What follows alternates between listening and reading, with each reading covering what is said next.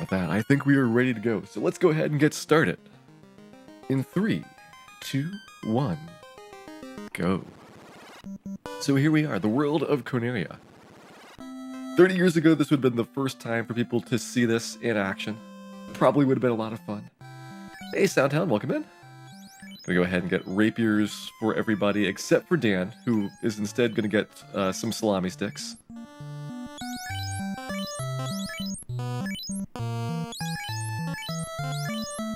Which is the same price, so it still works with my marathon route here. Hey, thanks for the good wishes there. Alright, so let's get some chainmail for everybody as well. So chainmail for Ace, Bill, Cal, and then Dan's gonna get what we call wooden armor. So go ahead and get all of that on everybody.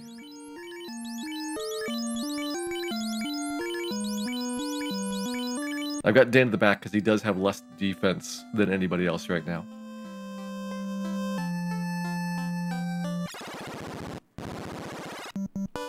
This feels so slow after having done randomizer for a week. You're going back to the non-turbo version. Go ahead, walk up here, grab our 5 imps and a chance to strike first. That means I have beaten the game in my previous playthrough on this card.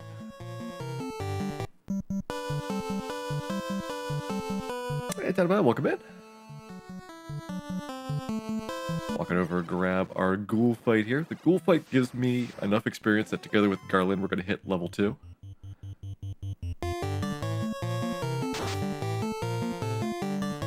Swing those salamis, Dan. Oh man, Dan is terrible.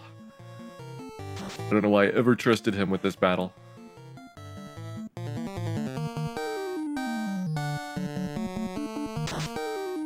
There we go, ghoul down. This will be slightly different than my normally seen RNG because with the black belt in place, it's going to slightly change our odds of getting hits. So we won't have our same Garland and ghoul battles as we normally do. Which one of these guys is Dan? So it's Ace, Bill, Cal, and Dan from top to bottom here.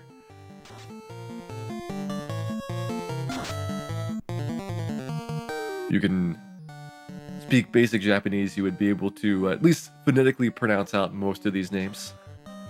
They did actually have, for the Famicom version, all of the names that we kind of associate with the remake versions.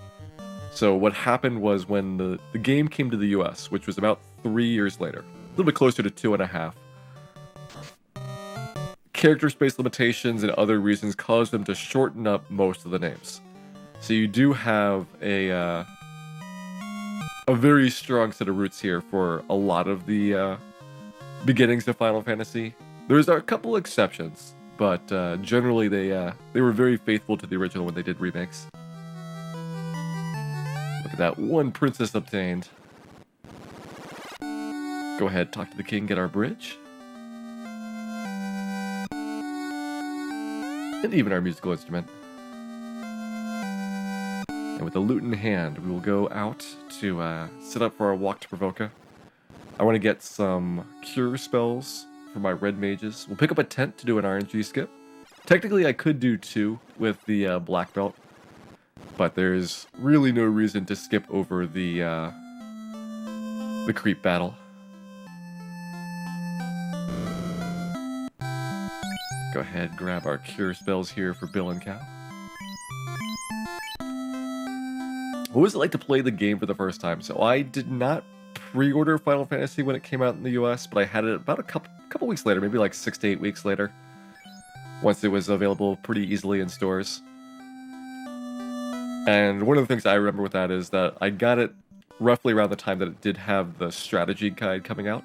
So you had a lot of info about how the game worked, and that was not true for the Famicom version. If you look at what was in the Japanese box, there's really no hints about the game. Like, you just had the basic manual. There weren't those posters. There was no strategy guides or anything like that. So finding out how the game worked was a really big exploration process. So I imagine that, at least initially, getting very far in this game was quite difficult. Not nearly as easy as it is today to get to Provoca, where we just skip over some monsters right there.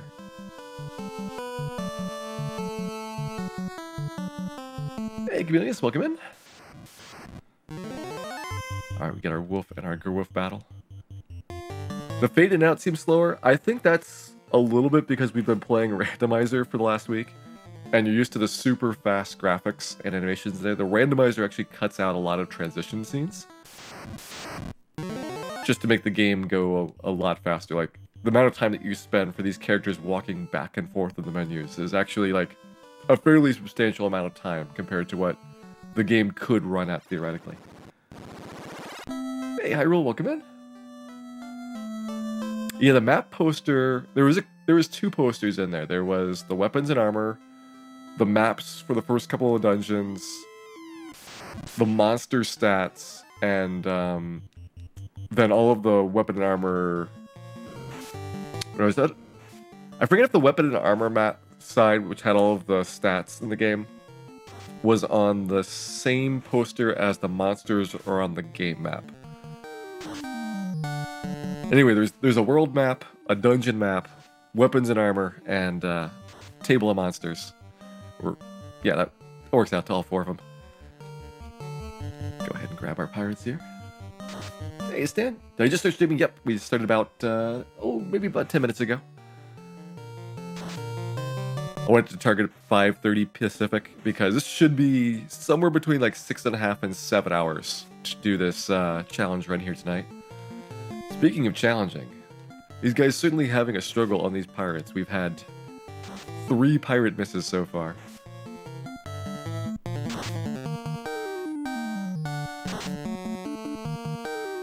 Cal continuing the latest collection of misses. So we're going into the 4th round of Shame versus the pirates. They're actually called Kaizoku. So what they did was, in Famicom version, these are Kaizoku and pirates are the guys on the ocean.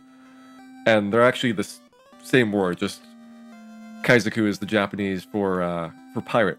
And so when they translate it, they just swap the two, which is kind of a neat thing, but it's really confusing sometimes to people when they first learn about it. Let's go ahead and get our shields here. These are leather or wooden shields, depending on how you like to translate it. I only need one, that's right. Throw that one away. We've only got 1 fighter instead of 2 here. Hey Jack, welcome in. Welcome into Avon as well. Alright, so let's go ahead and pick up a couple of sleeping bags right here.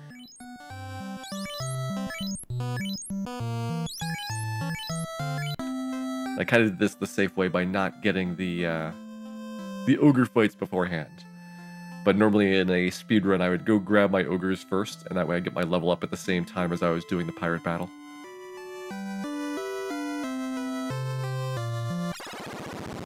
I don't think we took any real pirate damage here. Yeah, we're good. Go ahead and grab our ogres. Go ahead, pick up 2 ogres here. There is 50-50 whether you're going to get 1 ogre or 2 ogres in these early battles. And we do need a lot of ogres to get on to the next phase of the game. You were expected to grind a lot in Final Fantasy. It was very typical for games at the time to, instead of having huge amounts of content and dungeons, it's just like, we're going to plop you down in this area. It'll take you 3-4 hours maybe to get to the next one. And that way we can kind of stretch the resources that are involved.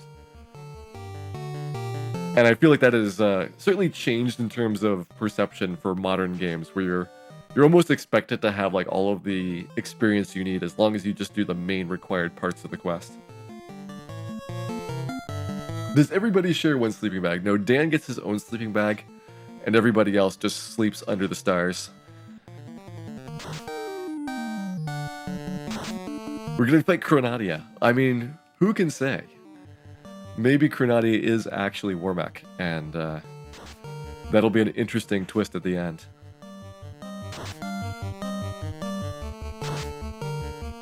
There we go, 2 ogres down, so that should be our level 3. And we'll go ahead, drop some cure potion, or yeah, I guess cure spells, so that we have plenty of HP for our second ogre battle. Is that Japanese for Dan? Yes, it's Ace, Bill, Cal, and Dan, phonetically spelled out.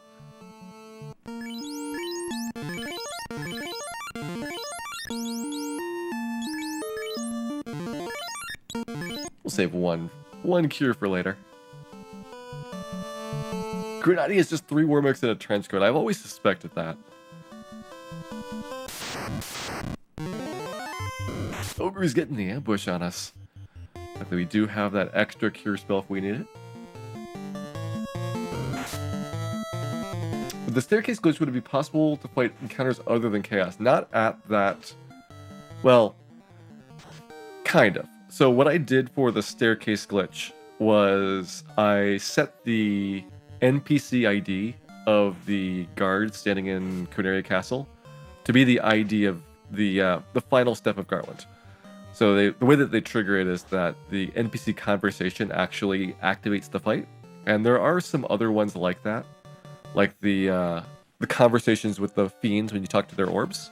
So in theory, you could do any of those fights. In order for like Astos to be activated, you would need to have the crown and things like that. But for the fiends, the conversation would just work. Now, whether you could get the right value in there is something you'd have to go and research, because you're limited to having certain memory addresses and values and CPU instructions that you can encode into the character names for the staircase glitch. It's a very, very restricted set of things that you can do with it.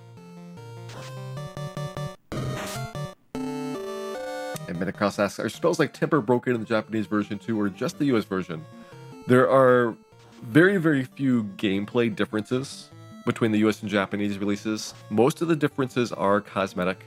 My biggest thing that I will point out is that when we get to the ice cave, there's going to be a very different monster looking at the end of it, who is absolutely gorgeous, and I definitely encourage you guys to check him out and ogle him when we get there.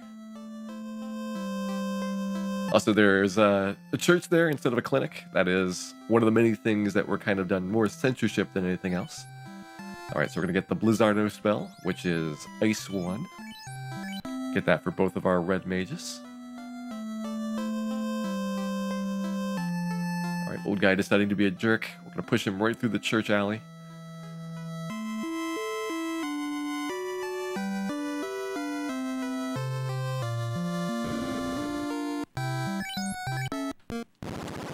We go. All right. Now, I said we're going to fight a bunch of ogres, so we need to cycle over to where they are in the encounter table. The way the RNG works for this game is basically all lookup tables. The original NES didn't have a lot of resources for random number generation, so the two methods that were used were lookup tables and frame-based counters. And games use each of those effectively. NES Final Fantasy went very heavily for lookup tables, which means that we're able to manipulate things by taking steps in certain locations. Oops. I want to do Ice 1 there to get the top ogre down faster.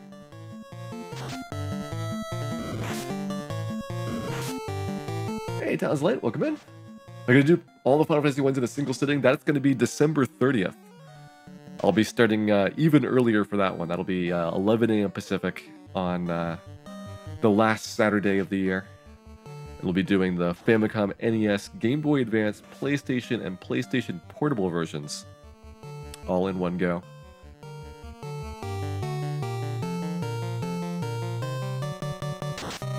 Hey, Rizukun, welcome in. Thanks for the good wishes there. Hey, that fun making you feel old. So, I did consider pre-ordering this game when it came out. I ended up not doing it just because I wanted to wait a couple weeks, but I definitely had the game within a couple of weeks of the release.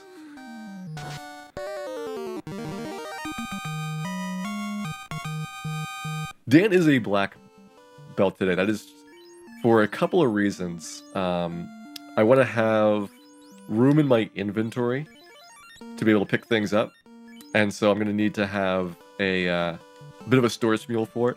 Also, we'll be getting a little bit higher levels than normal, so I feel like it is okay going to the black belt here, as opposed to a second fighter. Oh man, the ogre's going ham on us. We got our second double ogre ambush. There's no differences in terms of RNG or in terms of the way that any of the battle system works between NES and Famicom. So you could actually do the exact same marathon route that I do for NES here. And in fact, I've run it several times, so I don't ordinarily pull out the Famicom version, but you may have seen it on my stream in the past. Hey, Rhythm Song, welcome in. Yes, Simpletons, we do have a pre-order for WarMECH, so we will be we'll definitely be locating him later tonight.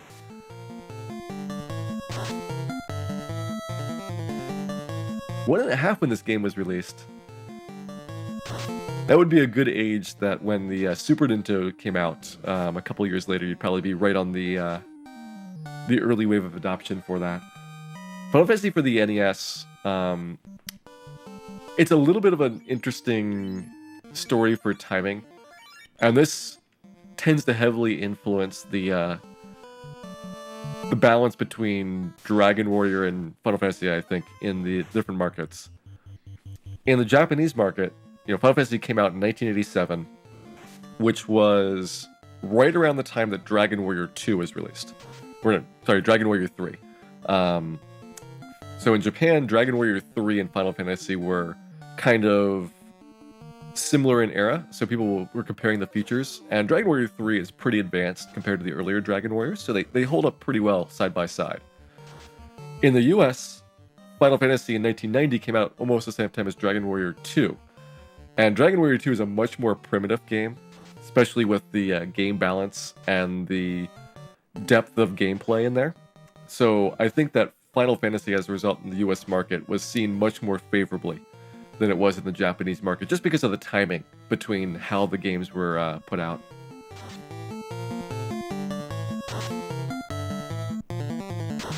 Hey, Catherine, welcome in.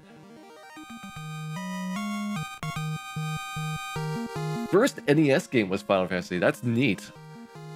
I started with Super Mario Brothers for a probably a couple week period. Maybe, no, might have been an Excite Bike was my first NES game overall. I remember those two were like the two of the very, very small number of games that were like in stock when the NES was first launched.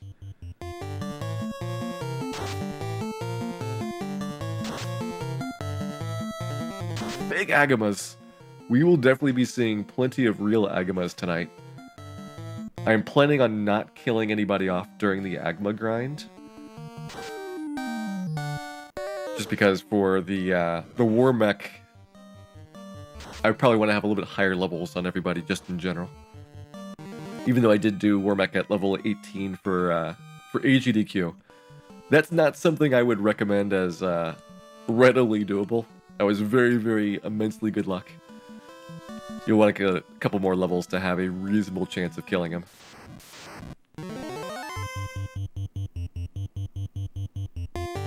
First RPG was the 7 Saga. Well, that is a solid game. I remember playing that for pretty much it was almost an entire summer right after it came out. And it was an experience. Definitely was probably the longest I ever spent on an RPG before beating it for the Super Nintendo era. I know that there was other RPGs that took me longer back in the earlier days.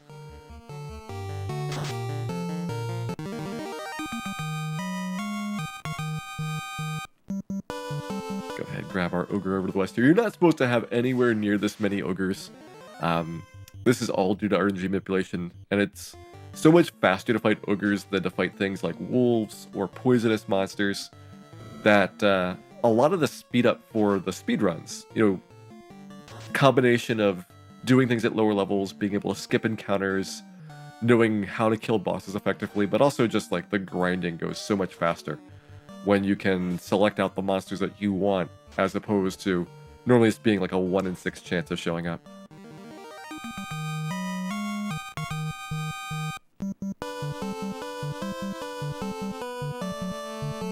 Zelda 2 was a game I did play a lot. I actually didn't own Zelda 2. I owned Zelda 1. And Zelda 2 I would go over to a friend's house to play. And that was a game that I was always happy to kind of restart and like start from scratch. So I did get eventually pretty good at beating it in like a day. Nowhere close to speedrun times, because the speedrun now, like an hour and a half is like a pretty achievable time. But you can definitely get it down to like maybe 5-6 hours, and only have to do some minor grinding to get your attack levels and your life levels up.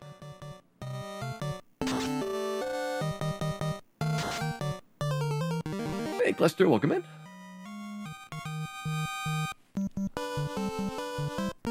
Go ahead and drop down these.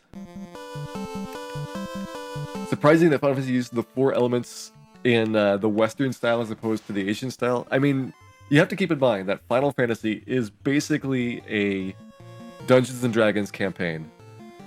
So like all the character classes are from Dungeons and Dragons, all the monsters are from Dungeons and Dragons, Ace is dead, just like in Dungeons and Dragons. Those are all things that just kind of happen very, very commonly in that game. So you have a very heavy influence from that style. Alright, I'll waste my other ice spell, but that's okay. Hey, Ashikage, welcome in.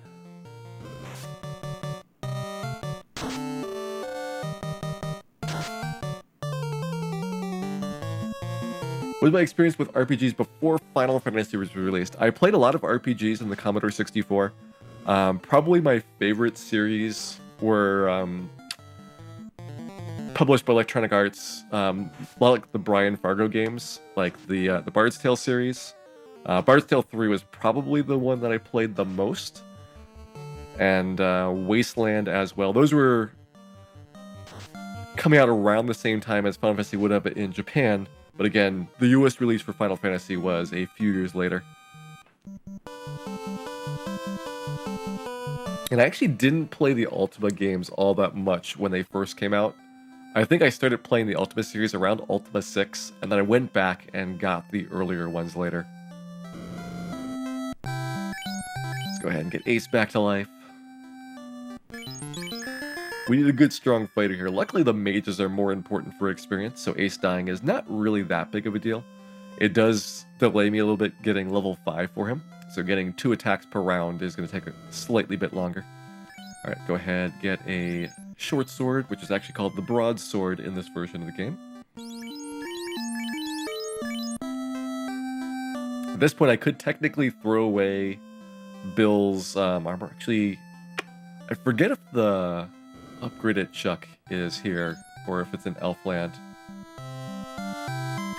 It is in Elfland. Alright, so no iron Chucks for us quite yet.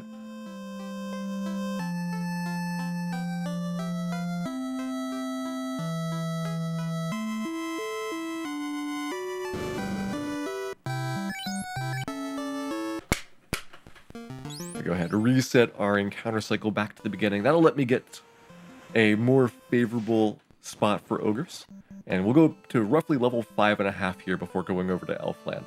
That'll put us really close to where we need to be for getting to level 6 and having Thundara for the Marsh Cave. Now someone asks, how does all items work? So I'm going to be opening up every single treasure chest in the game.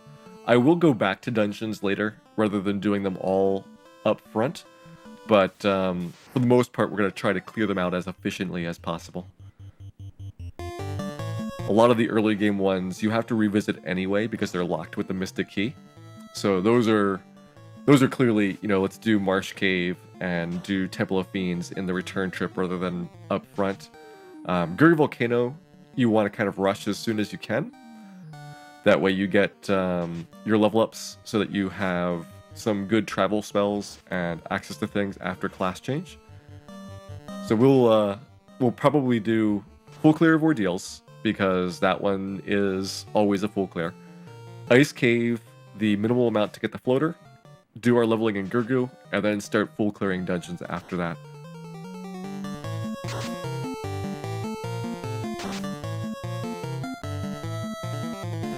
Nice FAQs for the Japanese version of Final Fantasy. So everything is exactly the same in terms of menu positions, and in terms of item locations. So if you know how to play the US version, or if you look at any US guide, you can use that same information to route out the Japanese version. The big differences are just going to be in terms of graphical things. So like the clinic's a church, the doctor's a priest, there's crosses instead of candles or instead of other symbols on the floor. And of course our big beautiful beholder graphic, but those don't affect how the game actually works.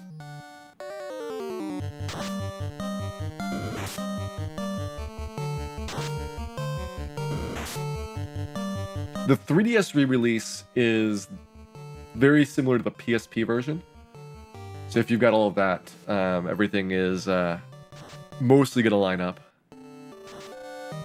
Is Melmond cleaner in the Japanese version? No, the town of Melmond always was intended to be the worst place ever to visit, and this version is no exception.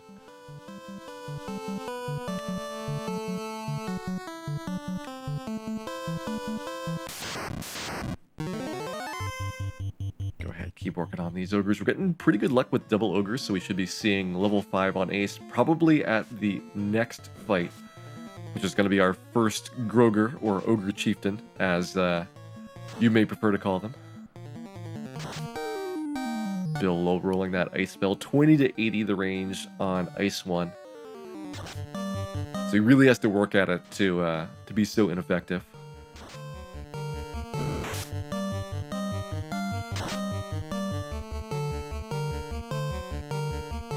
The randomizer without any randomization, once it has a couple more patches in place, will be really good. Right now, the randomizer, if you're playing on actual hardware, does not give you the correct RNG. And that is something that should be fixed in the relatively near future. So then, once that's available, I want to actually try it out and see how fast I can beat the game with the speed up fixes turned on, but nothing else different.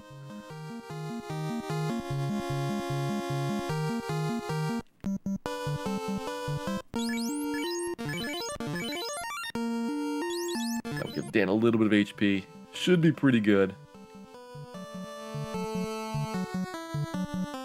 We're just getting ready for our Groger fight so that we don't get absolutely clobbered by them. And looking like we have the full house here. I do have one ice spell left. Yep. So we'll hopefully take this ogre down really fast, and then we'll start working on Groger versus regular ogre. With only a single fighter, the Groger is actually a more challenging enemy than it would be normally. Both the red mage and the black belt are going to have their damage significantly reduced by the Groger's much harder, thick skin.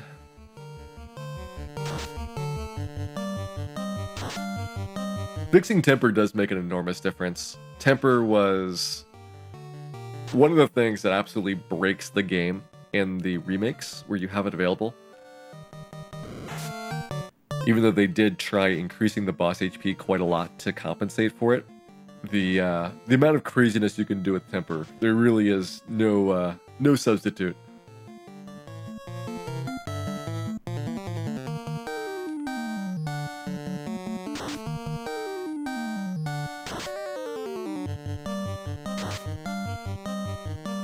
Is the Groger encounter level based? No, the encounters are fixed depending on what zone you're in and where you are in the encounter cycle. But for fighting Grogers, I recommend that you get to at least like level 4, probably like closer to level 5, before you want to try taking them on, because they are a pretty dangerous foe.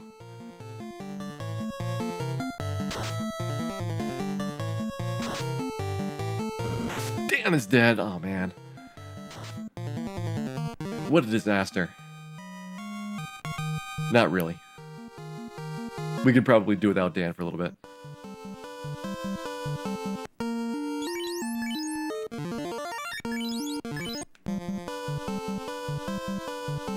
Dan did his best, but his best is not good enough.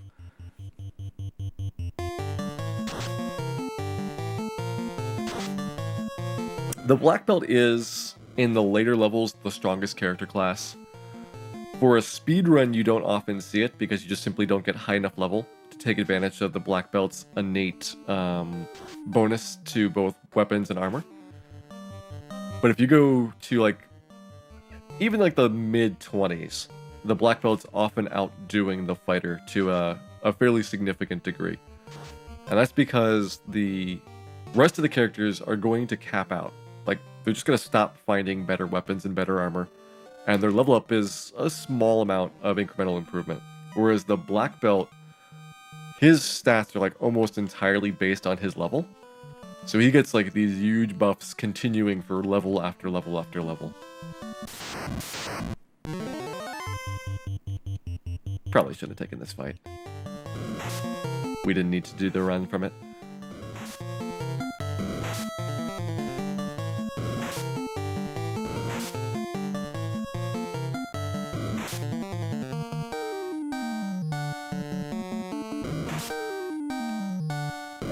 Normally I was going to do a encounter skip right there, but I wanted to save my tent for later in this cycle so that we can get all the way through these ogres.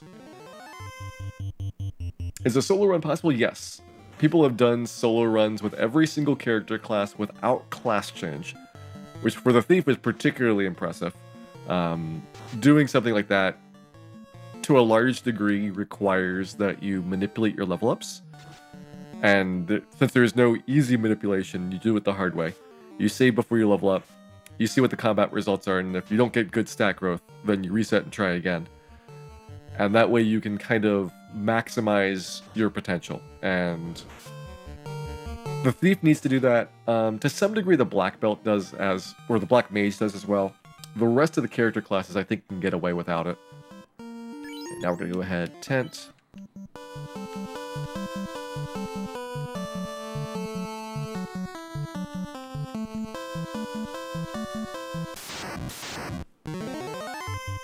The other character classes do get benefits out of leveling. I mean, the mages get more spell slots.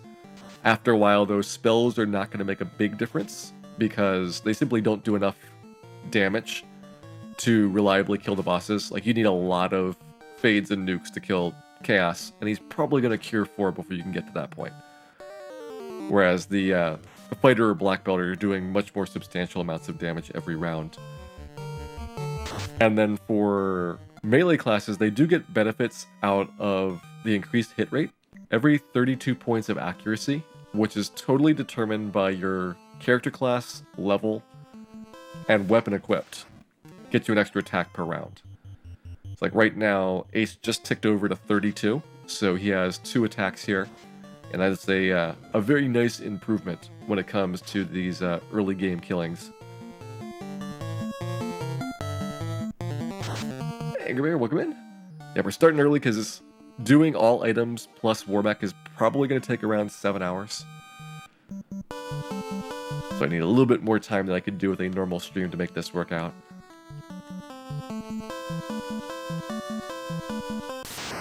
Go down to the bottom, start working on these ogres some more. With Dan dead, we will be getting accelerated experience growth with our other characters. The way that dead characters work is essentially they give up their share. So you take the normal amount of experience per monster, instead of dividing it 4 ways, you divide it 3 ways, and so the rest of the party benefits. You do this a lot for the NA% run. We actually leave Dan dead the entire time. For this one, I'm just going to leave him dead temporarily for right now to get level ups faster for the rest of the crew.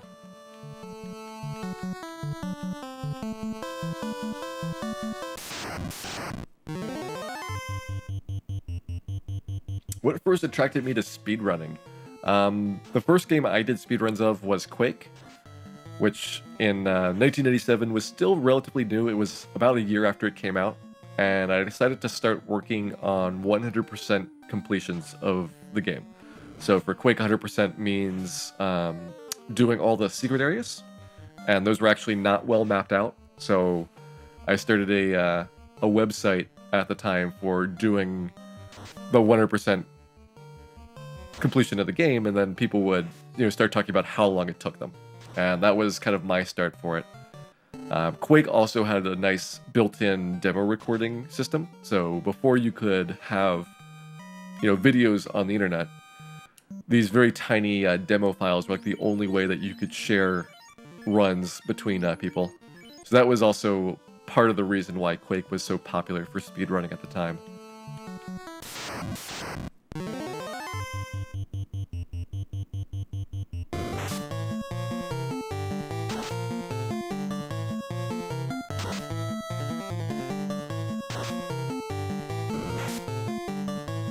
Quake definitely wasn't the first speedrunning game, although a lot of what we think of as speedrunning in competitions, it really started as high score runs on arcade games.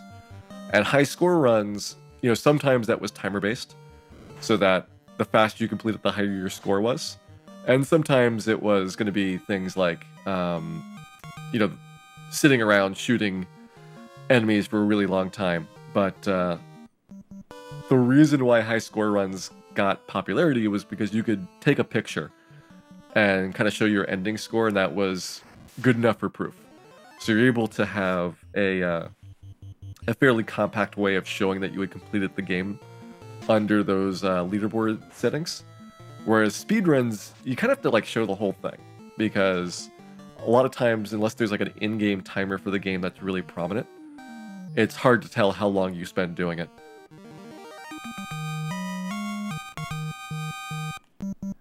One more ogre. Should be getting level 6 here on Ace as well shortly. Normally for the marathon route, I'd have to go to Elfland to finish up level 6, and I still might grab a couple of fights there for some extra experience. But in this case, Dan's death accelerates our growth process. Do I have any cure spells left? I don't. You know what? Let's just leave. We can go ahead and get Ace the experience he needs over at the other side.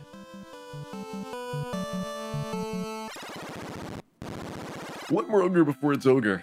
Now I'll still do the fights at Elfland, just because they're a nice setup for it. The fighter's weak position looks different. That is actually correct. They changed a few of the positions. The fighter's kneeling position is different. The red wizard has a slightly different animation, like where his cape is flowing. There are some like graphical differences in terms of the game that they're just correcting like small art assets for it.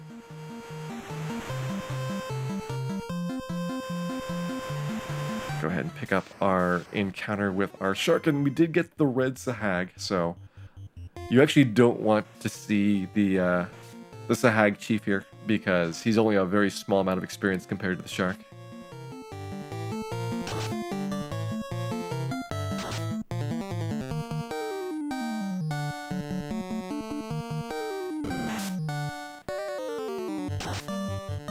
There we go, shark down. He's the big one. He's 66 experience. The Arsag's only 27. So while I love having them with Lit 2, because they basically are a free kill, for the very first one here before you've got those Lit 2s, it actually slows you down.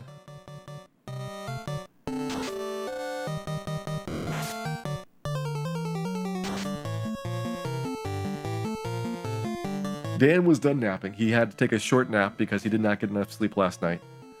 But he's feeling better now. All up and ready to go. There we go, Ace level 6.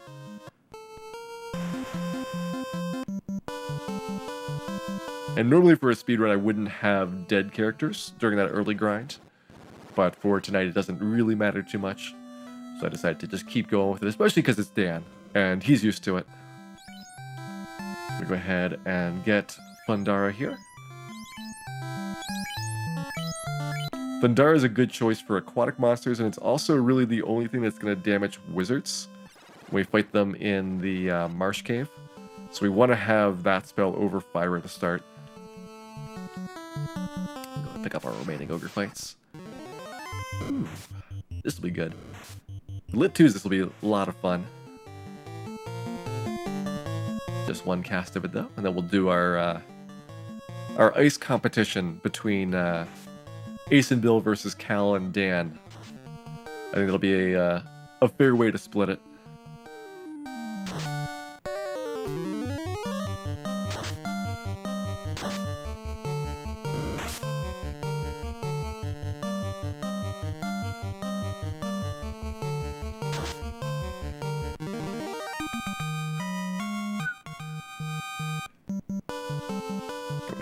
grab our ogre friends. So I'll be getting closer to level 7 than I normally would in a marathon run just for tonight to do some prep here. Because we've got the black belt right now, he's kind of a weak part of our party for the early game, but he will get pretty good by the late game. And for people that were not here at the beginning, the reason I have a black belt instead of the second fighter is because we want to open up every single treasure chest, and I'll need to have some extra inventory slots, which the black belt is good at providing to facilitate that.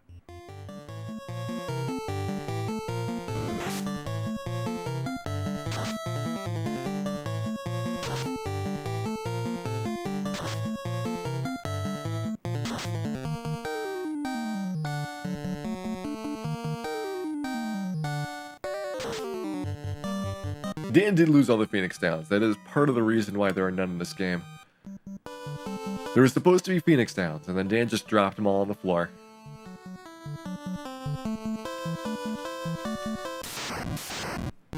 Hey, Chris, welcome in. Nice, we do get our Ogre Battling competition. This is going to be Ace and Bill versus Cal and Dan. Who is the Ogre Battler Supreme? I think it's going to be Ace, to be honest. Short sword a little bit better than the pepperoni stick. So Dan does 7 damage. We need a big hit from Cal to make up for that. 32, no, I think that is not going to do it. Bill, 60, has beaten them all by himself. Ace, 98, has beaten everybody else put together. Around level 8 or 9 is when you want to take their weapons off the black belt. I'm going to get him the iron nunchuck, probably, just to get a little bit of a better weapon for Marsh Cave. But it's not very long that you need to have a weapon on that guy.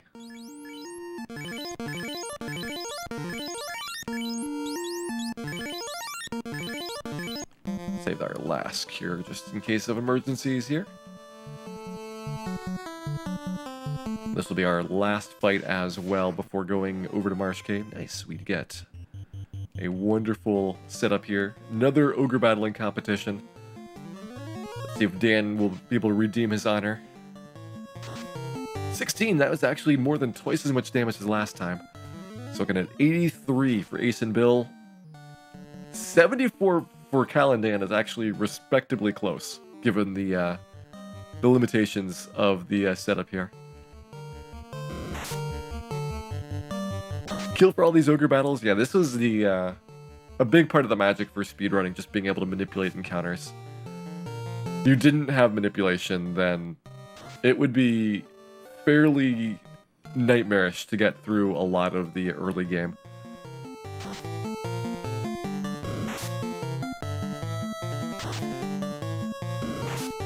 Have I done all items, all spells of Final Fantasy IV? When the game first came out, I did everything.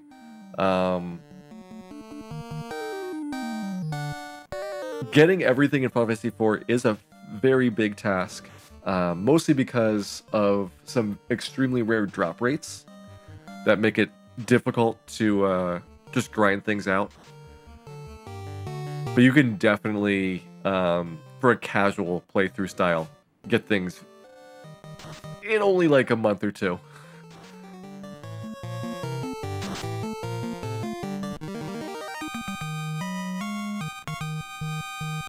There we go, our last Groger fight. We'll drop in here, get Dan his nunchuck upgrades.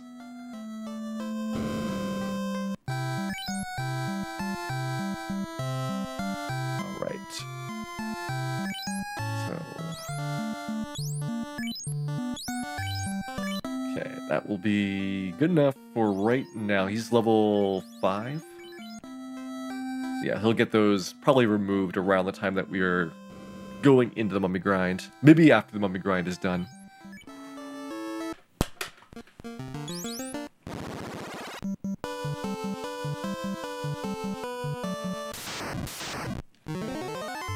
Skip over the Grimp and Werewolf encounter.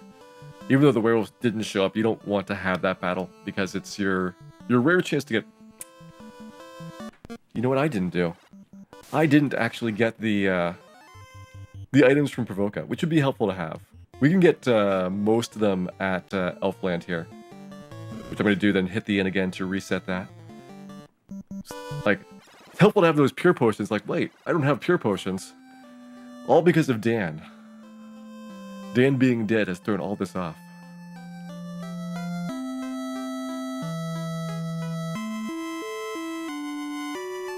This is a pretty good spot to get him, though. So go ahead, slip in here. I want to get, let's say, 6 regular potions, which is my normal amount.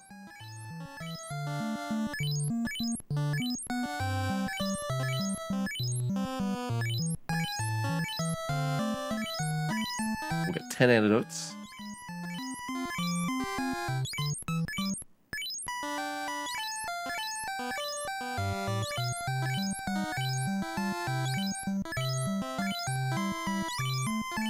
Let me check one thing for my tent count as well. All right, I've got 2 sleeping bags. So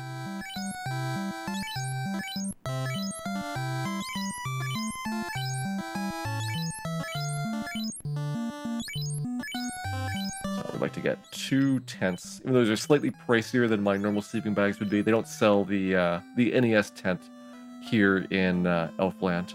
Only Coneria and Provoca have them. Doing the step route.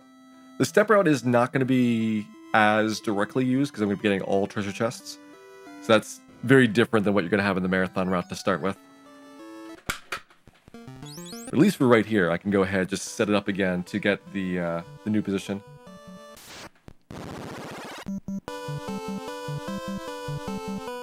This will be 1 square different than I would normally have, which is not a big deal.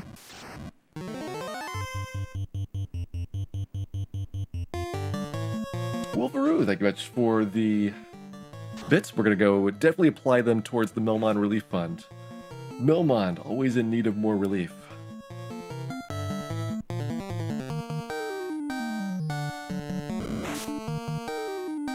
Hey, TF Seller. You like the party names? These are the traditional names I use for the Famicom version because it's basically the closest you can get to Ace, Bill, Cal, and Dan with the phonetic spelling.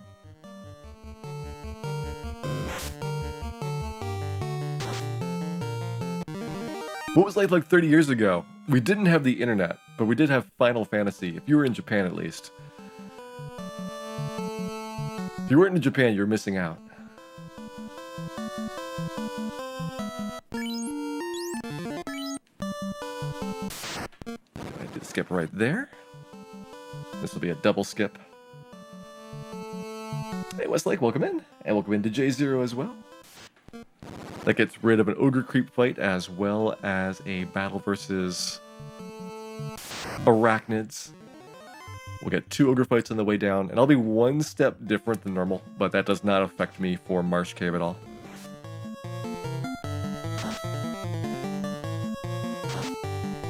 How old was I when Final Fantasy was released? I was old enough to buy Final Fantasy and play it when I got it.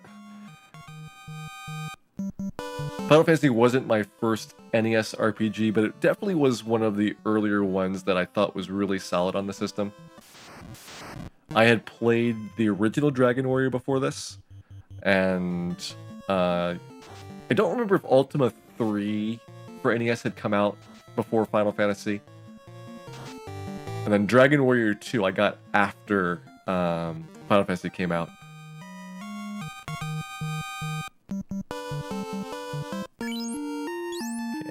Drop the tent right there. That's a nice backup in case things go horribly wrong in Marsh Cave. Which they occasionally do. Marsh Cave known for its surprises.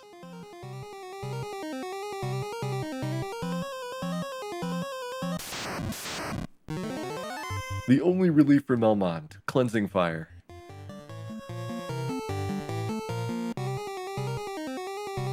ahead and get our muck encounter right there. If there's only 1 muck, that's actually a good battle to fight. I used to never fight that encounter, but then I realized that, you know, as bad as you are at running in the early game, you might as well take the enemies out when you can do it in 1 round. Cal paralyzed. Good thing Cal does not really have a good chance of running here.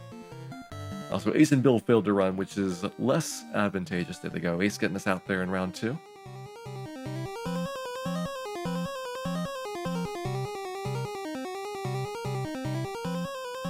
Bat in nice spot right there. You don't want this bat in front of the doorway because he cannot move while you're inside these interior rooms. Go ahead and get our second crawl fight. Our last crawl of the game, normally in a marathon run, but we'll be seeing more crawls when we come back here to clean out Marsh Cave. You actually cannot do Marsh Cave fully right now because the 3 chests at the bottom being locked are a hard stop for being able to clear it.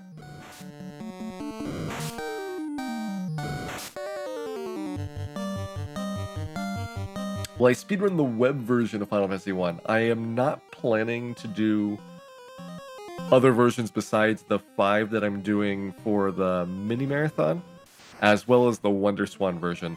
WonderSwan, unfortunately, you can't capture it, and no telling whether there will ever be a viable WonderSwan capture system, but it's a fun version to play.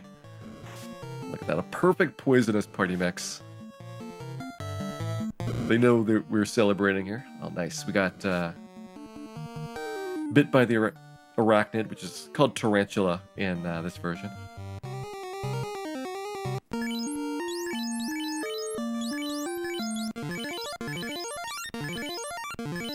Should be good enough for HP right now.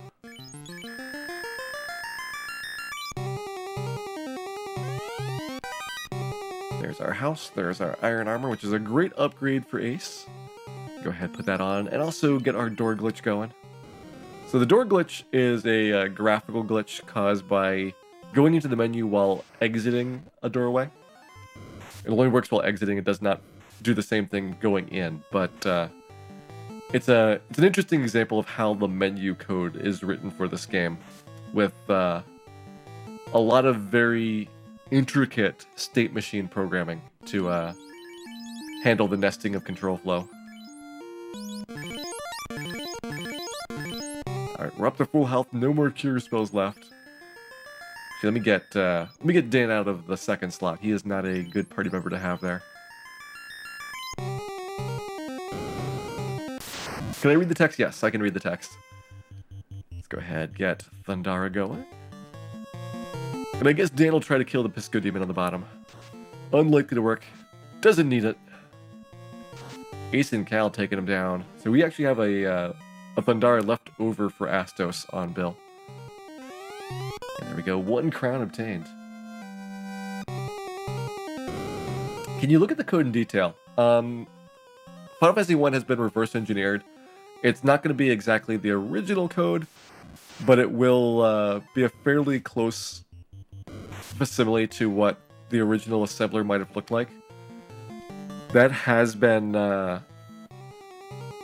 kind of worked on for a couple years, and it's in pretty good shape. There are some things in the assembly that are wrong, like, you know, this block of instructions is not used. Well, it turns out that most things actually are used in the game. Usually it's like a data table or something that they didn't realize was being accessed. But it's a very good resource, and the randomizer developers, I know, take advantage of that quite heavily.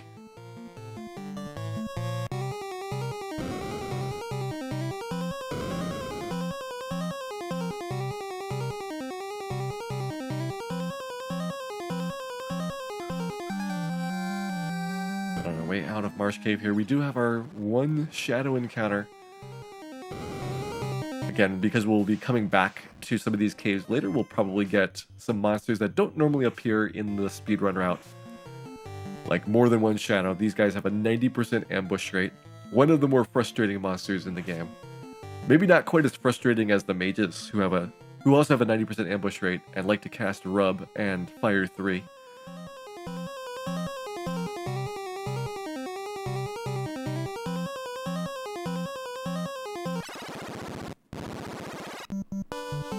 Go ahead and drop my tent down here. I'm not going to have saves for the way back from Northwest Castle because I didn't buy the extra sleeping bags at Provoca, but we will do 1 save before going in to fight Astos. We don't want the mages to get rubbed. That is definitely a negative for our experience if that happens.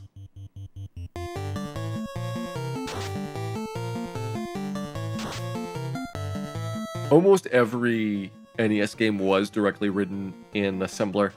The 6502 that the NES uses is the same chip, or similar to it. It's actually a variant that takes out the binary coded decimal arithmetic, because that costs money due to patent licensing, but it's almost the same chip as the Commodore 64 and the Apple II. So there were a lot of people that were kind of already familiar with it, and I think that helped make it easier to develop NES games when Nintendo chose that. So it was a really good move on their part.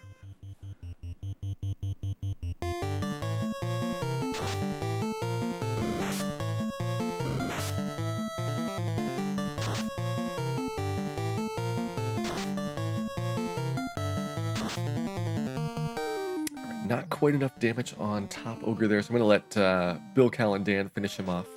If you get lucky, you can do 100 plus in a single hit with a fighter at this point.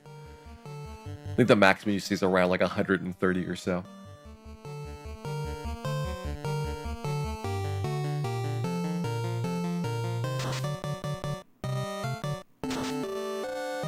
D3, 64. And he should be able to finish this guy off. There we go. They didn't have dev tools for the NES. Nintendo did not have any development kits, and they didn't really have development hardware either for the most part. It was a much more primitive era. Developer kits didn't really take on until probably the PlayStation 1 generation. Like the PlayStation 1 N64 and so on. That was the first one that had serious development support for it. Almost going around to the back again. I did that a couple days ago as well, going to the locked door instead of the Astos. Luckily, no impact on step route here. So we've got ice for you, we've got thunder for you. Only one cast though. And really all the damage is going to be from the spellcasters because Astos has really, really high physical defense. Bill's dead. Bill's not dead. Got the ineffective. So with Astos' rub failing, we have a fairly clear shot. There's the slow on Cal.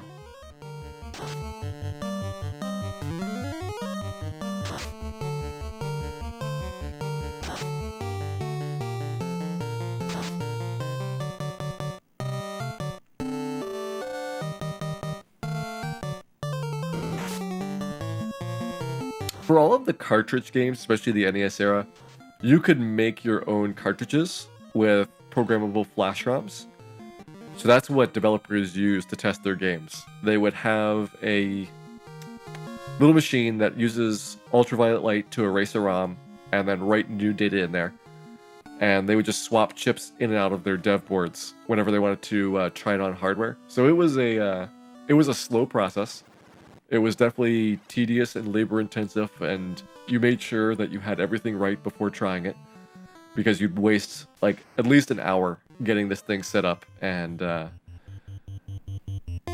it contributed a lot to the style of development that was done, which was a lot of pen and paper checking and like manual verification prior to trying things out. Like you didn't really have compilers. Everything for the NES was hand computed for things like jump tables and branches on assembler instructions. It was a big deal to have to move code around.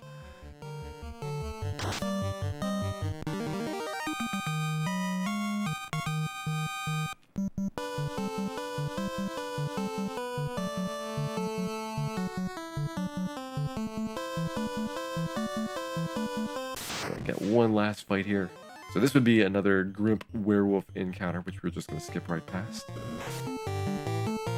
That gets me back mostly on track. I'll take one battle as well near the Matoya's Cave area, which will be Ogre and Creep. Alright, so here in town, we don't need to revive anybody. We'll get our Fire 2 spells. That is Fire for Bill and for Cal. Bell. Now it's for Bill and Cal. Slightly out of order.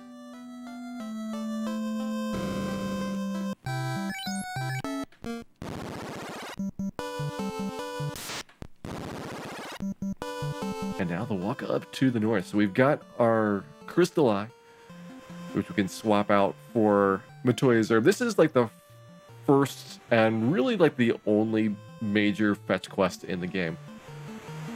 A lot of the storyline is resolved through straight up fighting. You rarely have to go exchange items or take things around. That was something that I'm not sure if they really knew how to build into the Dungeons and Dragons style play, because they don't have a system where you get experience for doing quests. You only get experience for fighting monsters. And that is a design decision that's gone back and forth over the years about how much advancement comes from questing versus from combat.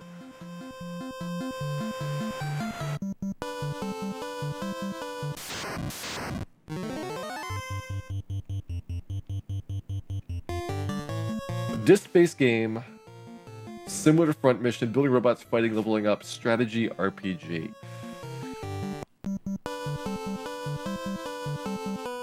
I mean, there's definitely a lot of those type of games on like the PS1.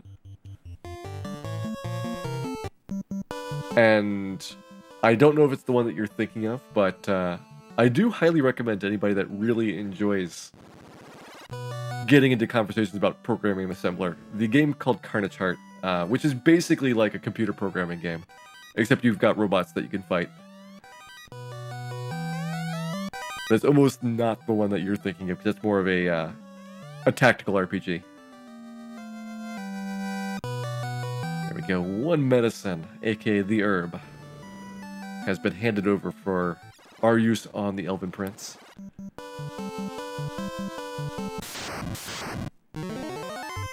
Just doubling back there, because I would normally be one tile back for where I would be for this ogre creep fight if I was going to skip past it with a tent.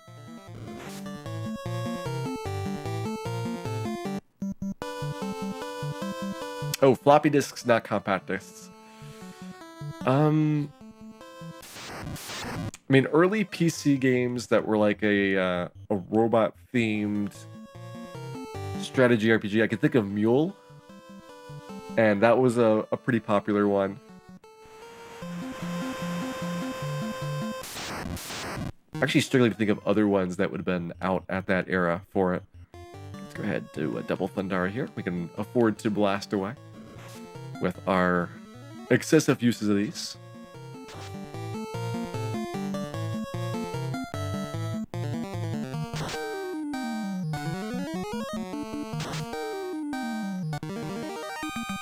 And these Shark Arsag battles are getting us some extra experience. You want to be level 7 prior to going up to Northwest Castle for your mummy grind. And we also want some experience for Dan, because he was slightly napping earlier in the night and needs to catch up.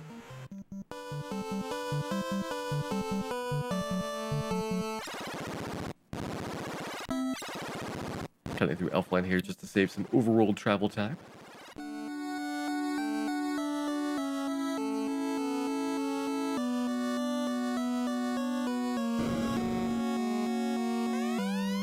And there we go, one Elven Cure. But not just done yet. You do have to talk to the Elven Prince as well. He stays sleeping and doesn't move at all or change state, which probably was confusing to people. And that's why in the remix they automatically give you the key in that first conversation, and they also have the elf get out of bed so that you know he's better.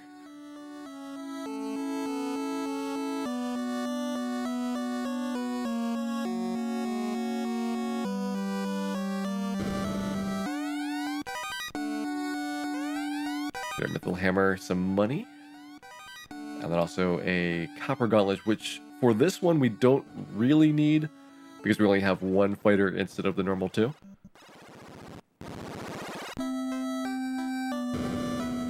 Already got my Fire 2 spell, so we are good on that front. And go up to the north here, hit Conaria, which will be our next big item supply point. We want to get a whole bunch of tents at Conaria for skipping over encounters.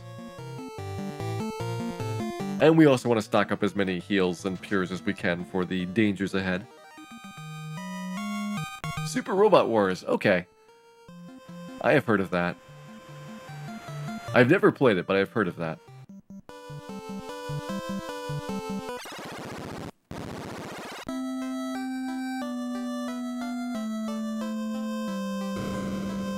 And now, time to sell all of our items. I guess we'll sell Dan's as well. You can hold on to that iron nunchuck just a bit longer. Probably level 8 or level 9 is a better time for him to take it off.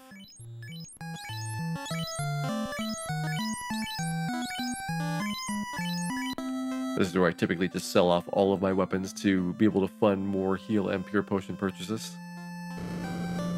And here we go. Let's get our pure potions first. I'm going to get 15 of these.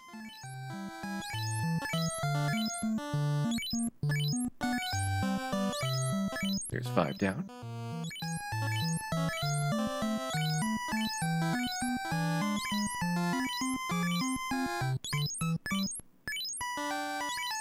$10 down.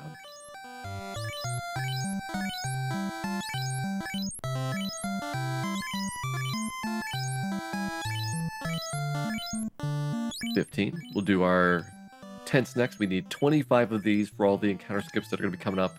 This will basically last me until I get to Crescent Lake, and then we'll switch to using the cabins for the next stretch of the game.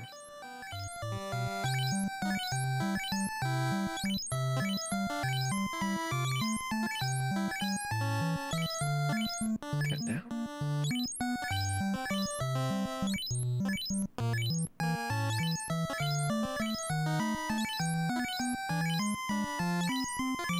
$15.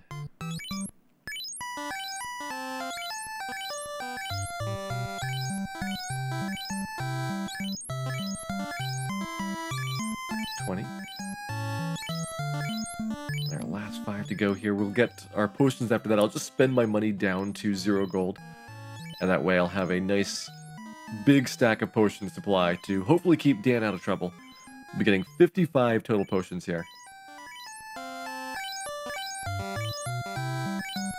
This is generally my longest item purchasing moment of the night. I might actually have a potion restock, because I'm thinking about for WarMECH doing the full item clear first and then going to fight WarMECH after that. So that would require going down to Tiamat's floor and Temple of Fiends revisit it twice. And there is a hefty nuking penalty for doing so.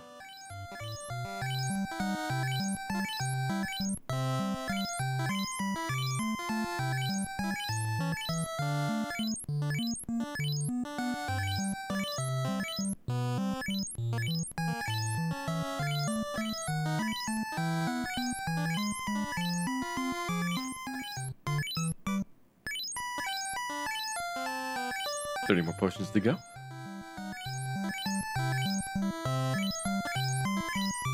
The thing with doing Temple of Fiends is that I'm going to need to do grinding somewhere before going to WarMECH. I think like level 21, 22 is about where WarMECH becomes a lot safer. You're going to likely get ambushed by WarMECH in the first round. He has a 75% ambush rate. And so if he opens up with nuclear and then follows with nuclear, there's not much you can do unless you've got some really, really buff characters. Nuclear to punch is more dealable, but ideally it's going to be an even start so that we get our best chance at it. I will definitely go at WarMECH until he falls, because that is what tonight's challenge is. We must kill a WarMECH and get all items before beating Chaos. 6 potions to go.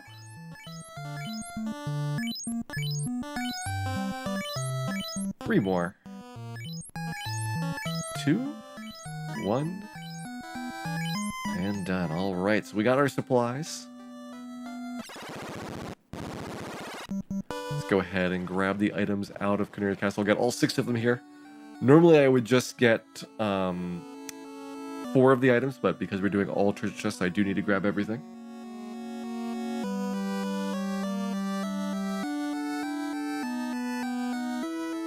Yep, instead of tent, cabin, and house, it is sleeping bag, tent, and cottage. So tent actually has a different meaning depending on which version of the game that you're playing. There's an iron staff, a saber, mithril knife, iron shield, iron armor, and then finally the nitro explosives, which translates to TNT when they did localization.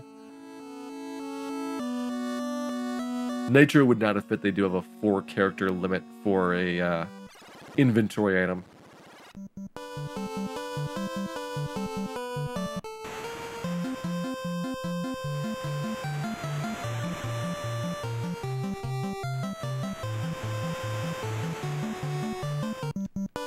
Space was a big factor for a lot of the name changes. Some, though, were more about just localization decisions. Like, you could probably have come up with, like, F Lizard instead of Fire Lizard, but they went for Agama, and I respect that choice.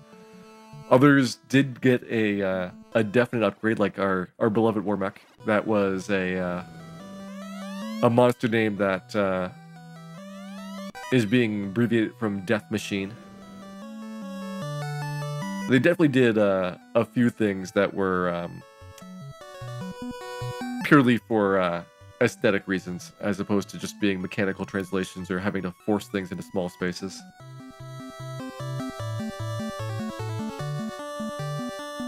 Holy became Fade. Kill became Rub. There's a little bit of censorship that goes on. They did remove some graphics from the game for copyright reasons, some graphics for being a little bit too naughty. Medusa originally has a too many pixels of skin showing to make it to the US release, so they put a little bit more clothing onto her. That's both the Medusa and the Medusa, and you really can't notice unless you look at them very closely side by side to distinguish the two.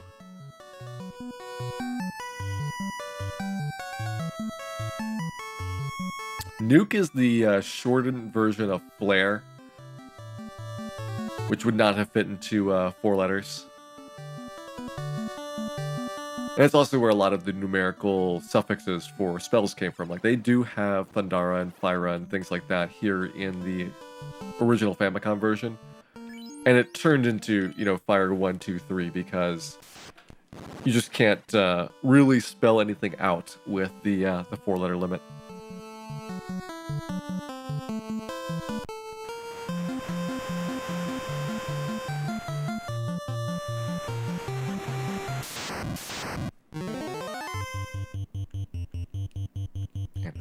Let's go ahead and take out the remaining Arsa Hag and Shark combo. I will get one more of these guys on the way to Melmond. We have a little bit of a detour first. I will go over to Northwest Castle where Astos was. We're going to go ahead and full clear that, do our mummy grind, and that will give us a couple of well-needed levels for taking on the Earth Cave.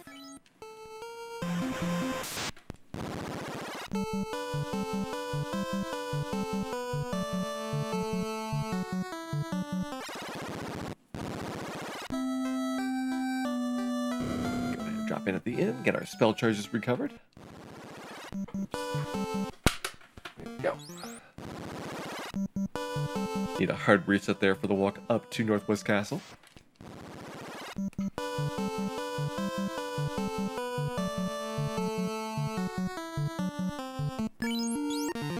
Flare makes enemies easier to see. I think that's the Lamp's job. Lamp, one of the many useless spells in this game. There's a lot of spells that either do nothing because of bugs, or even if they worked, they would still really be useless. Things like Lamp and A-Mute and other status resistance or infliction spells tend to be relatively underused in Final Fantasy.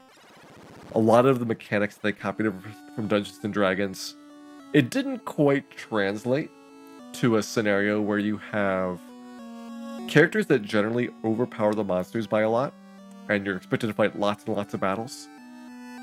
Dungeons & Dragons was about having relatively equal fights, where the monsters were almost as strong as you were, and you would often have to have some way of just like narrowly tipping the odds in your favor. Alright, so let's go ahead and I guess I'll use the Worm Killer here. I should have probably traded in for the Silver Sword at the early bit. And we do have Mithril Knives for you and for you. I'm never really going to use the Saber. And We don't need the Falcon for this one. We'll hold on to the Power Staff because that is worth a lot of cash.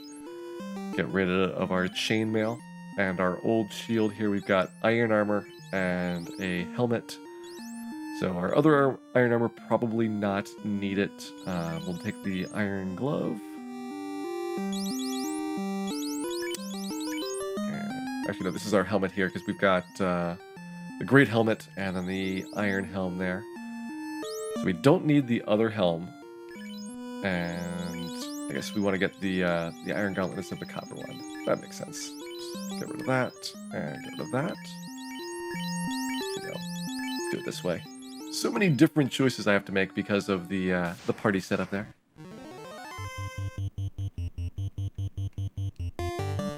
We use 1 fire 2 per mummy fight here.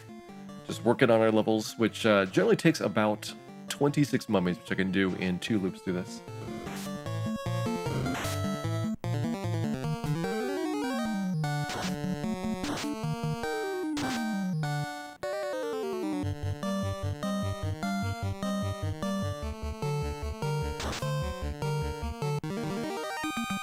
When I first learned to run Final Fantasy, my first experience with speedrunning Final Fantasy was building my own route for it. The concept of RNG manipulation was known at the time, but there was not published data about how it really worked. So instead what you had to do was a really labor-intensive process of walking through the game, seeing what encounters happen, resetting, and trying again if you didn't get the ones you want. And that led to relatively inefficient routes, but it still was, definitely a speed run in the sense that you could complete the game much faster than intended once you figured out the routing for it. And then over time, I wrote a bunch of tools to help myself do better routing, like being able to know what encounters were coming and be able to plan that way, so that over time it became much easier to build better and better routes through the game. Glassjaw, welcome in. Yeah, in this version, casting Temper doesn't really help you all that much. So I guess you could have the Power Staff cast Temper, but what would you do with it? Would you just cast Temper for fun?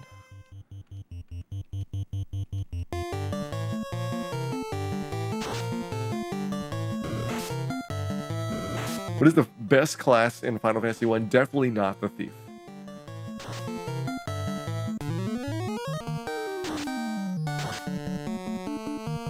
I would also say that for all of Final Fantasy, probably also definitely not the Thief would be overall a very solid answer. You could pick almost anybody else and it would work out, and you could argue over who is the second worst after the Thief, but the Thief has just a special place in the history of the game.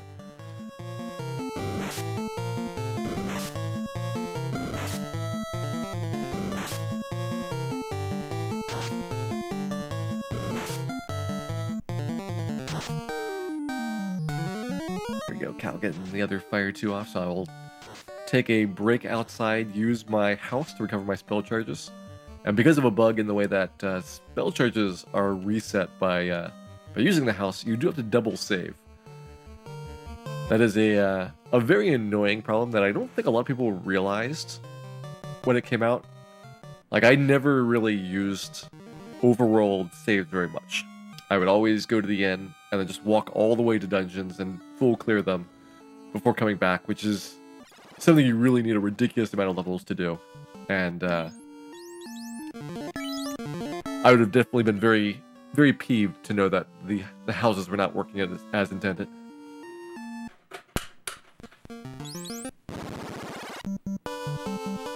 Hey, that's the boys, welcome in. Been going pretty good. Dan has taken a couple naps. We do have Dan a black belt so that we can assist with doing the full item pickups.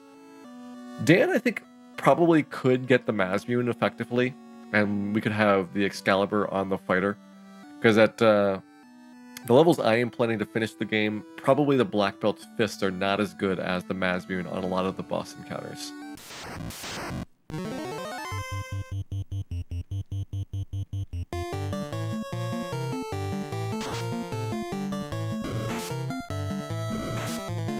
Is this the normal any percent speedrun team or the marathon team? Neither. So for any percent, the team I use is Fighter, Fighter, Black Mage, and the fourth character is just dead the whole game. That way we have less experience required to get our level ups. And that's ridiculously hard to finish the game with. And so the marathon route is Fighter, Fighter, Red Mage, Red Mage. And the reason I'm not doing that here is because we're doing these additional challenges of all items and fighting WarMECH. To get all items, you'd have to throw things away to fit them into your inventory temporarily. And that is a pretty unpleasant thing to do for a fighter, because most of his gear is unique and you can't get it back afterwards. So the black belt really doesn't have a lot of gear requirements. He's very flexible that way in terms of his inventory management. And so he's a nice one to do for all chests.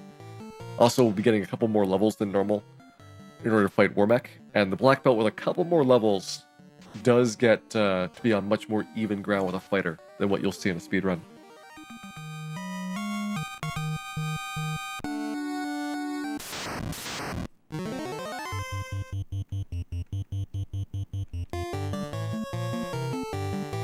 I wouldn't say it's going to be an absurdly high level for WarMECH. It's going to be high compared to a speedrun, which is still about 14 levels lower than what Nintendo Power recommends for beating the game at.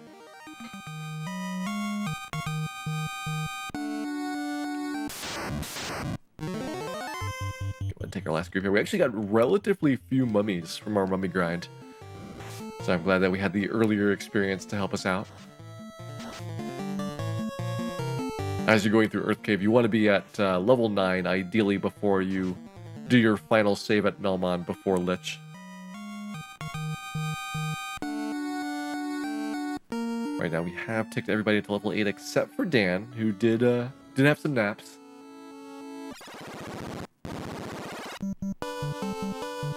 Picking up Final Fantasy 9, that's a really good game. I think Final Fantasy 9 of all of the PlayStation era Final Fantasies has aged the best. Final Fantasy 7 to a large degree, Final Fantasy 8 to a little bit lesser degree. The graphics for 3D have a really rough look these days, but 9 was the first one that I think holds up substantially to have a nice aesthetic experience still. Also, 9 kind of was the throwback to the classic versions of Final Fantasy, where it incorporated a lot of the references to the earlier games. Okay, let's go ahead, sell your power staff. We're going to sell the worm killer, use that money to buy a silver sword here, which is definitely overpowered for where you can get it. Silver sword is removed from the remakes, and you have to go to the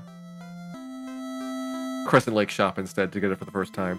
Actually don't need to get other items quite yet. We'll be back here at Elfland later.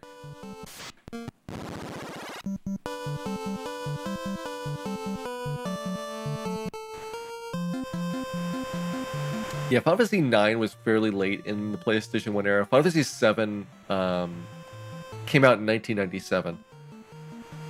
The release date party was 7/7/97 as a way to kind of capitalize on the year for it. And that was still pretty early for PlayStation 1.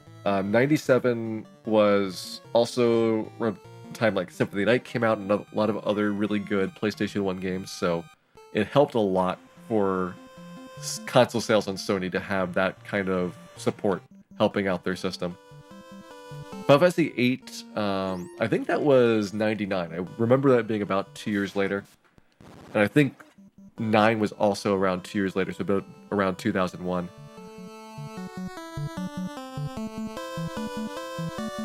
Go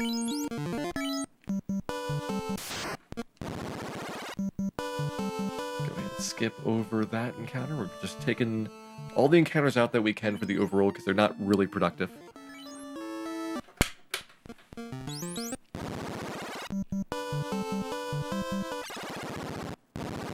Here in Earth Cave, let's go grab our bullfight and some Earth Elementals. This replaces what used to be a long time ago in the Marathon route, a third loop of mummy grinding.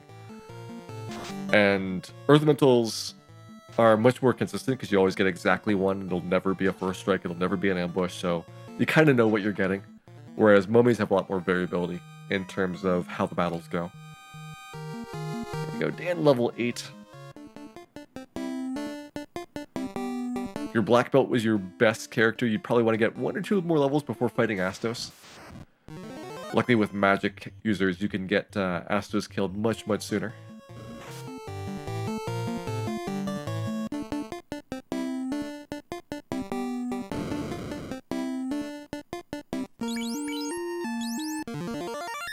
Okay, should be good for the fight. We're using Fire 2 here because the elementals are weak to fire. The elementals all have weaknesses up until the air elementals, who fortunately are the first ones that you don't have to fight. There we go, 1 earth elemental down.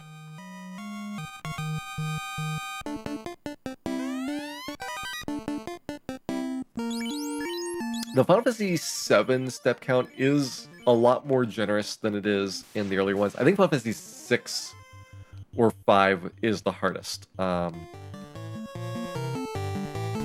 Step counting through 1 through 4, you move at a relatively slow pace, and that makes it a lot more friendly to executing on, because you've got some time to think about where you're going. Final Fantasy 1, you have to know about things like doorways and all these safe squares, and that is maybe a little bit more challenging than 2 through 4, which have that concept a bit less. But then 5 and 6, you have dash speed. And like running around with the sprint shoes in 6, it's really easy to take accidental steps. So I know that when I was learning all of these different step routes, 6 gave me a lot more trouble than Final Fantasy 1 did, or Final Fantasy 7. Final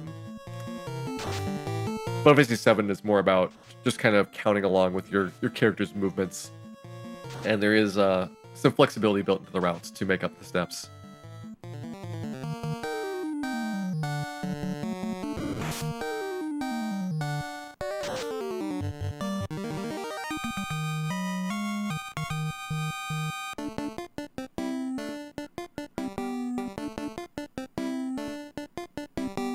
Shady Nerd, welcome in.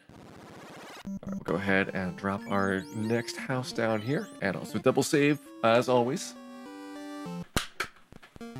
Make sure that you have all of your spell charges preserved after that hard reset, because it is time to go fight a vampire. There are a couple of encounters on the way down that we can take. Without spells, really, though. You're kind of focusing on the ones that are just like the high value, highly concentrated experience enemies. Like bulls are a great choice. Wizards, unfortunately, you have to fight because you cannot skip those encounters. They're unrunnable monsters.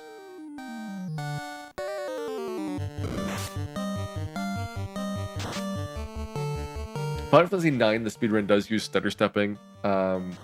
Japan uses turbo controllers, which there are some people that will play with turbo controllers in the US version as a separate category, but it hasn't been as popular as a category for speedrunning as the standard version of the game. And basically what happens in 9 is that the game's threat level is different depending on whether you are walking or running. So if you just hold down run, you'll get encounters at a much faster pace than if you walk. And to simulate that, you do this thing called stutter stepping, where you do these very brief runs, and then you stop in between so that it does not increase your threat level as much. And the best runners at it dramatically reduce their encounters as a result. And that's important for Final Fantasy IX because encounters in that game are extremely slow. Like an average encounter in Final Fantasy IX is like close to a minute. It is a very punishing thing for every random encounter that you get. And luckily, you don't need experience. All the experience from the bosses is enough to basically do the game. So there's no need to like grind things.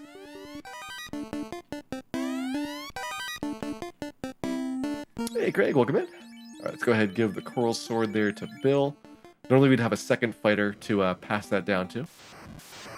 But here tonight we've got the black belt instead.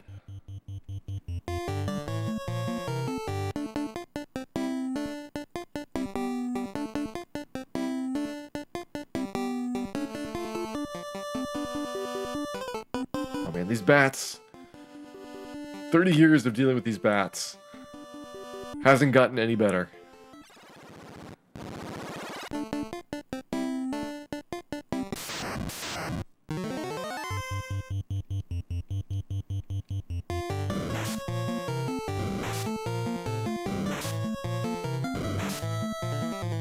The big downside to the black belt right now is his armor is atrocious. I probably should have gotten him a silver bracelet at Melmond. We can maybe do that when we go to get the in trip, because I should have enough money to be able to afford it.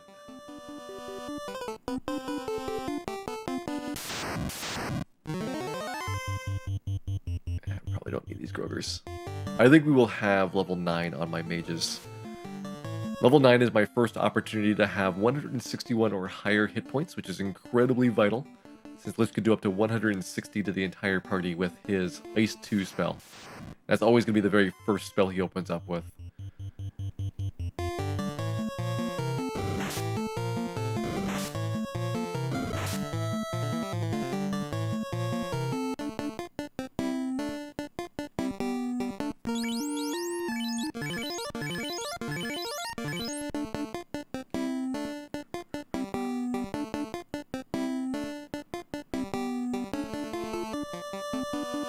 There are very few friendly bats, and hopefully our friendly bat will be showing up tonight.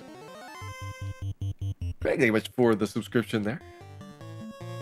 Glad that you're enjoying the stream, and I hope you enjoy many more in the future as well.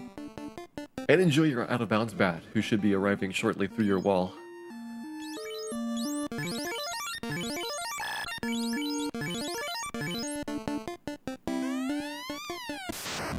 Thank you also for the subscription, and I hope that you too enjoy your out-of-bounds bat. Yours is probably going to come through the ceiling, so watch out for that one.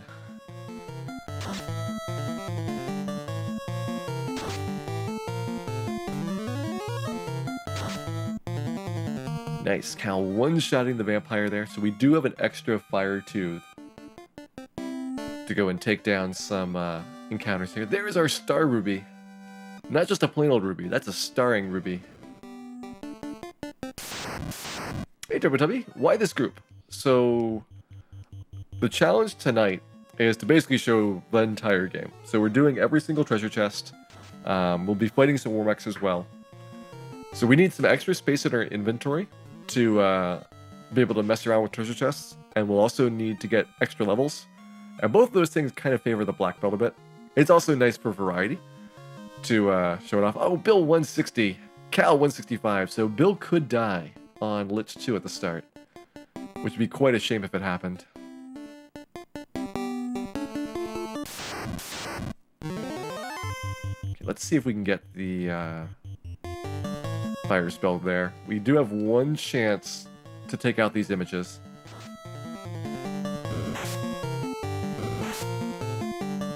Come on, Bill, just go first. He's soaking up all the damage. Ace is paralyzed. Bill gets the fire off, so we were good.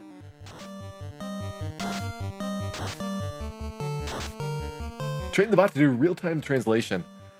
I could actually get a Japanese version, but it would be a lot of programming to do the different names of everything. Like, I have to have some way of doing it, but the way the bot works is just reading the text on the screen, so it could digitize the character set used for the Famicom version, and it just needs to know what everything is called so that it can match up the names. Totally doable, but probably more work than I would put in for the rare times that I run the Famicom version. This is probably something I do, you know, we've done maybe like a half dozen Famicom runs during the year.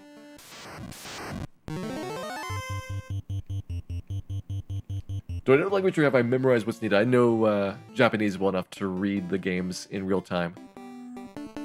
But if all you have is memories of NES, the positions of everything are the same. So you could, with some practice, play the game without knowing any Japanese at all.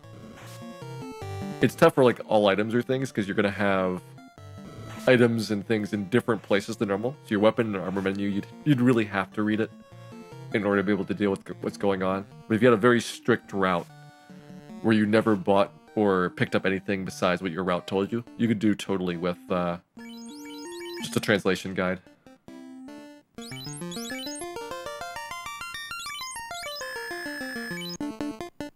Will we still get some Agama facts? I will do manual Agama facts during the Agama grind.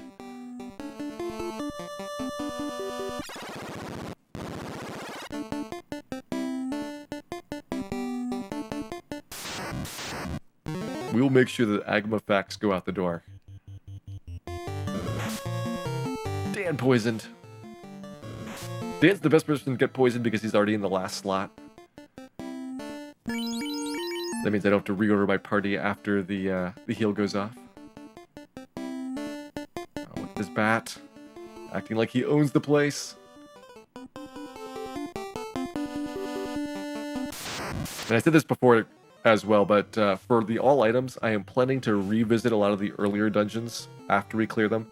I basically want to get the class change as soon as possible, so that we start getting the spell slot benefits. If we start at level 15 or before, I guess technically level 14 or before when we class change, then Ace will get his spell slots at 15, 17, 19, and 21. And that's when he'll max out at 4. The game will not give you spell slots to your Knight or Ninja before level 15. But then once you class change and hit 15, every odd level thereafter is when you get the spells. Okay, we are done with cure spells with a couple of heal potions. We're almost out of here. Probably could have risked Bill's neck on the remaining fight.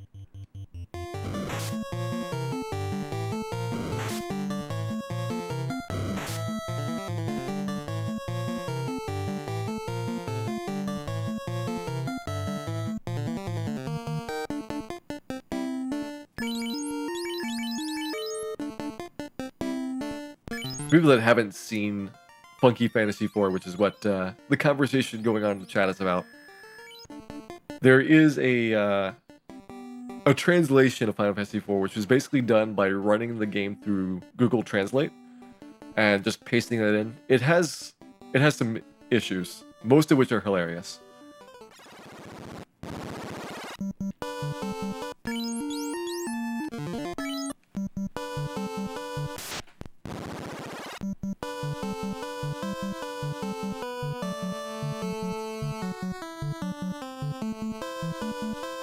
Drop our tent right here.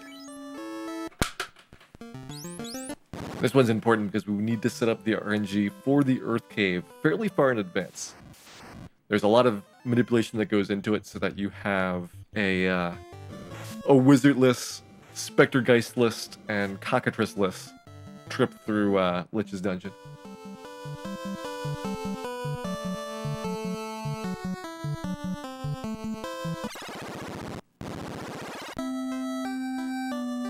Go ahead and grab Dan a silver bracelet here. The silver bracelet will last him until level 15. At that point, he'll have better options for what to use for his armor. And as a consequence, I'm going to have to flash the armor menu every time we level up. So the way that the black belt works is he will use his level for his armor class and for his fist damage, assuming that he has got no items equipped. And there's a bug which it will set that value upon level up even if you have something equipped. And so you have to actually check into the menu to reset it. You can also use that bug for nefarious purposes by giving your black belt status resistances, which are not overwritten on level up. And that way you can have both the benefits of your level-based armor class as well as status resistances at the same time. Something that makes the black belt a little bit more powerful than was intended.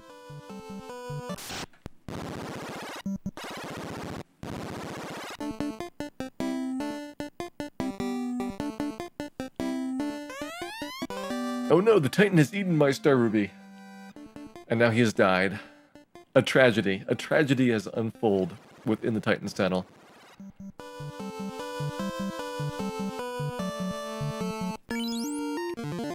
Make sure I don't accidentally use my my better tent than the sleeping bag. That's a really common thing to do in the speedrun.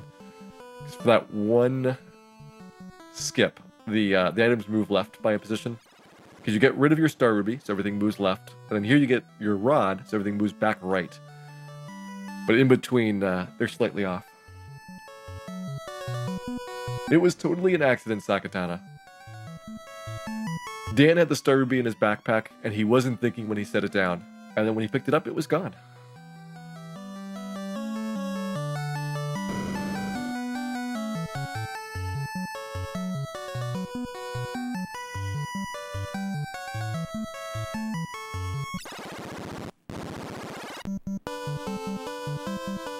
So I will do a double encounter skip right here. Or 2 close encounter skips. This is the closest in the encounter cycle that you will have battles on the overworld. There is a few spots, though, that are higher encounter rates. Inside of dungeons, for the most part, is actually lower. Except for, as you go down Temple of Fiends, the 4 mental floors gets progressively higher and higher encounter rates.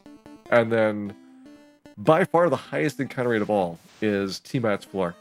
Which is one of the reasons why WarMECH is not as rare as people remember. WarMECH's a 3 in 64 monster, and you get like 6 or 7 encounters going up that bridge. So your odds of seeing WarMECH are like closer to 1 in 4 than what the common assumption is. A lot of people associate it with the 1 in 64 encounter, which is actually what they did for the remakes.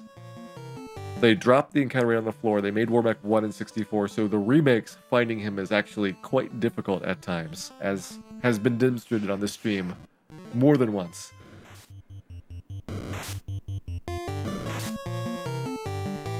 Did I name the characters Ace, Bill, Cal, and Dan, but in Japanese? Yep. The phonetic pronunciation of these characters is Ace, Bill, Cal, and Dan in their current order. So Bill and Cal are red mages, Dan is the black belt, and Ace is the fighter.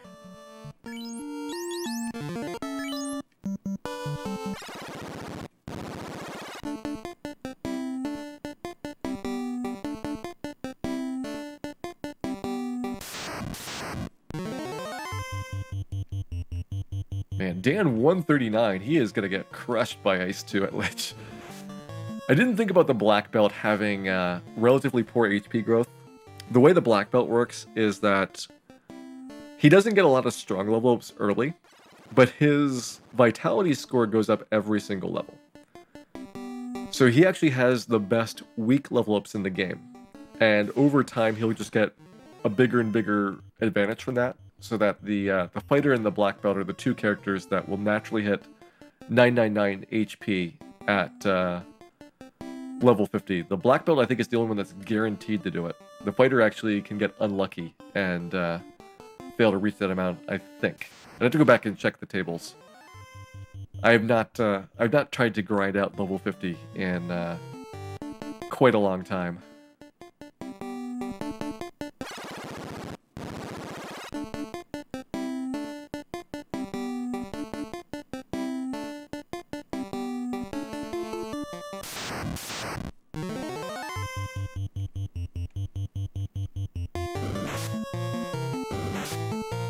See if we can get up a little bit of experience for Dan. There are 2 troll fights that are fairly decent for XP coming up. One's going to be on the next floor at the start, and the other is going to be at the next floor at the very end. Grind to level 50 before Garland. That would definitely be a thing. I think you've mentioned that to me, Ivan, to try that. I would say good luck. It is a long grind.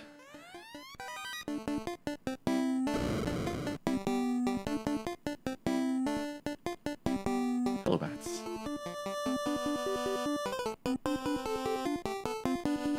Hopefully we've not been delayed so long that the monsters have taken up bad positions around the mouth of the vampire's cave.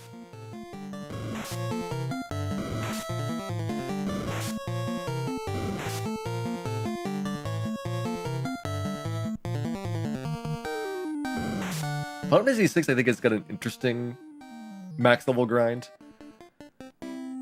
What people do is they actually just have a button held down on the controller when you get to Bannon sequence on the river, and you can loop around that forever if you take the same repetitive pass through there. So you will eventually hit max level. You just let the controller sit there like overnight, and when you get through, you've got everybody leveled up, which is the silly way of doing it. Getting to 90 or getting to 50 in NES Final Fantasy is a more impressive accomplishment because every one of those battles you're doing by hand.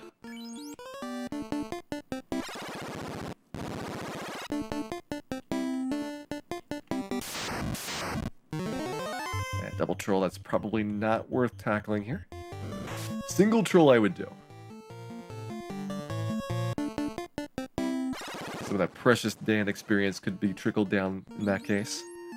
Alright, so a little bit of healing. I'm gonna save our cure spells to a large degree for healing up before Lich. Grab our image encounter here. So this is to burn off a cockatrice encounter downstairs. The whole setup here is that you get down to the 4th floor as fast as possible. That burns off a Spectre-Geist encounter, which is the most dangerous of undead monster groups that you will fight in pretty much the whole game, because they have a very high chance of stun locking you. And then you go up a floor to get rid of the cockatrice group, and that gives you a smooth shot through here with mostly good fights.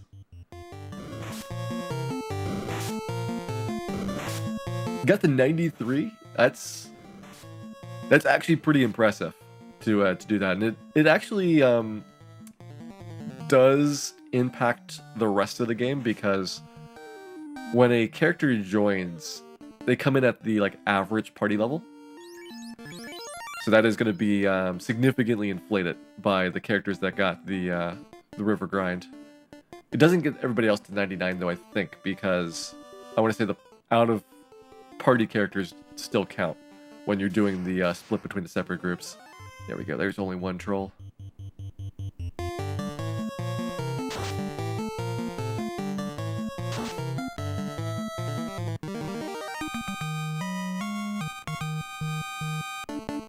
Is the bot open source for Fantasy 5 It's not.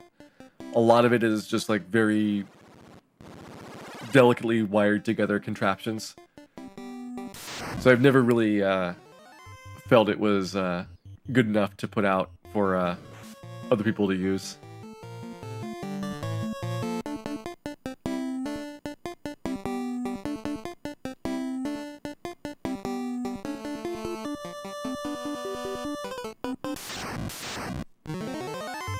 It's no more of a hack than Dan is.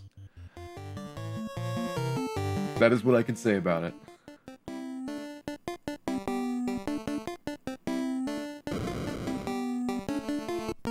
Alright, we made it to Lich.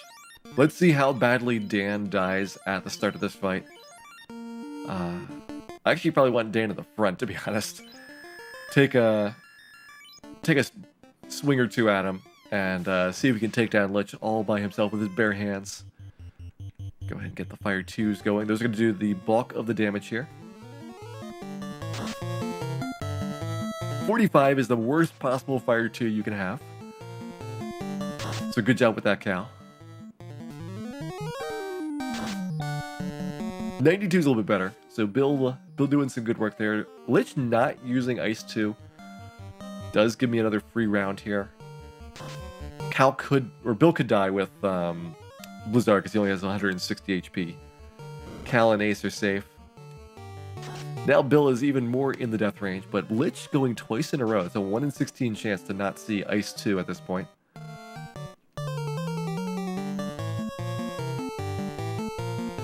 Hey, Takase, welcome in. Does Dan have bare hands or bare hands? I think he has both. He's got bare hands. And somehow Dan has lived. Dan punching Lich to death has resulted in our dramatic victory over the first of the 4 fiends.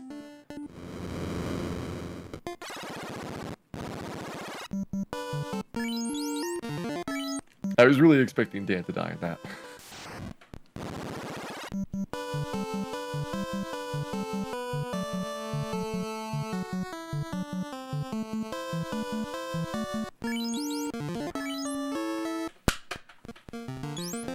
But instead, I guess Dan must go on to the town of Crescent Lake. We're going to be setting up here for our trip to Ordeals. Making sure that we've got the right RNG by the time that we arrive at the castle. This is the longest RNG setup of the entire game. Just because Ordeals has such a terrible amount of bad encounters. It's actually, like, if you look at it proportionally, Ordeals is better than the Ice Cave. Ice Cave has the worst percentage-wise, but the ones that Ordeals have are all really bad, whereas a lot of the Ice Cave ones are only moderately bad, so you can get away with it. Hey, Super Player Star, welcome in. Lich was an extremely lucky fight. I will not disagree with that. I mean, anytime Lich does not use Ice 2 the entire way through the fight, you know you've had a good time.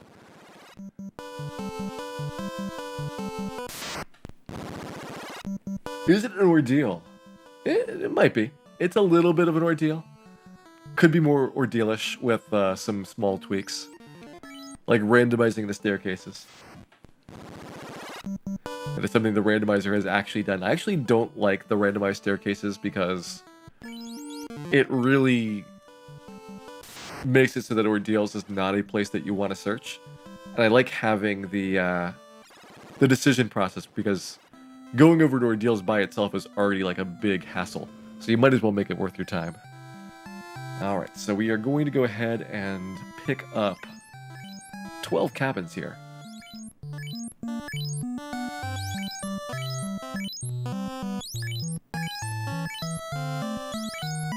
There's 5 of them. Just realized I'm going to be saving a lot of money on my my shopping here because I only got 1 fighter. 10 cabins, 11, and 12. Alright, we should be good. Let me check my potion and antidote totals. 56 and 18, that is great for the upcoming stretch. Give Ace a nice equipment upgrade here. So he's going to get rid of his helmet, his gauntlet, and shield, and instead, look at that mithril shield back, mithril helm, and mithril gauntlet. You can also get bucklers for the red mages. I generally don't, though. Especially when you're going to be doing all treasure chests, you will have both pro capes. And that is 6 points of absorb better than what you'll have from that buckler. Missing the buy 10 button, it comes in handy. I would say the ability to buy in bulk is one of the biggest convenient features of the randomizer. That and the ability to greatly accelerate a lot of aspects of the gameplay, like dashing or fast menuing.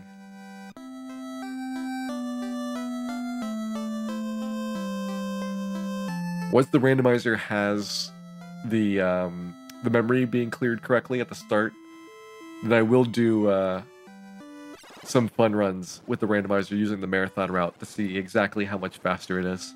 I'm gonna guess it's gonna be like under an hour and a half.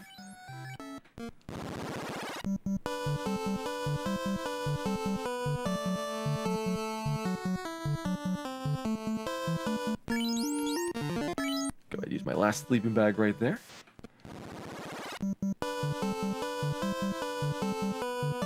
Time to set sail to Ordeal. So I use Marsh Cave as a reference here. It's really difficult sailing in this game because you've got this big solid blue screen with no landmarks. There's no mini-map or compass or other things in-game to help you. You can use the big map, but it's incredibly slow drawing that out. It's a really neat thing. They actually use the tile data to draw the mini-map, so it's got this very intricate code for doing it. Could actually be made much faster, which would be like my biggest complaint about it. But instead I use landmarks to guide me. So like here you go, Marsh Cave, a little bit off screen, turn south, and I'll put you in a perfect spot to see a little peninsula that sticks out for where Ordeals is to tuck in. Since everything is step routed, you have to be very, very precise with all of your sailing to have the correct step counts.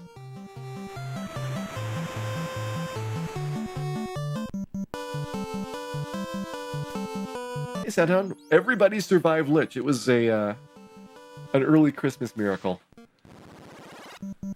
I mostly blame Dan. He somehow distracted Lich enough that he forgot how to use his spells, and everything went well as a result. Who was in the front? Dan was in the front. I mean, who else could be in the front for that fight?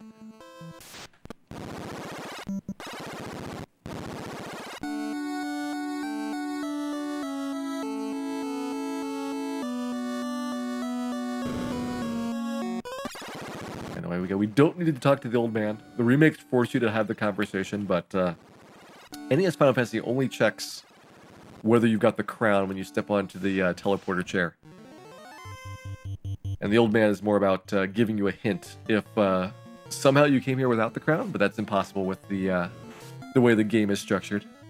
The game is very good at preventing sequence breaks to constrain you into your earlier spaces.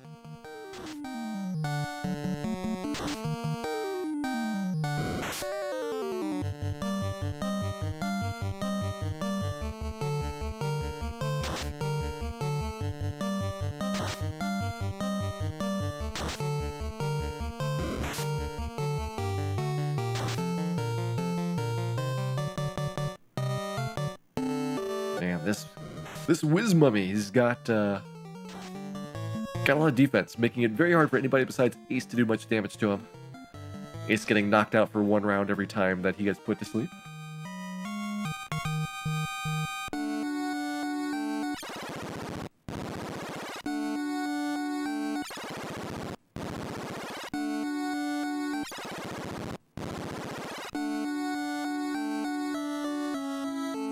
Does the old man give you a hint about the crown? No, the old man is here for the Ordeals teleporter puzzle. But the original version of the game, like the Famicom here, will verify that you have the crown to activate the teleporter chair upstairs. And that's a useless check because there's no way to get here without the crown.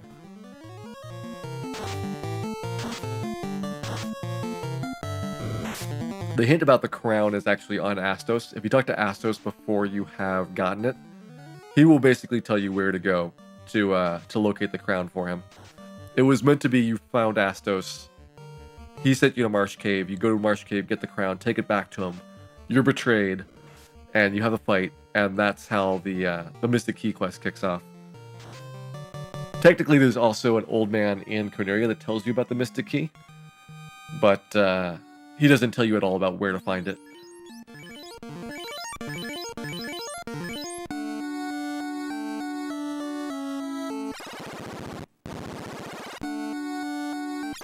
Look at that, the second floor ordeals is done. We'll see if we can grab a nightmare battle here or not. Chance to strike first. I think we might grab a nightmare battle here. So the ice spells will do bonus damage. The nightmares are weak to them. The melee attacks, not so much. Ace getting a really lucky hit there. Nightmare has very high evasion skills, so it's tough to land any physical attacks on them.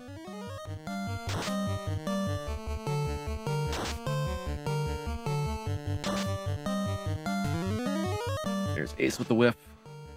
Alright, so we need 80 more damage here to this nightmare. Each nightmare is a half Agama, so this is actually a pretty lucrative encounter for the point in the game that it first shows up. When you fight them in Waterfall, though, by that point the nightmares are a way less impressive foe. And you know what? I do actually see the blue on the nightmare's horn now. I was wondering for all the monsters that were white, purple, and blue where that blue was coming from. But it makes total sense now that I see the horn is a different color. I always thought the horn was purple to match their tail.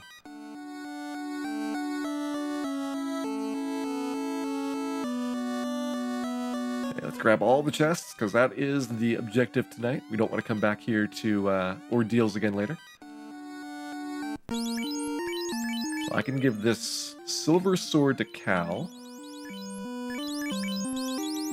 Do I give the heal staff to Dan? I might as well. Dan needs something to do with that. And armor-wise, we don't need the gauntlet we just picked up, but we do want to give Dan the ruby bracelet. And my idea here is we're actually going to move Dan into slot 2 to keep the mages a little bit safer. So we're going to run Dan, Cal, and Bill in that order for a while.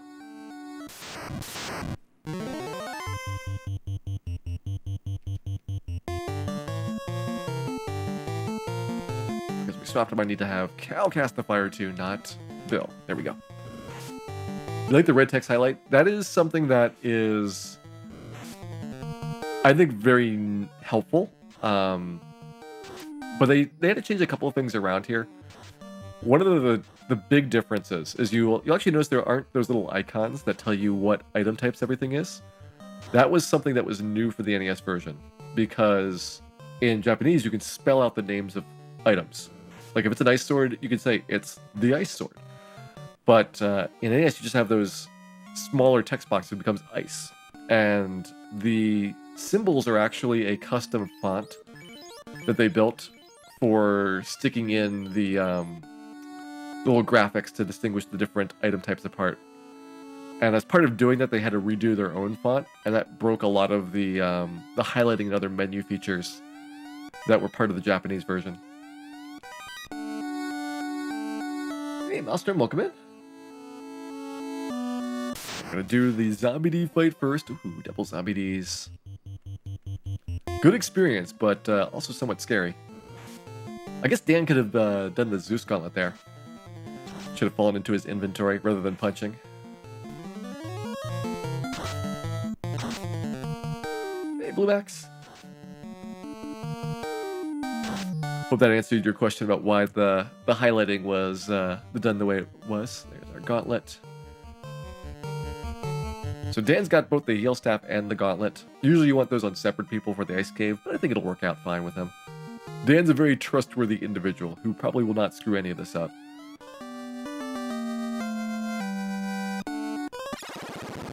Famicom Casual, this is going to be the Famicom version with all items and also beating WarMECH. So not really a casual playthrough per se, because we're going to still do that in hopefully under 7 hours.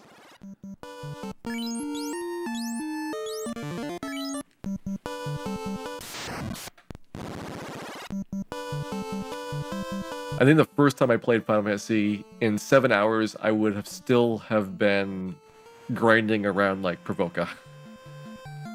Maybe gotten to Elfland by that point. Okay, we don't need... Yeah, we don't need any extra experience, because if Dan has gotten level 10, then surely Bill and Cal have gotten level 10. So they'll be able to get the Blizzara spell and the haste spell when we go up to Elfland here.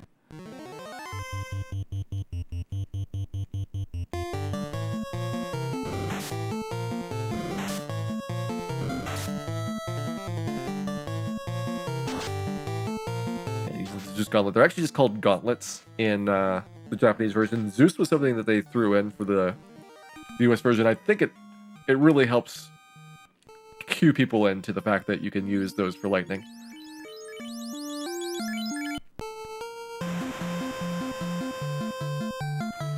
I don't think that there is anything in Dungeons & Dragons like playing gauntlets that have a spell effect in that sense. Okay, we've already sold our power staff, so we don't need to go to the weapon shop.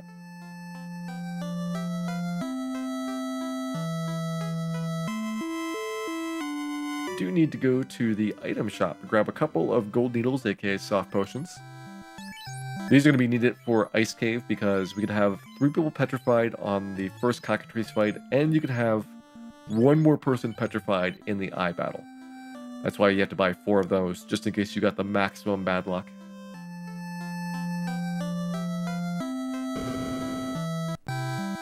Okay, start with Cal here. We're going to get haste first. And then we're going to get Blizzara second. So now we got fast and ice 2 for use. Ice 2 and Ice Cave is actually really nice for the eye fight.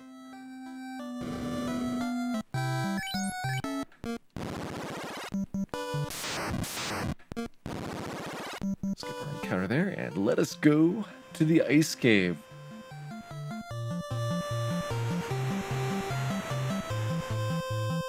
Ice Cave is getting to the end of the dungeons where I want to separate out the full item clear from the regular pass-through. And again, we're trying to get to class change in our Agama grind as soon as possible so that we have all those resources and class change out of the way before going back to pick up items. So I have not been doing full clears except for ordeals, because that's a really long trip to return to. And so we'll be returning back to those early game dungeons. For the first couple, you have to do that anyway, just because you have the Mystic Key locking the doors in Temple of Fiends and Marsh Cave, preventing you from getting easy access to the items inside.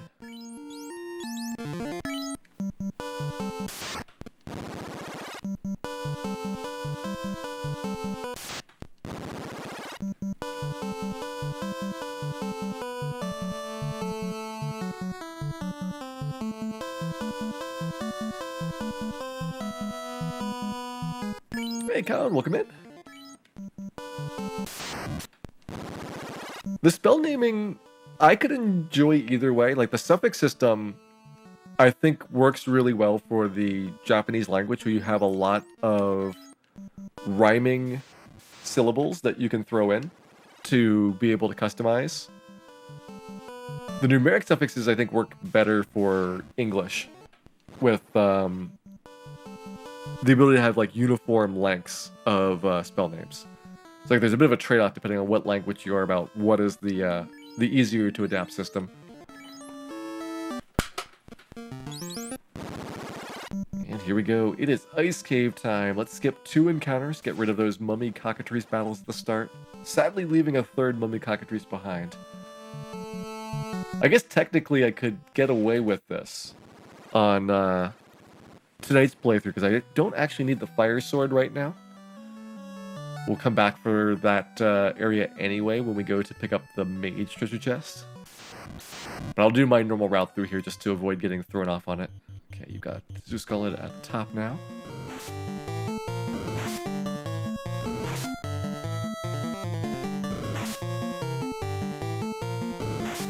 A snoozing and statuing. He's got a complicated lifestyle here. Okay, if Dan gets to go, then we do have a gauntlet, which will take out most of the monsters in this encounter.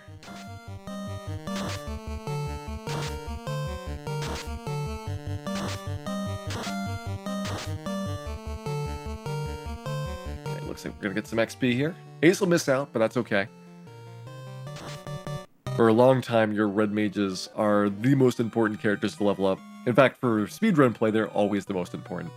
You never really have a spot in the game where the fighters are crucial for level ups happening.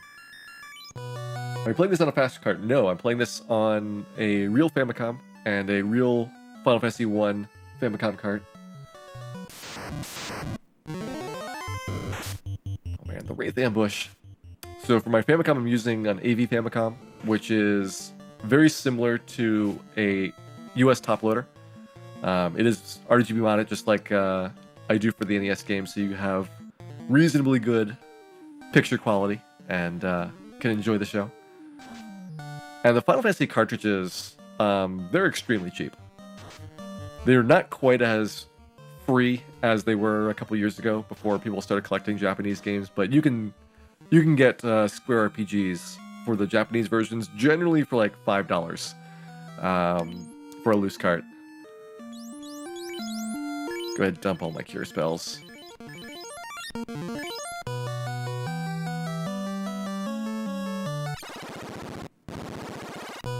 Hey Cluster, welcome back.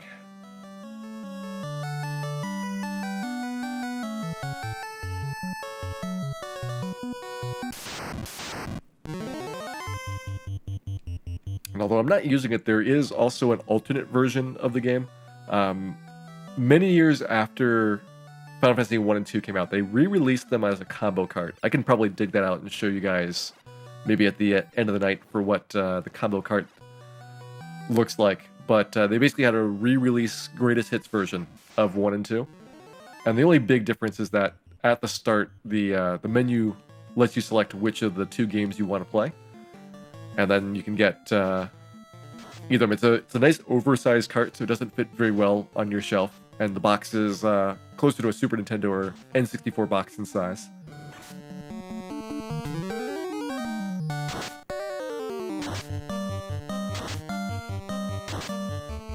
already playing the Japanese version. It is the 30th anniversary of this release, so 30 years ago, December 18th, 1987, was the original release date for the Famicom version of Final Fantasy.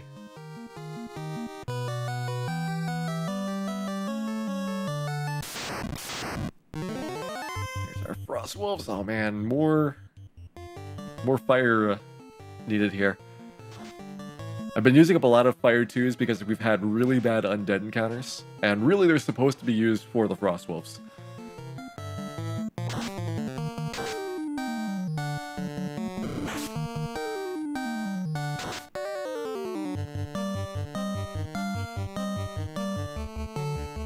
Hey Koopas, we're gonna see a WarMECH. I am promising a WarMECH tonight. He is not optional for today's playthrough.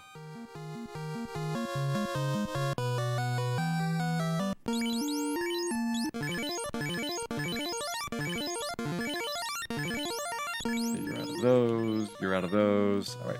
We dumped all of our Cure 1 spells. Because the mages could die on the fight against the Beholder, you don't want to go in there with lots and lots of cures that end up not getting used. There's our Flame Sword. So we'll give the Flame Sword to Bill, because he's got the Coral Sword right now. And we'll just pass it up so that we have some free space. Let's get rid of the Mithril Knives. We don't need those at all for the rest of the game. Okay, armor menu looks clean. What's WarMECH called in Japanese? We're just going to call him WarMECH. We're not going to mention alternative names, which may not be as cool as WarMECH is.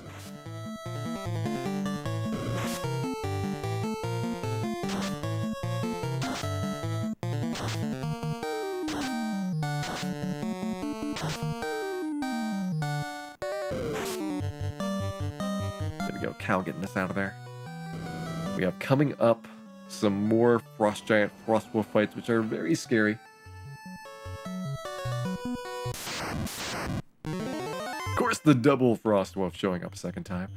Let's have Cal go for the Fire 2. I've got one more left for the last fight. Frost Wolf deciding not to Breath us, which is great. It's a 1 in 4 chance of using a move that does 24 to 96 damage to your whole party. It is devastating when it happens. Especially twice.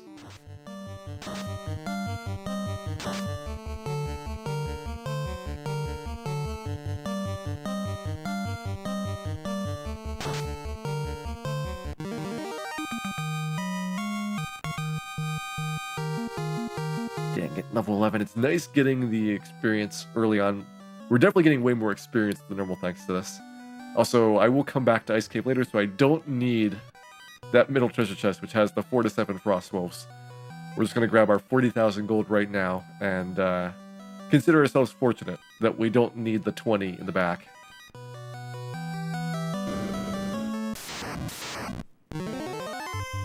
Okay, a lot of specters. They're actually race. All of the undead have their names kind of shuffled around between the two versions. Those and snakes are always a mystery to me about why they did that. Because the names all fit. They just didn't use the right name for the right monster in the NES translation. Perfect. We got 6 out of 6 on Frost Wolves. The 1 in 27 Frost Wolf Knight has graced us with a lot of experience and used up every single one of my Fire 2s.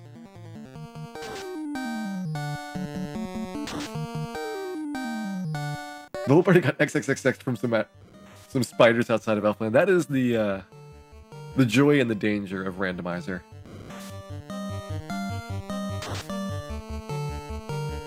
Will I be doing more randomizer bingos? I'm going to work on doing the short game first.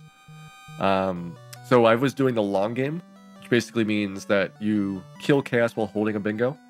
A short game would end when you get the bingo. So that'll require a slightly different card.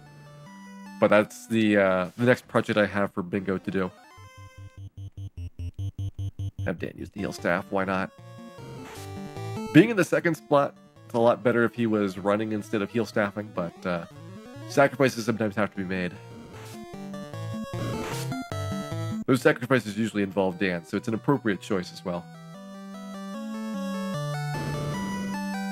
Alright, Rizu, have a good night. Thanks for hanging out. Actually, no, don't go yet. You're gonna miss the Beholder graphic. This is what, like, this entire thing is for. Gotta see the Beholder fight.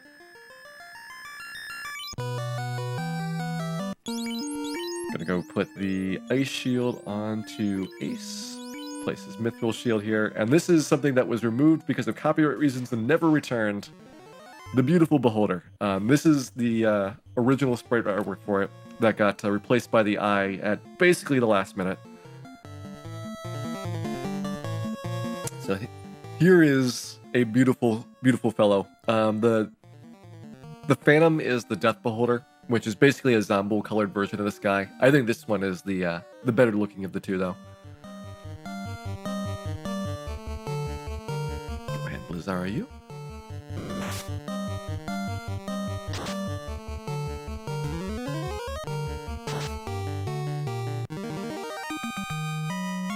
Just about as hideous. He's beautiful, wondrous. Also, he was guarding the floater, and we needed that.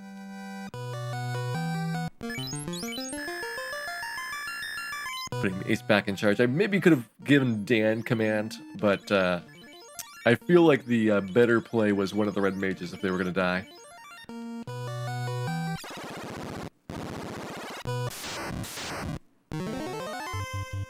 Alright, and now we have put the Ice Shield onto Ace, so he is going to be very resistant to paralysis.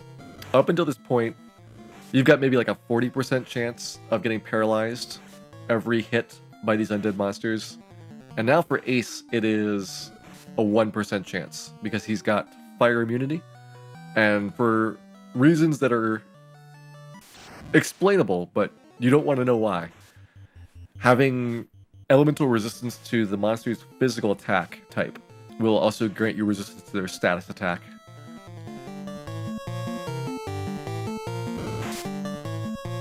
Alright, now you can go, Rizu. Have a good night.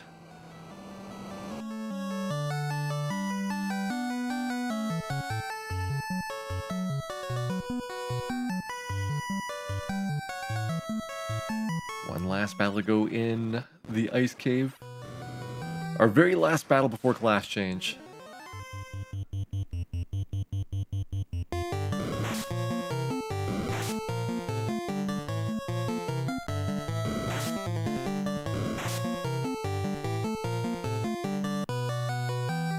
For the amount, it's Gil here in the menus.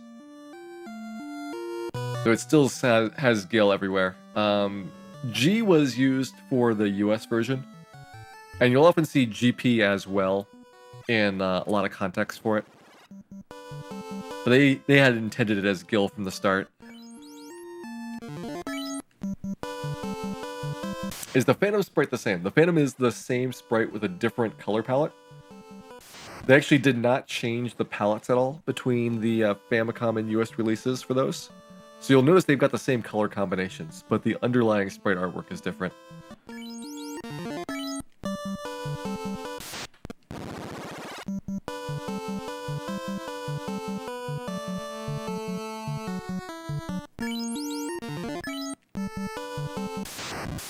The experience was always XP, which is a little bit about what GP came from as a parallel construction. So you had GP and XP, but they used Gil and experience in most of the text for this game.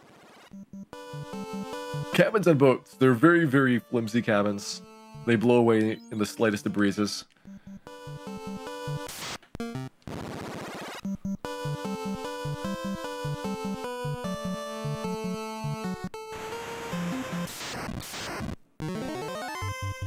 I've got one more cabin than I should. So I'll burn that off before doing Gurgir Volcano. I want to just have houses and no cabins or tents at the start of that dungeon.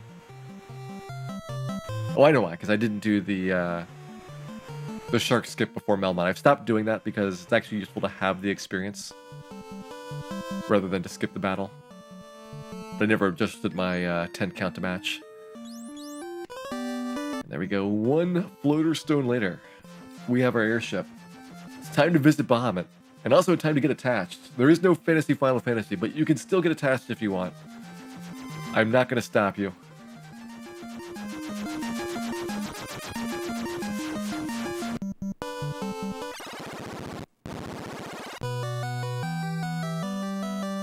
By doing class change so early, I'm actually making my black belt worse. There is a bug in the game that causes his magic defense to be slower after class change. The only one of the character classes that is a downgrade.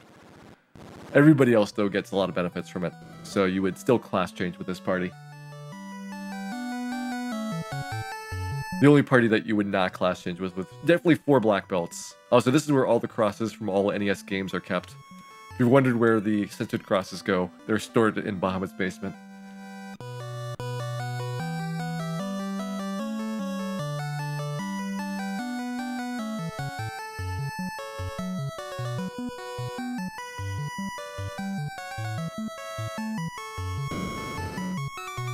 And with that, we are upgraded. I think it is the Red Wizard that has a slightly different animation for when he walks back and forth.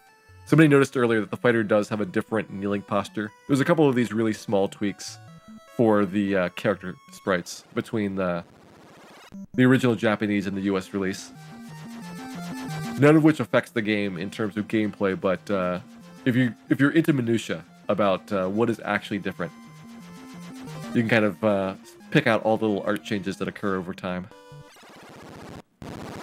And here we go. Let us go get our 99 heal potions first. I feel like that's an important task. We do have like 45 or so, so we need a relatively small amount here to finish this off.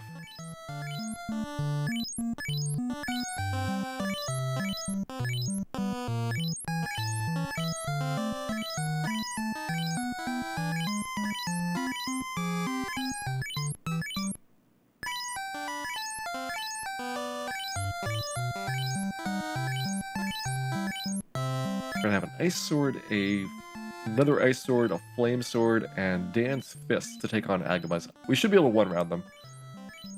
Especially with the fighter at level 11 getting his 3 attacks already. It's a little bit questionable just because we're missing out on that other 3-round attack fighter. But over time, Dan is getting better and better at punching things.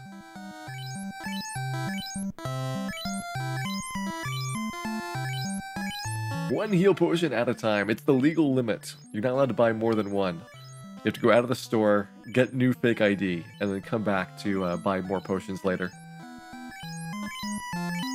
Very strict potion laws in this universe.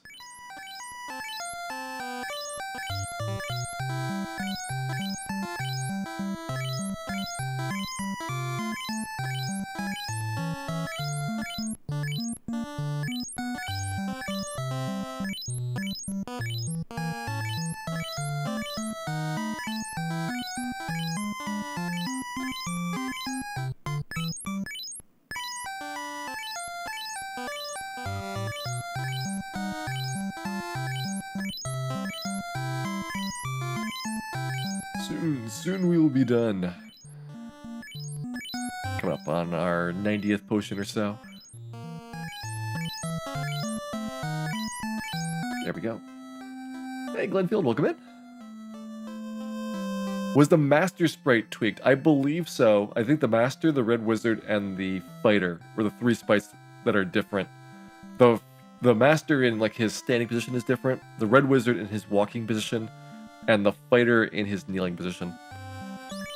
Let's go ahead and get everybody the Blink spell, which is known as Ruse in the US version, except for the Black Belt, of course. He's gonna have to use the defense sword on Kraken.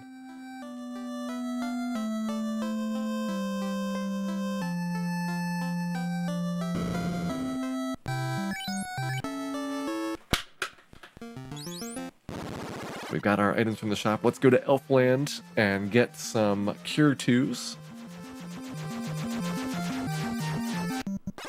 This will immediately help the Red Wizards, not so much on the Knight. He needs level 15 before he can start casting white magic. And of course, the Black Belt cannot cast spells at all. He's totally missing out on all this experience. Doesn't get to go shopping with everybody else.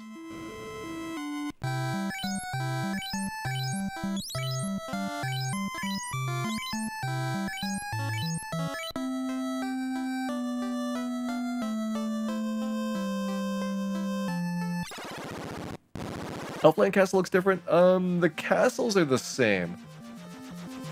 There's a little, well, that's actually not true. There is a little bit of a tweak between them. Little bit of a change.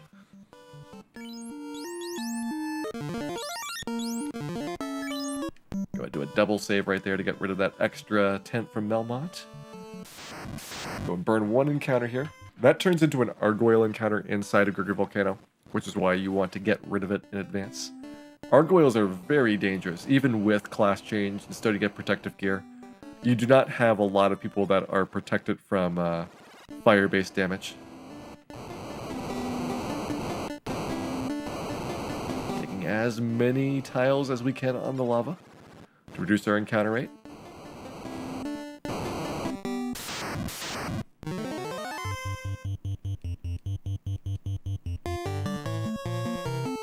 Does the gravestone say something different in the Japanese version? The gravestone in the Japanese version in all remakes is Link, and the US NES release only says Erdrick. So they were, for that one release only, poking at the Dragon Warrior series as opposed to the Zelda series.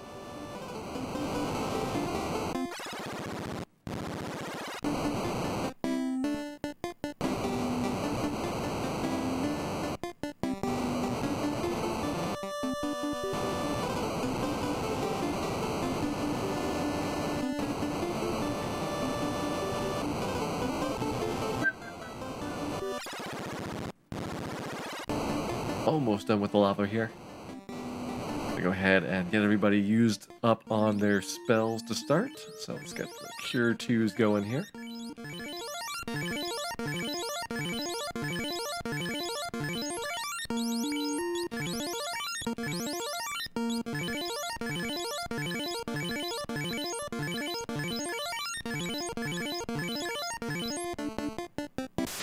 Just in time for our first grade W fight. So, the worm here, actually let's just have Dan run, is a robber worm. Although if you don't know what it's supposed to be, you might think it's a rubber worm, because they're kind of similar in Japanese.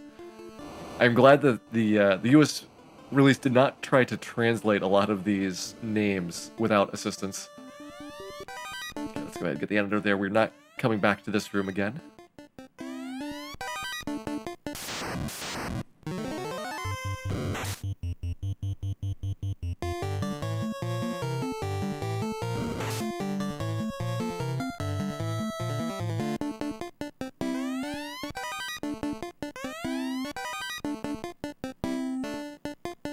There we go. Let's go put does anybody need anything? I think we just sell the flame shield, to be honest. That makes that a little bit easier. So we've got ice sword for you. Let's go put the extras onto Ace to get those nice and organized.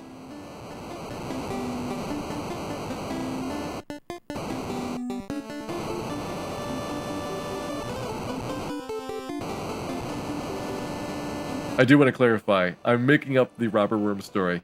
Don't go spreading that around. It is lava worm. But it is funny that they have so many different possible cognates for it. There's the ogre mage using those blink spells. Not quite as effective as when we use those, because we will stack the blink spells up until crazy levels.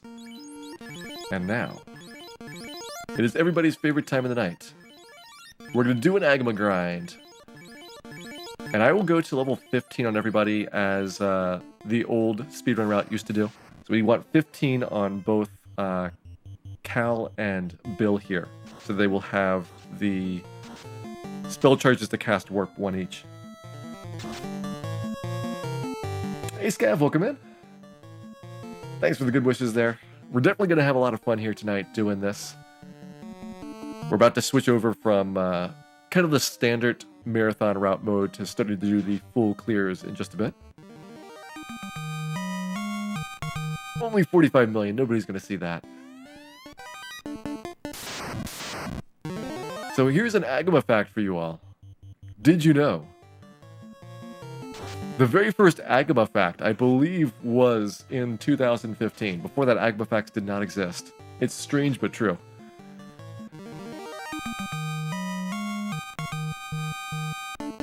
Yes, in this version of the game, the Agamas are known as fire lizards. Incorrectly misidentified as a generic monster instead of their true name, the Agamas.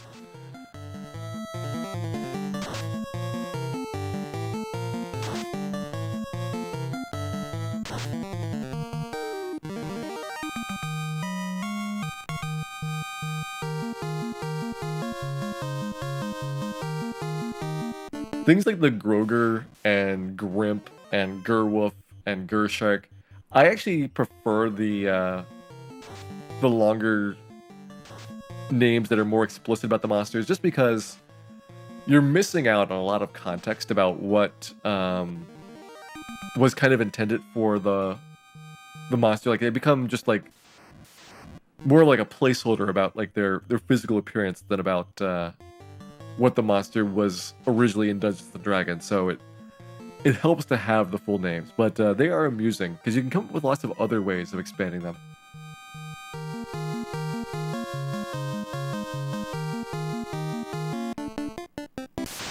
Does the Japanese version have a lot of generic and literal names?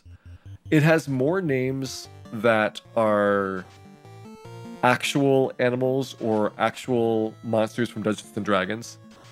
The NES version that is, in my opinion, more literal because it tends to use more of those abbreviations that are color related, just because they didn't have anything that they could come up with to fit into the limited space for it.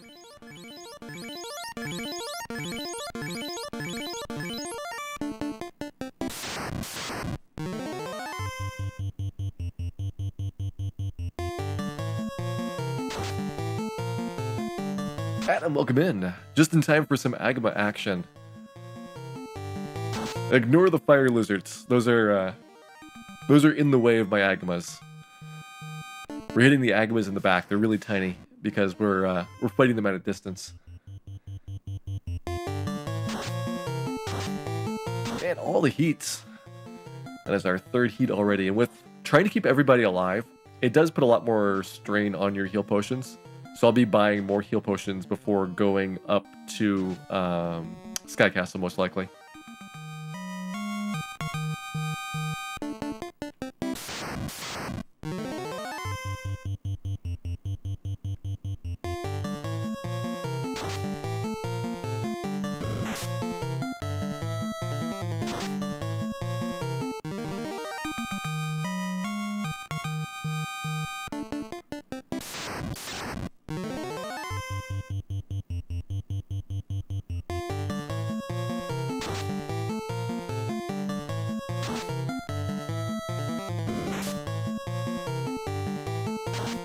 Agama fact, the Agama is very ticklish on its belly. That is a good fact to know.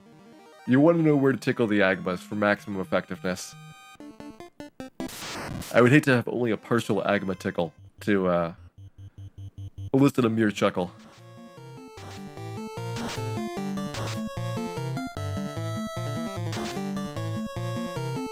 Yes, Agama is a real type of lizard that's found in Africa. Its name is the Agama, and it is bright red. And I think that's the almost certainly the inspiration for it. That and Caribou, the two monster names that I think were really creative for the research for. Caribe is the name of a piranha in South America.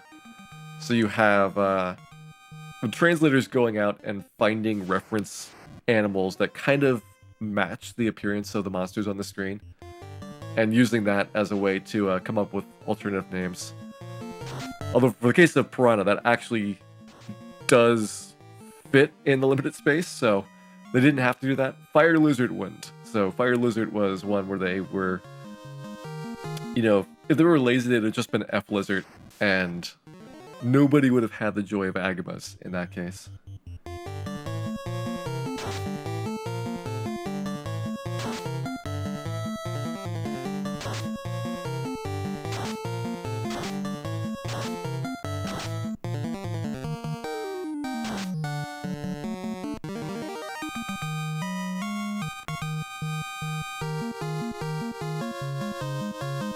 Hard to believe Dan's been at this for 3 decades. I mean, he's still trying. He will get this one day. If nothing else, Dan is very persistent.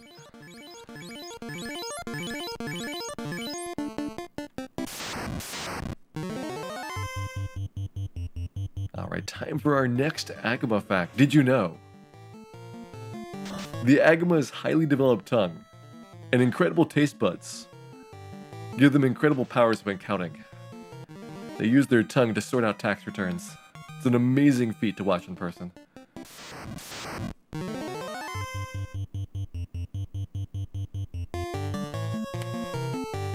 Why did they keep the Japanese name for pirates? So what they did was, in town in the Famicom version, they're called pirates, and the monsters, or in the NES version, they're called pirates in town and Kaizoku on the boat. And Kaizoku just means pirate in Japanese. And that's the reverse of what the Japanese version had. So they just swapped the two between the names. And it's a clever in-joke in the translation.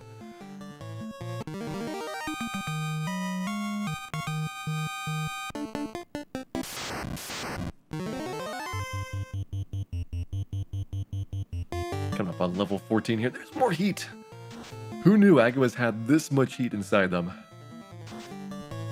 Probably an Agama fact researcher would know that.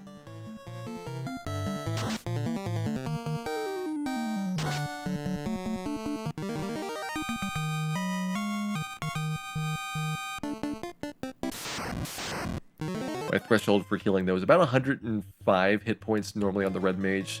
Dan might need a higher threshold because of his squishy black belt stature at the current time. He is going to lose his armor bonus every time he levels up. And I don't want to keep going to the menu for each level up that happens.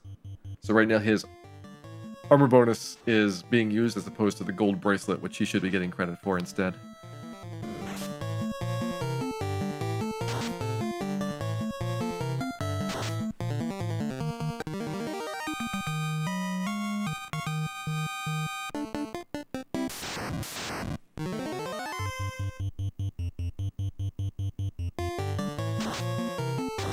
More heats. You know, I think it's time for another Agama fact. It's been a while. Did you know? The original version of Dancing with the Stars was actually Dancing with the Agamas. There were no survivors.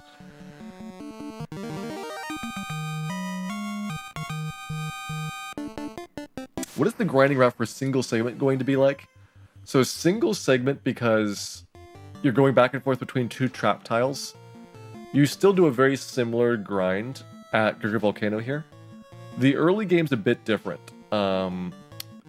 You are going to be going into Marsh Cave at a lower level, and I'm thinking about actually doing it with a Black Mage.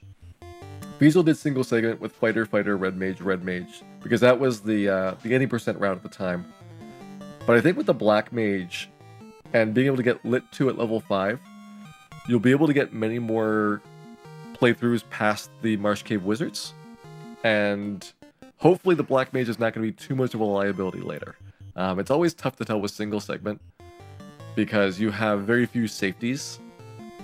I think though that it's at least an interesting strategy to try out.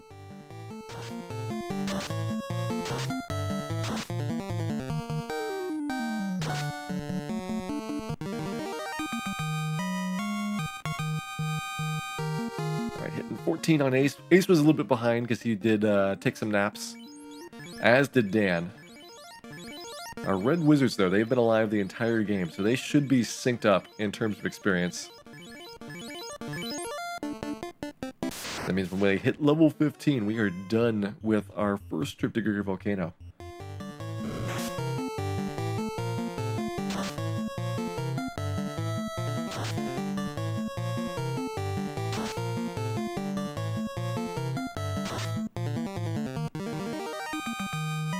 Does this version have faster text than the NES version? It doesn't really.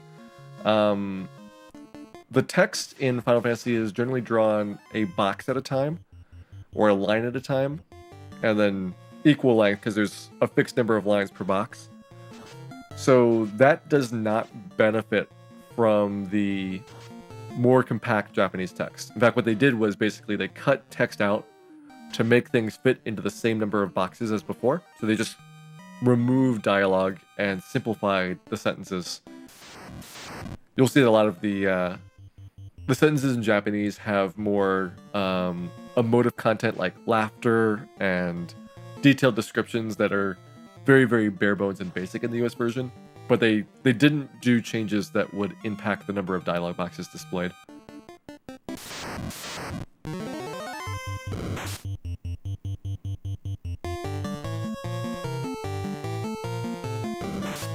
Yeah, Fiesel's route for the late game, I think, requires 2 red wizards. But I've got a different route now through a lot of that. It depends a little bit on what encounter number I can come into some of those dungeons at. Single segment is very tricky to route because any small change basically invalidates the whole rest of the run. So you can't piece together segments like I do on the marathon one. And it often gives you like suboptimal trips through, Temple of Fiends Visited or Sky Castle as a result. We will someday, probably someday in early 2018, be working on that single segment.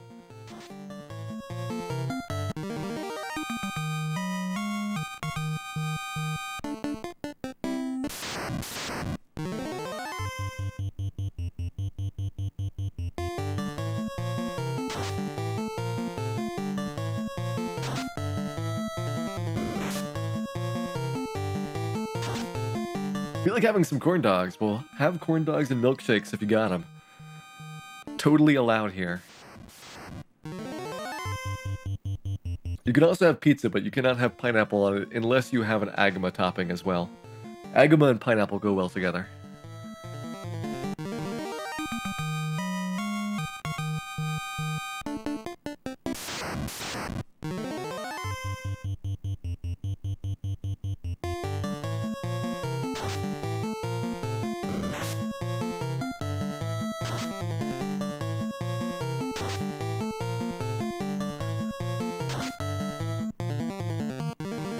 Has anyone tried to use Final Fantasy Randomizer in a Famicom ROM before? I'm not sure I've tried it.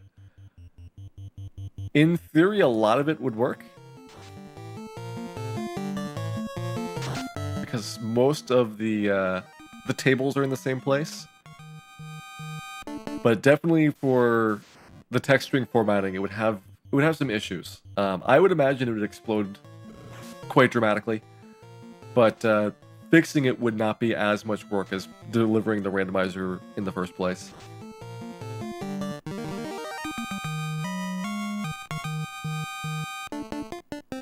ahead and drop some of those heal potions. We're getting very close to level 15 on everybody now. This will be my final heal before heading off to carry. And yeah, with the 4-party member version, you definitely use a lot more heal potions here. That's one of the big benefits of killing off a character. You not only get better utilization at the end game on Chaos in the marathon route, but you also save a bunch of heal potions here so that you don't have to buy more for the next 2 dungeons. The reason I'm keeping everybody at 15 is because we're going to go kill some WarMECHs, and for that one it does benefit me to have a more even party level.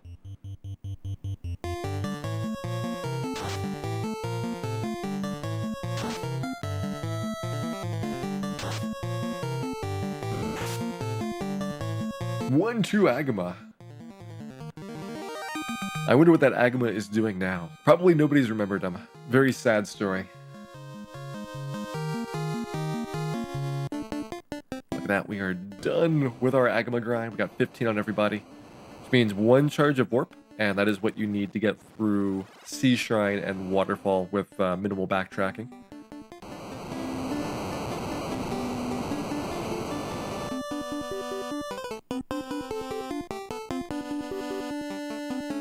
Oh, don't worry, there will be more Agamas tonight. We'll be seeing many Agamas later on. Why is it the Japanese version tonight? Tonight is the 30th anniversary of the original release of this game. December 18th, 1987 was the release date for Final Fantasy in Japan. Go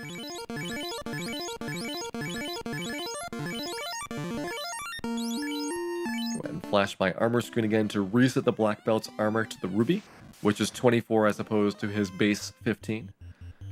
Go ahead and get some fast spells onto the front guys. The ice 2s that the wizards have are not all that useful because Kiri is actually resistant to ice.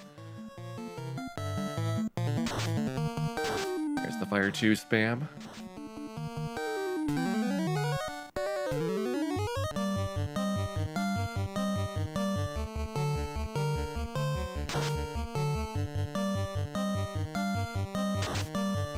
Yeah, in the US, the Final Fantasy release was July 1990, and that spread was pretty typical back in the day in terms of how long there were gaps, or just sometimes games not coming out at all in different versions. Also, Cal's dead, which I'm sure he feels very bad about. Dan is also dead. We're gonna get some unbalanced experience here. So Ace and Bill picking up the equivalent of almost 2 Agamas. Actually, a little bit more than 2 Agamas worth of experience at Gurgir Volcano here.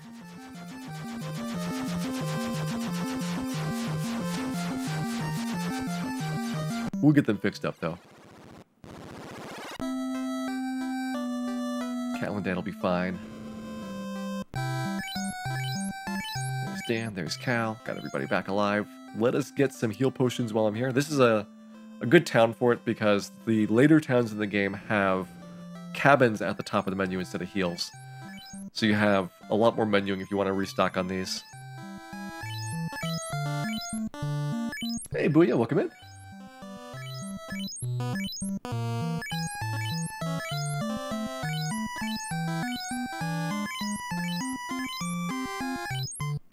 When did Dan get so buff? He's been working out.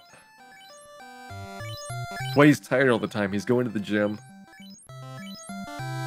3 hours in the morning. Adventuring in the afternoon. 3 more hours in the evening. He is exhausted. Hey, Electronics, welcome in.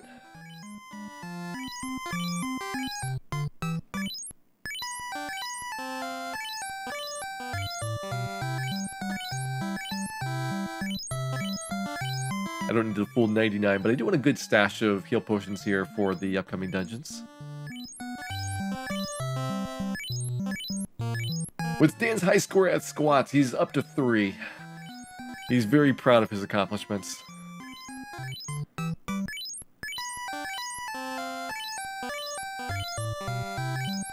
He is stuck in Final Fantasy VII, though. Not getting anywhere. Hey, some dinner, welcome in. Let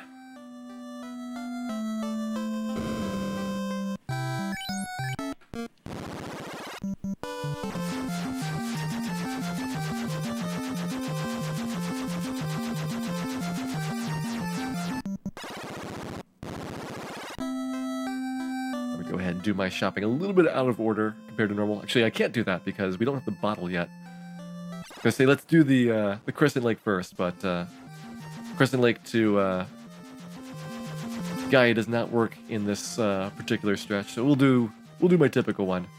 That way I don't have any mistakes with it. Go ahead and get the fairy bottle. Grab our warp spell.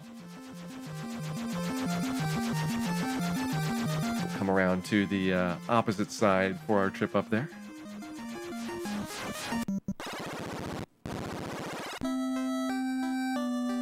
Be grabbing only warp here tonight. Get the cure 3 and life later on. I will have my spells in my correct order. So it is going to be the teleport spell. Oops, that is Dan. Party got moved around. Let's go fix that.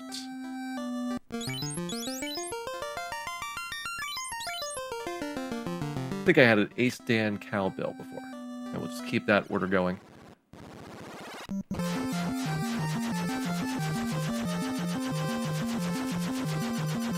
I'm glad everybody's excited about fighting WarMECH, because WarMECH is not looking forward to this.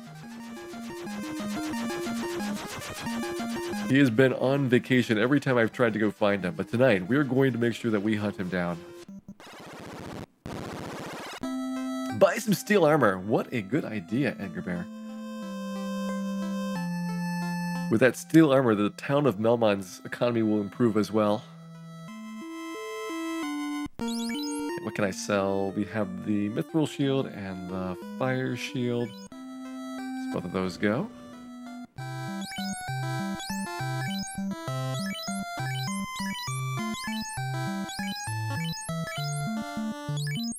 Need to get at least 3 pro rings here.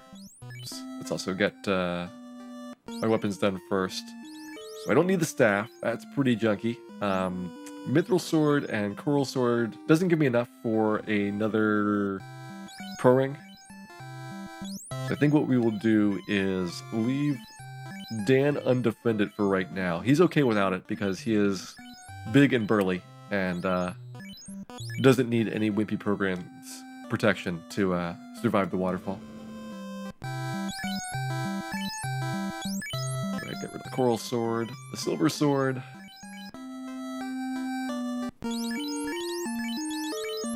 Put those on. You actually cannot use the gauntlet. You know what? No, we need to have Cal with the pro ring so that he doesn't die during waterfall. I think during sea shrine it's okay. Look at this lady with the blocks. This is the Famicom version. Yes, this is the original Famicom version of the game. Go ahead and buy 5 cabins here. Which one is Dan in the run? Dan is the burly looking black belt in slot 2 right now.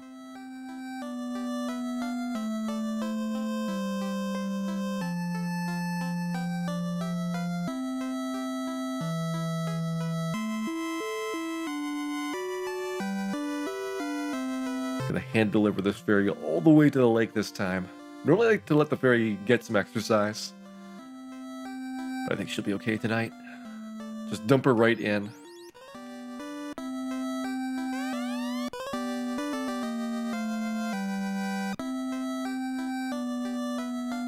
What does all the WarMECHs mean? So, ideally we're only going to see one, but we're going to keep fighting WarMECHs until we win.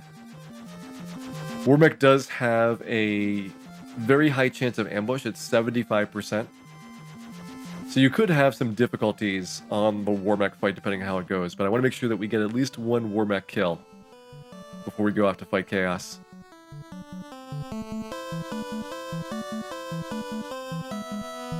Does the Master Sprite look different? Yes, it does.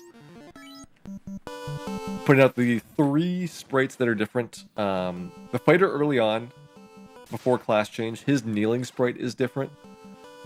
The black belt's standing sprite is different. And the red wizard's walking sprite in the battle, when he's walking to the left and right during moves, that is also slightly different. They redid a few of the artworks for the character art. And those are just minor tweaks that were made. Hey, Transquintin, welcome in.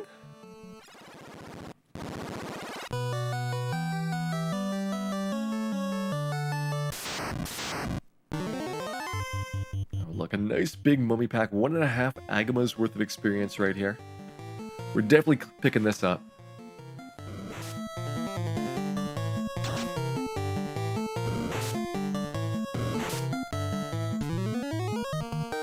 Aside from our character differences, you might have seen the churches in the town instead of clinics.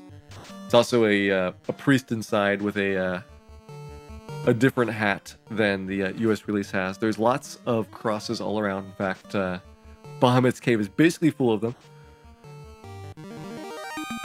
There are also some differences in terms of Tiamat's dungeon when we get there for some of the symbols on the floor, and very, very minor artwork changes to the Medusa and Gur-Medusa, just to be a little bit more modest. And our last, and probably my favorite, is the Beholder graphic, which if you were back there at the Ice Cave, you would have seen. Your next chance to see the Death Beholder is going to be when we get to Temple of Fiends.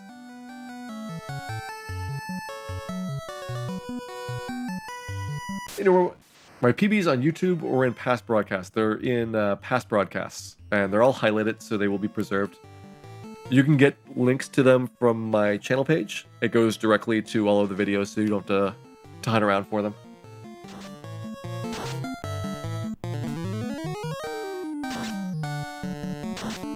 We'll grab the Agamorph experience. Might as well. We need a little bit more experience tonight than we will in a speedrun playthrough. Because we're going to be doing lots of extra dungeoning and lots of extra WarMECHs. 1,000,000,000% more WarMECHs than is commonly seen.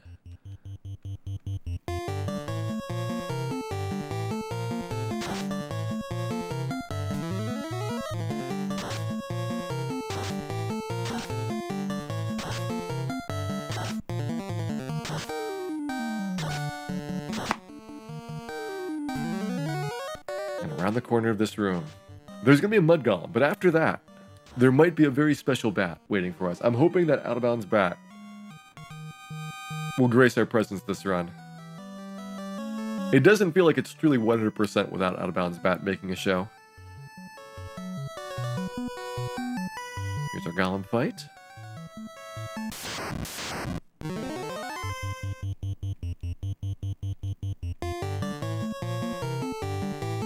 About a 1 in 4 chance if we see him. Come on, Out of Bounds bat. There he is! The beautiful bat. The bat of all bat kind has decided to show up tonight. So this bat, basically the story is that they incorrectly placed him for his starting position, so he is stuck out of bounds. And that causes him to amusingly be the only bat in the game that's not a jerk getting in your way all the time. What a majestic sight, flapping back and forth like that.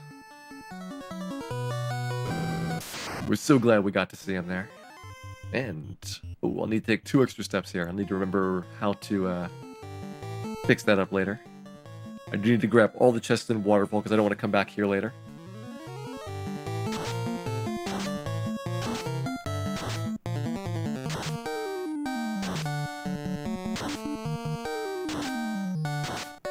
This tile is actually a really good grind spot for white mages. You don't need a lot of AoE damage to kill the cockatrices. And of course, the mummies and whiz mummies are a easy fight with harm spells. Up until you have Fade. At that point, white mages, I think it's more efficient to grind at either Temple of Fiends or in Sky Castle. Because Fade does such good damage that you get more XP per battle. There's our ribbon. Get our Mage Staff, rarely seen. Mage Staff is just good for cash here tonight.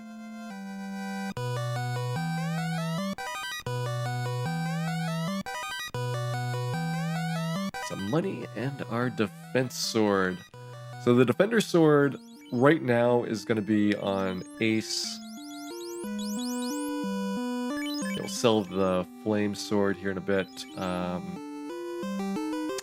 Sell the Wizard Staff. I want to move the Defender to Dan eventually so that he's got some way of rusing during the Kraken fight. But for right now, he's good. And we'll actually give Dan the ribbon. Controversial choice, but the reason I think it works out is because he doesn't have the Pro Ring right now, so it gives him some instant death resistance.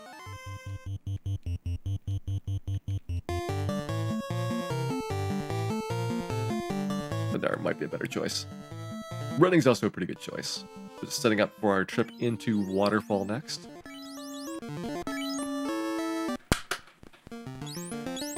I won't do the full clear Waterfall yet because I want to have my RNG basically run all the way to Sky Castle after we get out of here. But then we have a whole bunch of cleanup work to do to make sure that we get all the chests in the game, and that'll be a fun time to revisit a lot of the earlier dungeons. With travel spells, you can get through them much faster, which is part of the reason why I wanted to put it off. There's my last cabin. I'll skip, and then one more skip here to get rid of the last Wiz-the-Hag battle inside. Well, there's one left, but the last one that we can eliminate. This gets rid of 2 out of 3 of them. The one-turn kill WarMECH, that would be very, very difficult. The levels that we're going to be doing WarMECH, we're just going to be happy if we survive.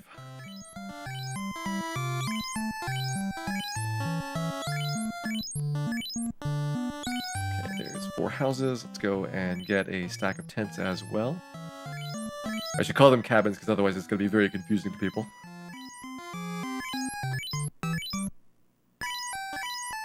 I'll get a bigger stack than normal because we will be revisiting dungeons, and that'll require some backtracking. I should get some more houses while I'm at it, just to be better prepared for those. Actually, no, let's do the houses with in-trips instead. Okay, that should be enough. We will get 1 gold needle to replace the one that we used up in Ice Cave. And it is time to do a sea shrine.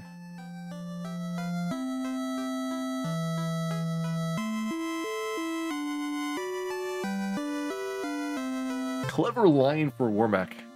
I haven't really thought about it too much. If you guys have suggestions about witty one-liners to celebrate our WarMECH victory, make sure you get those written down so that we don't forget them.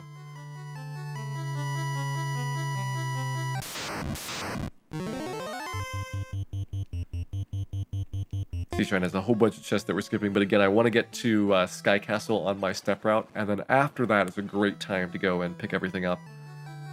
Like right here, we're going to go just get the opal armor, and we can do the full clear of the mermaid floor, because that does not cost me any extra steps. War wrecked, I like that one. Very insulting to dismiss your opponent like that.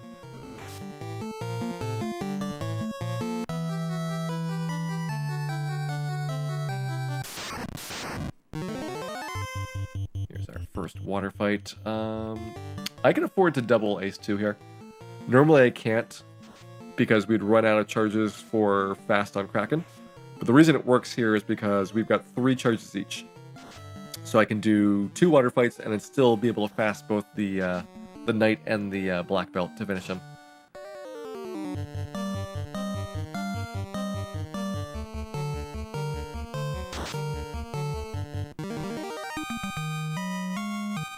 If WarMECH double nuclears us at the start, yeah, it's not going to be pretty.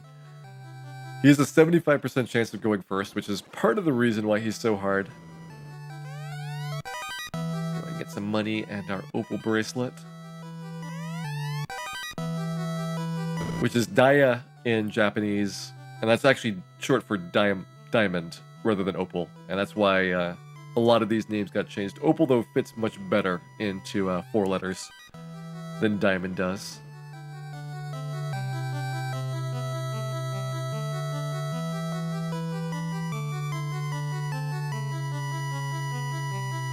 Although why they changed ruby to gold, I don't know, because ruby definitely fits. Could have fit a lot more things in there by keeping those the same. There is our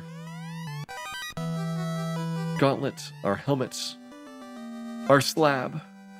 It's definitely not a Rosetta Stone. It is a slab.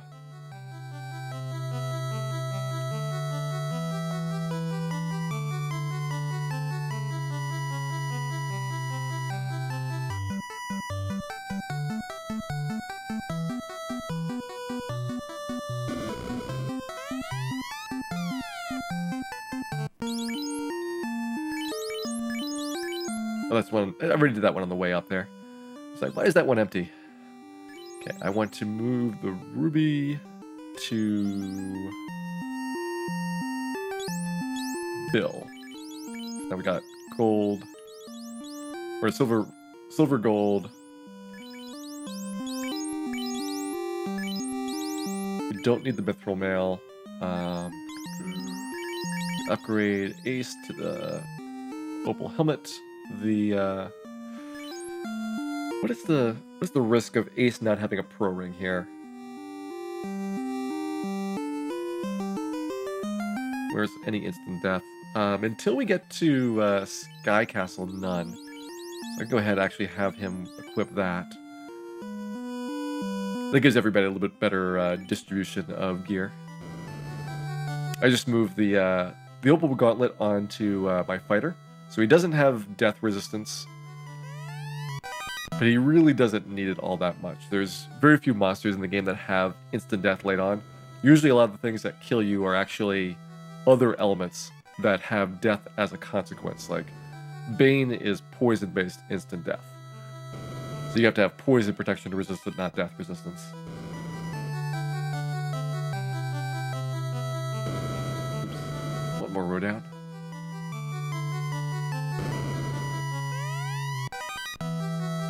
The useless antidote, and then over here we have our last bit of diamond gear in Sea Shrine, which is going to be a shield. And for right now, we don't want that, so we're just going to ignore it.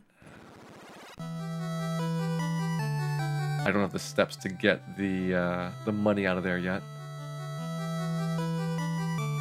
Actually, I don't have the steps in general to do most of this. You know what I'm going to do? I will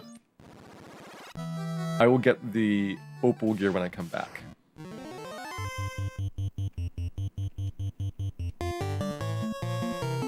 It's not quite the ideal setup for my my walking patterns, but I like to have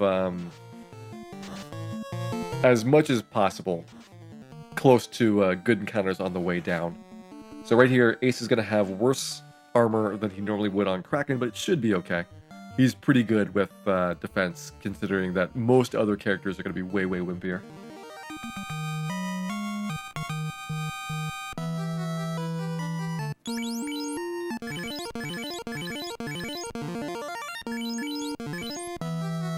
Double exclamation point. Is it just extra excitement or syntactically different? It is just extra excitement.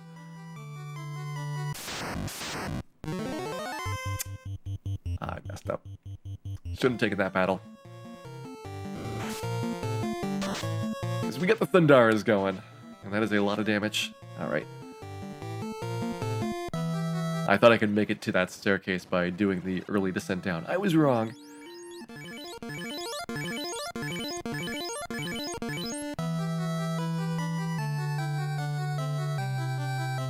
Double exclamation point means PogChamp. It's the more primitive form of it. It's a good explanation.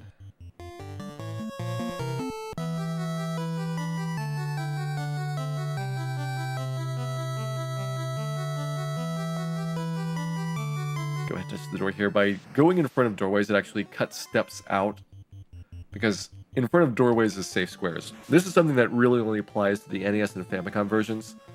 The remakes totally redid how the encounter system worked, so that the safe squares, while they still exist in towns and a few overall locations, are much scarcer than they were originally implemented.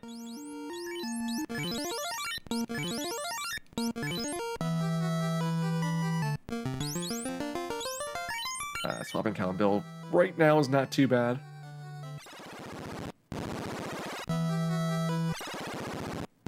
It'll get to be a little bit more of a pain when it comes time to put more gear on. But my menus are going to be messed up because I'm doing more treasure chests. So I'll go ahead and grab these two right here. I need to delay a little bit to get back onto my step route. So I'm here earlier than expected so that I could grab treasure chests. And that reduces my good encounters by a little bit.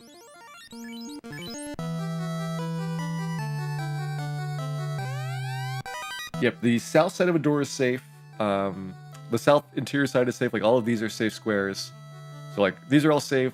This is safe, and this is safe. And that is true for almost every door in the game. There are some exceptions, and Temple of Fiends Revisited for arcane technical reasons. Like, that one doesn't cost me a step. These don't cost me steps. These do. There's our ribbon. Our deep eyes. I can go ahead and... Actually, let's do the triple thunder. Because I do have the gauntlets on Dan here. Dan normally has the gauntlets, but in this case, we have two other spellcasters in addition to Dan. I love that little fist pump that the master uses to have items.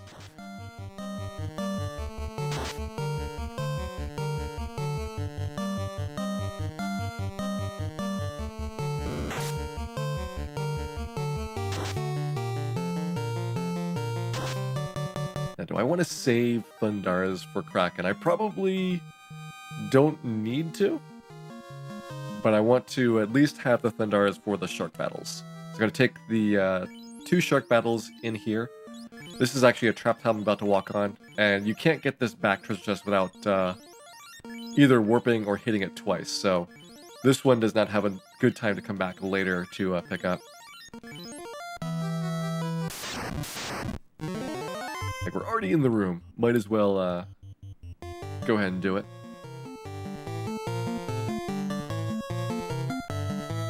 Are the sprites slightly different? Yes. The standing pose of the master, the kneeling pose of the fighter, and the walking pose of the red wizards are different.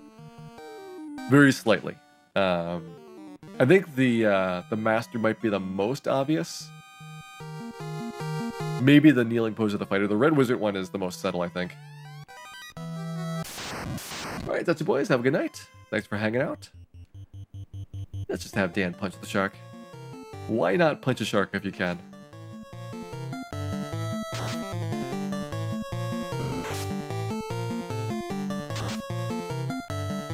Okay, a little bit more experience here than we normally would.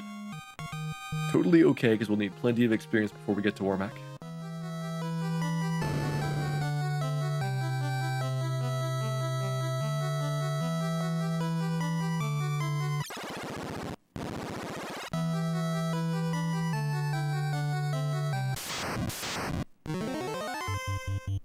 There shouldn't be anything bad on this floor, except for the water mental battle that I normally have. I think I'm still here slightly early. I burned off some of the steps with the extra trust pickups I have. Okay, this is an earlier than normal water. So there's still the last water remaining. So I am here 2 battles early. This fight's normally right towards the end of the previous floor.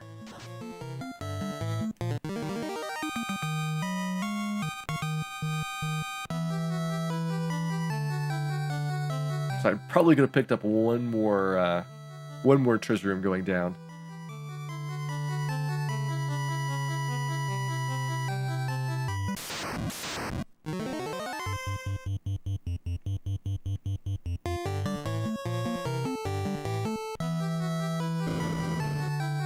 By the way, the name for that monster is Sea Scorpion. So they actually didn't use lobster. That was kind of a substitute, because it kind of looks like a lobster. Except a lobster with its tongue stuck out and giving you a big raspberry. Also, it's a little bit more poisonous than most lobsters are. Unless you go to really disreputable seafood restaurants. Okay, let's go burn this encounter off. I do want to get the other water fight, which should be after this.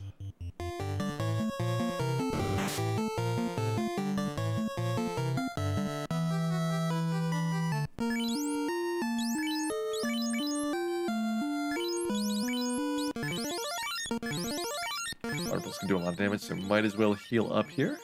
That should be enough. What is the grape shark called? Is the white shark. There we go. There is our water fight. This is normally the last fight I have in the marathon route before Kraken, so I wanted to line things back up again. So I would have a good walk over to Lufania. Get all my expected tyros. Don't want to miss out on any of that delicious tyro meat.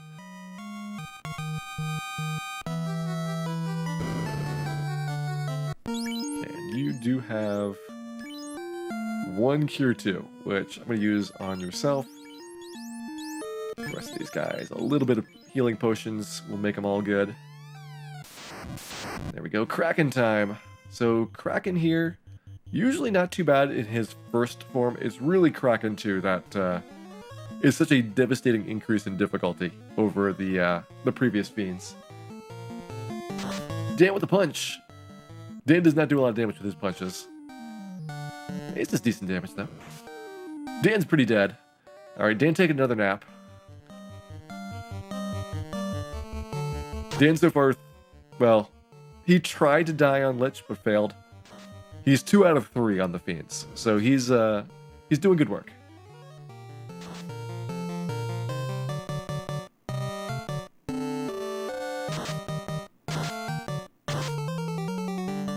Okay, Neapolitan, welcome in. going pretty good here tonight. We've got our 30th anniversary party. We're opening up a little bit more chests than normal. I still need to do my big clear, where you go back through the entire game and clean up all the treasure chests that are not normally acquired in marathon play.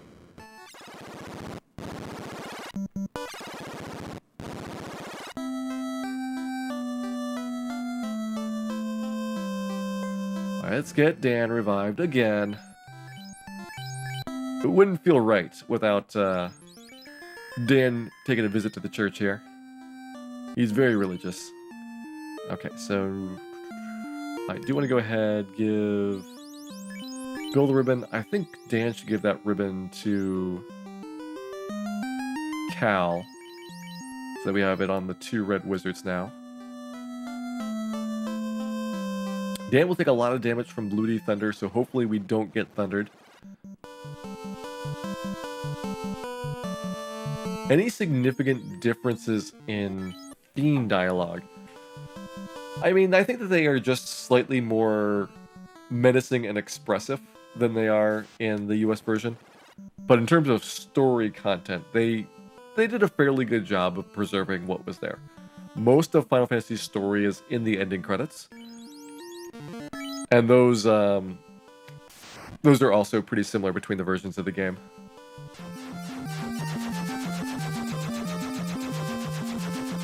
Let's go ahead and grab our spells at Melmond. So we couldn't get Dan revived here because the Melmond clinic was destroyed by nefarious parties not at all associated with Dan, but probably under Dan's direction.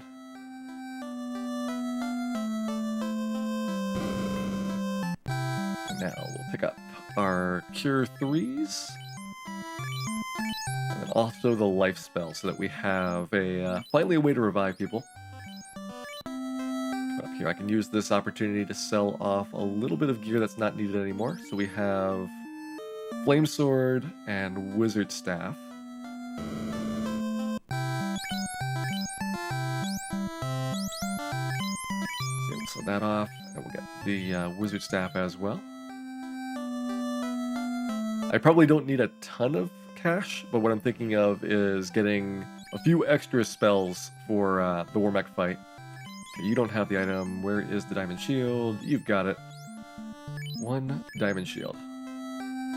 We'll have the Aegis Shield coming up pretty soon, so the Diamond one is not needed.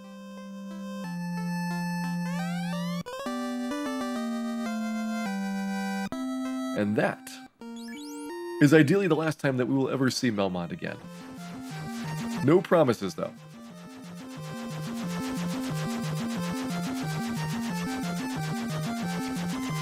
Right now, we are going to go hit Lufania. So Lufania has one encounter around it that is a bit annoying, which is the Zomboul Troll fight. This route gets rid of all but one of those battles. In exchange, gets lots of juicy Tyros. Tyro, of course, everybody's favorite monster for both experience and eating.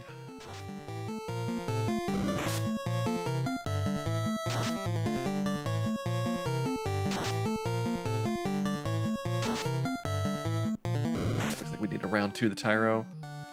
Poisoned by the Wyvern. It's the one of the last poisonous monsters on the overworld, and the only one in the entire game that I don't intentionally skip.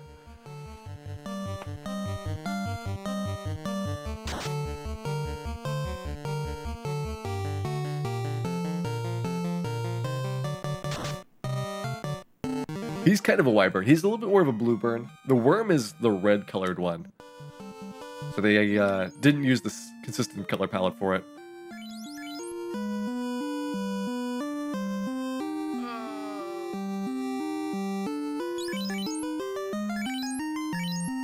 Oh, that's what happened. Ace is in the back. I was like, why doesn't he have the Defender's Sword? It's like, I'm looking at the wrong person because of the Wyvern poison. Let's go ahead and do that, fix that poison up.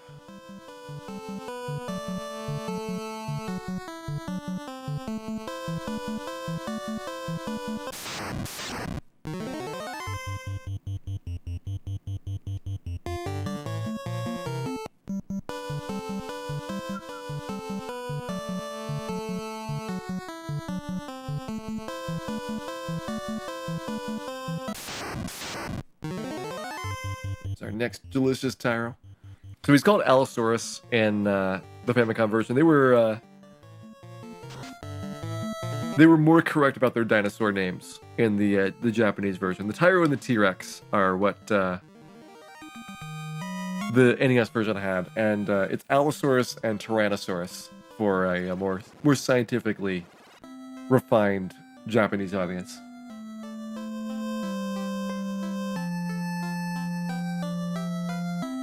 Do I read the Japanese or just memorize? I read the text. It is the same positions for everything. So if you know what the menus are like, then you don't have to do as much searching. Here we go. One chime later, we are going to use our other teleport, just so that we've got a spare in case somebody dies here. Not saying who might die, Dan, but just in case somebody dies. Want a couple of life spells. Here we go, Zombles. So this is the best version of this encounter. 4 Zombles is good experience. They're weak to fire and harm, so they are the easiest version to grind on. So like even a white mage party could try to tackle this group, and you just kind of hope for good turn order in order to beat them. At this point in the game, this is when you expect it to be here. So by now they are actually not that threatening, and so you just enjoy the experience. Although it is the only unrunnable, so if you don't want the experience, then too bad. You're kind of stuck with doing the fight.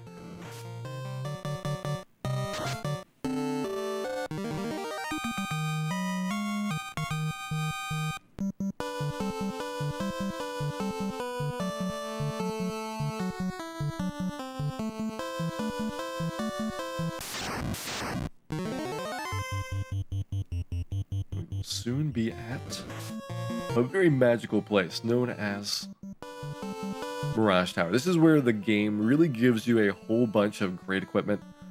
If you're trying to speedrun, like one of your objectives is just to get here as soon as possible so that you have access to all of the wonderful items. And unfortunately, they did do a very good job of locking this place up. You have to go to the Mermaid Floor and Sea Shrine to get the slab, to get the Lufania to get into the bottom one. It's much easier to get the cube in the waterfall to go upstairs, but that does not help you at all without the initial entry item.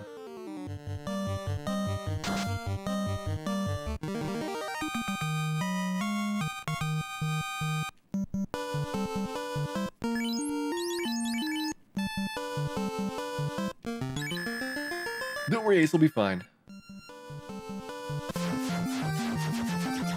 Just taking a quick relaxing swig of Wyvern poison there.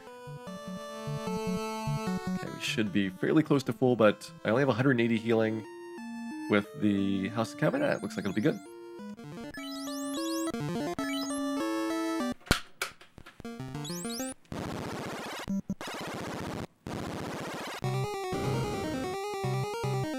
Let's go ahead and grab just the Aegis Shield here.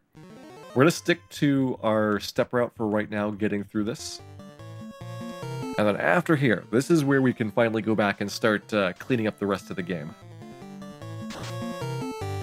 We've got our warp spells, which allow me to avoid a whole bunch of backtracking. And that is one of the bigger keys to making this more efficient for all chests.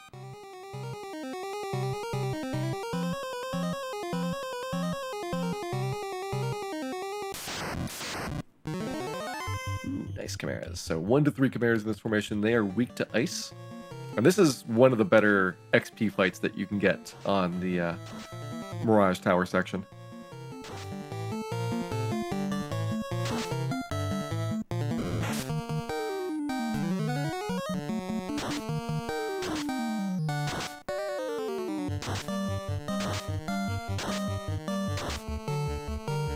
More of that Chimera Fire Breath.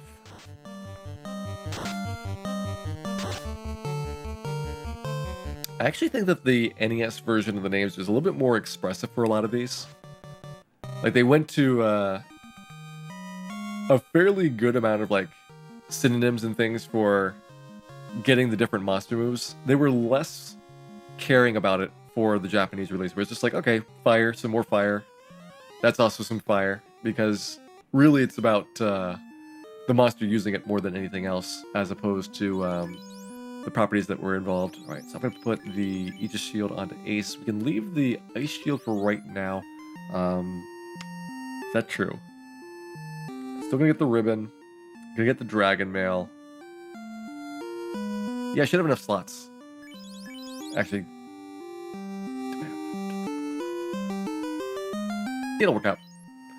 So I want to make sure that we don't run out of inventory space for the good stuff.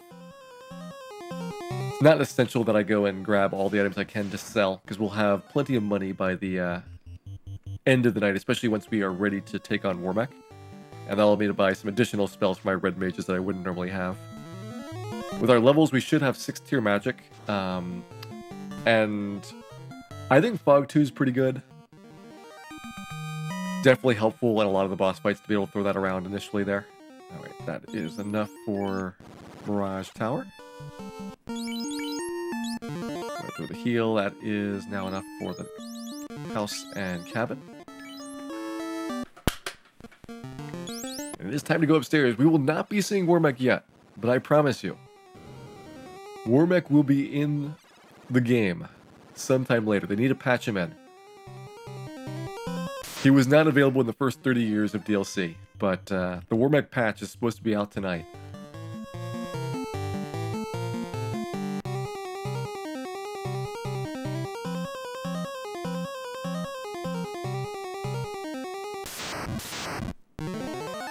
Four vampires is pretty good. Go ahead and take that fight.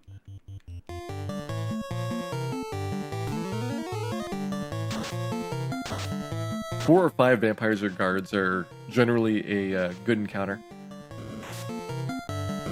That is 2+ Agma's worth of experience, and they will go down pretty quickly with your spells. In the remakes, Vampire is buffed starting in the GBA version, so it's much harder to efficiently grind on him. Guards, though, are still quite easy, and guards being weak to lightning, you can also use the gauntlets to save one of your spell charges.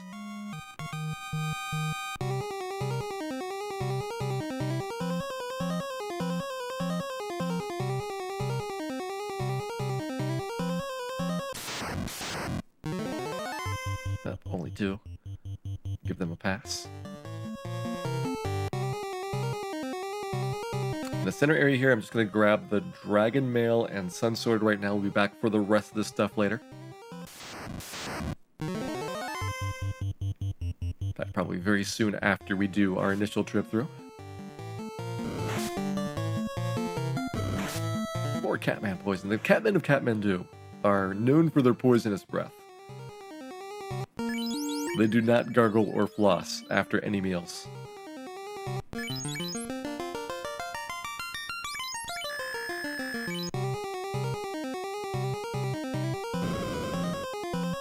here, grab our Dragon Mail, Sun Sword, both of which are really good upgrades for a fighter. I'm going to move the Defender. I think this is a good spot to move the Defender to Dan, so he does have a ruse spell. We don't really need a lot of attack on the red mages, and so we're gonna just throw away the iron armor. No point of even carrying that around to sell. In fact, I'm gonna throw away the ice shield. I think we'll have enough cash just from our fights that selling items at this point is not required.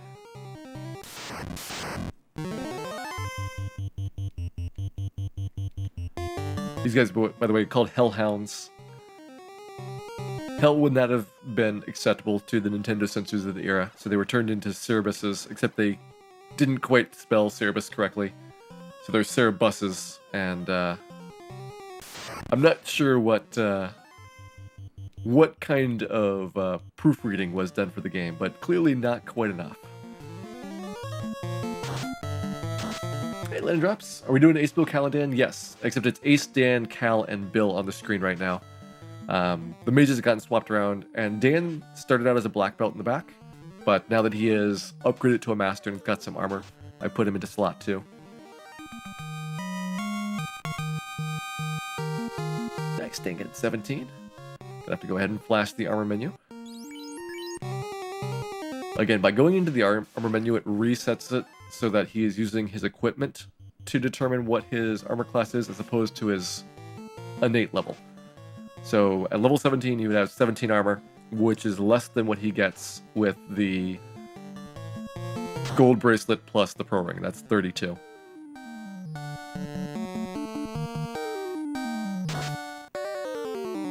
Right, Bluey down, no thunders. Just how we wanted to see that go. Let's grab our Bane sword. Ooh, and we got a preemptive on the Medusa battle. So this is another 2 Agama encounter. I usually take the Medusas regardless because in marathon routes, what happens a lot is that you are very tight on experience to get that last level or 2. So even if it's a half Agama on the Medusas, that's one of the better half Agamas to grab.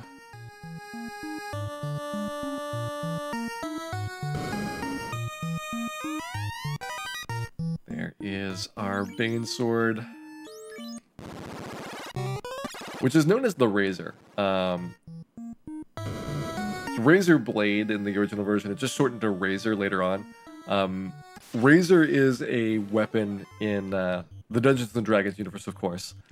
So it has a historical connotation to having instant death properties and a poisonous nature. Razor blade might have been in the Japanese translation of Dungeons and Dragons, but it should just be plain Razor.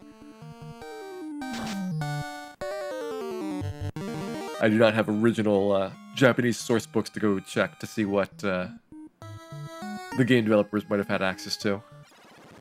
Go ahead and grab our ribbon over here.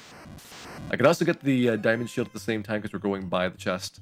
The diamond shield, though, is just going to get thrown away since we don't have a second fighter to use it.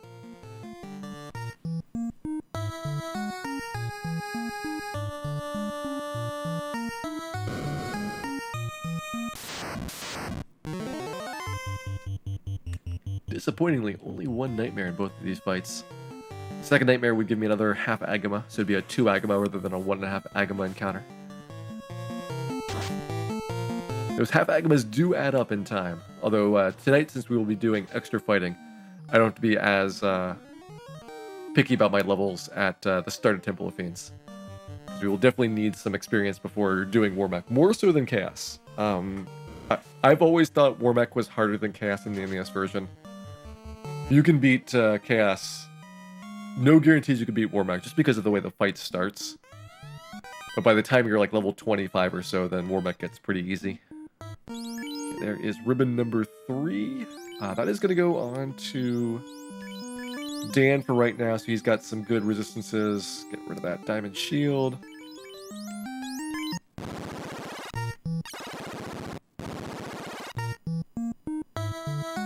Agama fact, 1 Agama is worth 1 Agama worth of experience.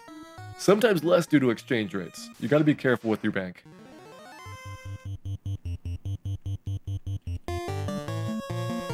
Always read the fine print on the bottom of the Agama to make sure that it is a fully valued Agama. Did I beat WarMECH at level 18 with 2 mages and 2 knights? I might have, but the odds of that are very, very low, so we're gonna get extra levels tonight to reduce the number of tries WarMECH will take.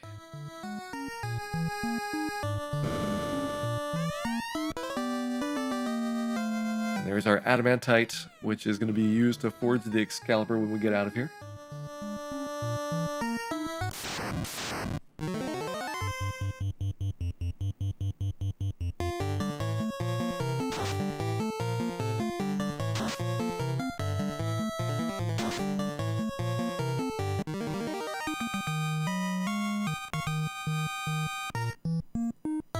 The neat thing, Thalfun, is that the experience for Carry and an Agama are extremely close. Carry gives you 28 more experience than an Agama does, so Carry's slightly more experienced when it comes to these matters.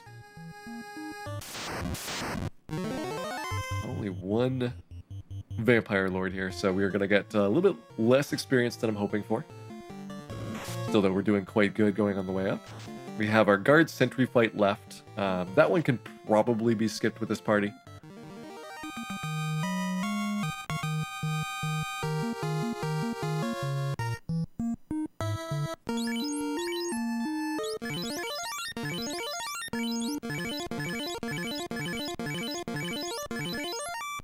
be good enough for right now.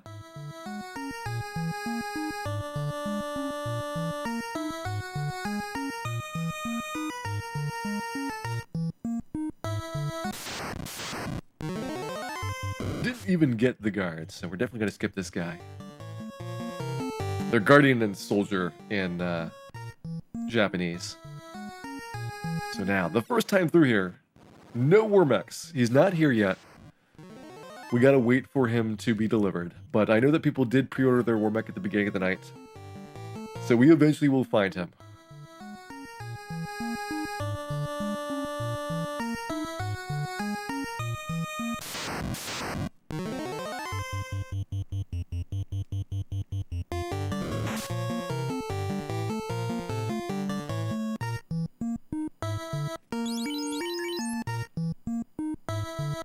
One more airman encounter before Tiamat. Who do we have to use the Bane Sword? It's gotta be Dan, right? It's gotta be Dan.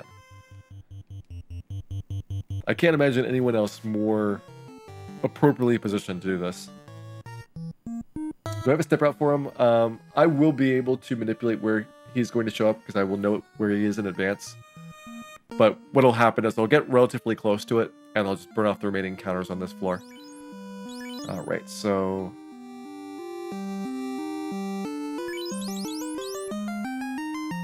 yeah, Dan with the Bane Sword.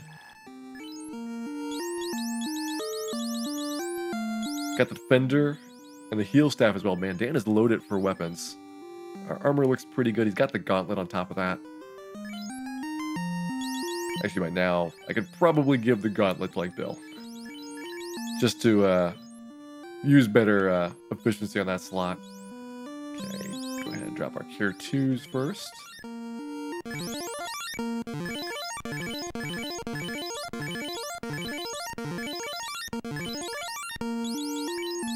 last Cure 2 here, alright.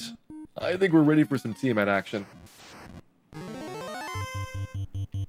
So we got Dan using the Bane Sword versus everybody else combined. Who is going to win here?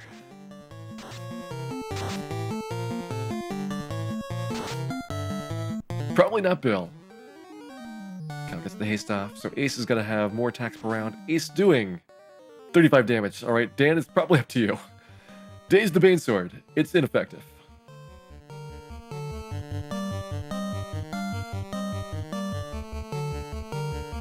Daze the Bane Sword again. Still ineffective. Ooh, actually good damage there from Bill.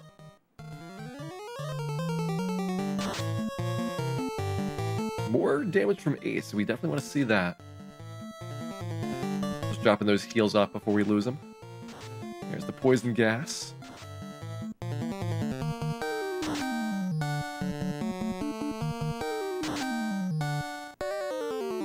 Okay, we only did about 250 damage. So we're like a quarter of the way through the Tiamat fight. Dan with the Bane Sword again. Not effective.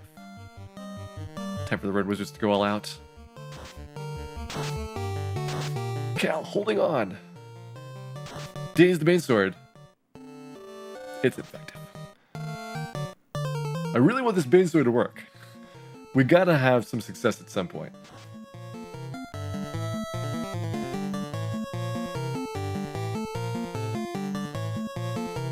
Let's give Dan more opportunities.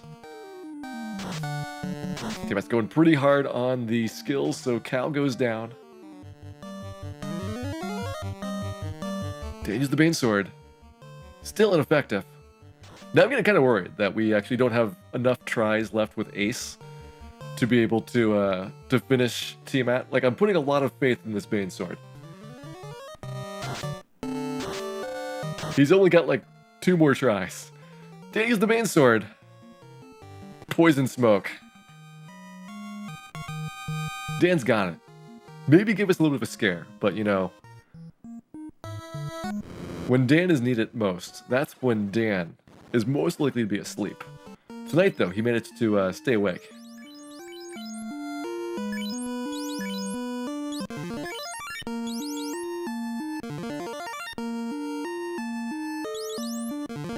Yeah, that'll be good for health. Take our bonus Tyro on the way out.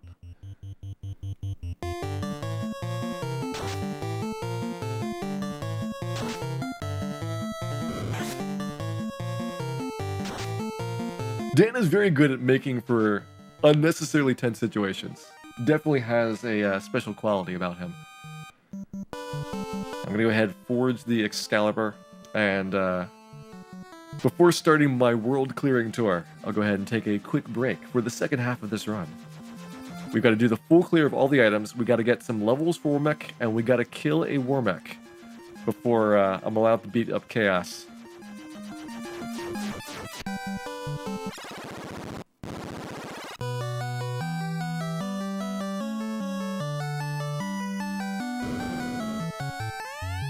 There we go, one Excalibur later. We are all set. So I'm going to move that Sun Sword. I guess Cal can use that. Throw the other Ice Brand away. Bane Sword still on Dan. Yeah, probably, why not? Heal Staff I think can go to Bill. Like, I think we need to spread around the love for healing a little bit more. Will I get both katanas? I will get both katanas.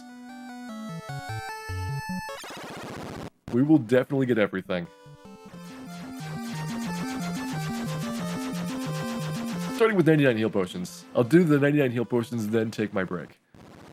It'll put me pretty close to 3 hours and 45 minutes, which is way over halfway. This should be a less than 7-hour adventure. In fact, we're on pretty good pace. We might be under 6:30 at the rate that I'm going.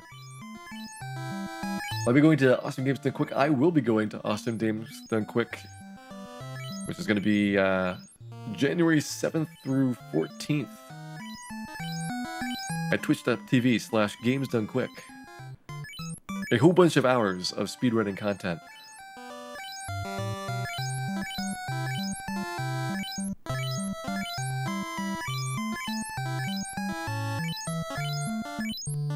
No work without you. We will definitely have Dan for WarMECH, don't worry. I wouldn't dream of doing it any other way.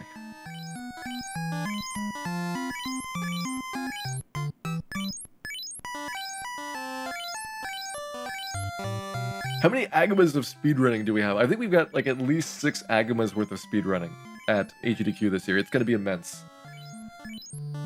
Our previous record was 5.5 Agamas, so this is going to be just crushing all past events.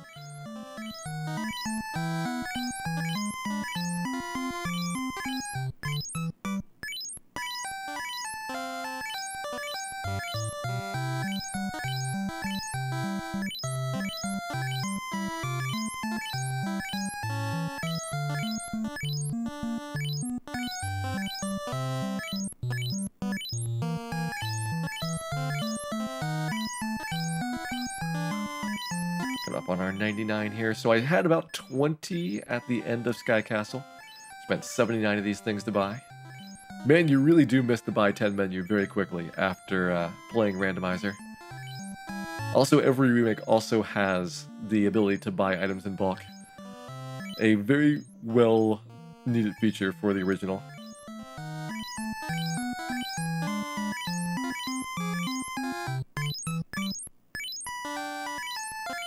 When we on the couch training runs, it's going to depend on my schedule. I'm talking about 1 or 2 runs, but they're both during times where I've got other things already planned for the event.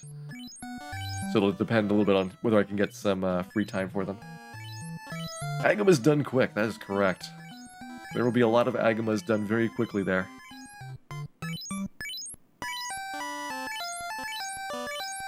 Does Dan Killer save the animals? Dan blows himself up and takes the planet along with him.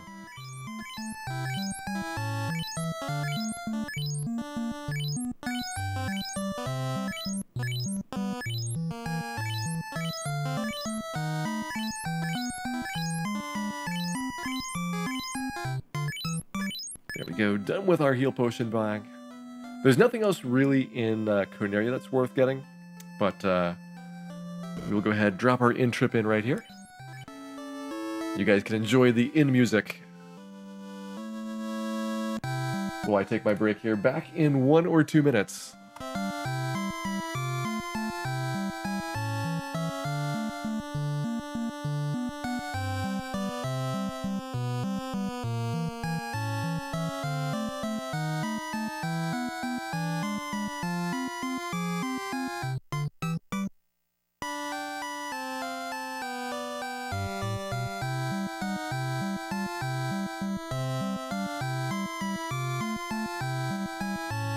I'm enjoying a snack while I'm stretching here. It's a Nature Valley granola bar. I definitely have advertised quite heavily for them in the past. I do not have a contract, unlike High Spirits, who is required to advertise them every 25 minutes.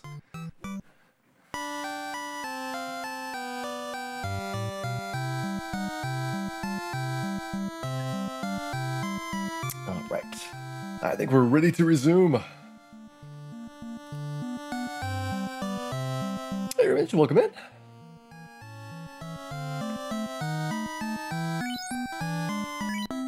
Alright, so we have done all of the base game up through killing Tiamat. We got all of the fiends down. So now we're going to go ahead and claim the treasure chest that we did not pick up as we were going through the game. So we're going to start with Marsh Cave. Ordeals is done. Northwest Castle is done. Oops, one more tile down. This is our first one we couldn't complete. This one has the doors locked by the Mystic Key at the bottom. That's why you can't do it in one go. But I'll actually start with the northern half here to grab the treasures up there. And then we can clear out the southern half after that.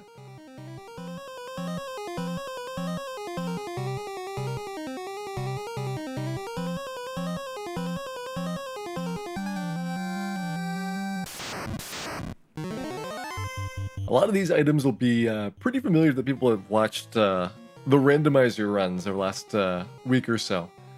Because you've probably seen many of these items many times in various locations. But here in the early game, there's really nothing you miss out on. The best items that are in Marsh Cave that you don't get in the speedrun are a short sword, which you can buy at Provoca for 550 gold, and a copper bracelet.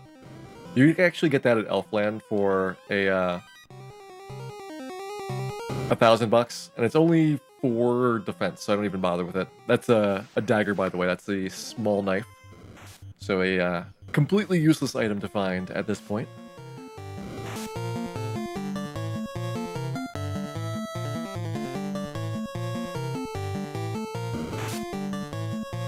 Beautiful green slimes. We got a couple of those guys in the poisonous party mix formations when we were here the first time. There's $680.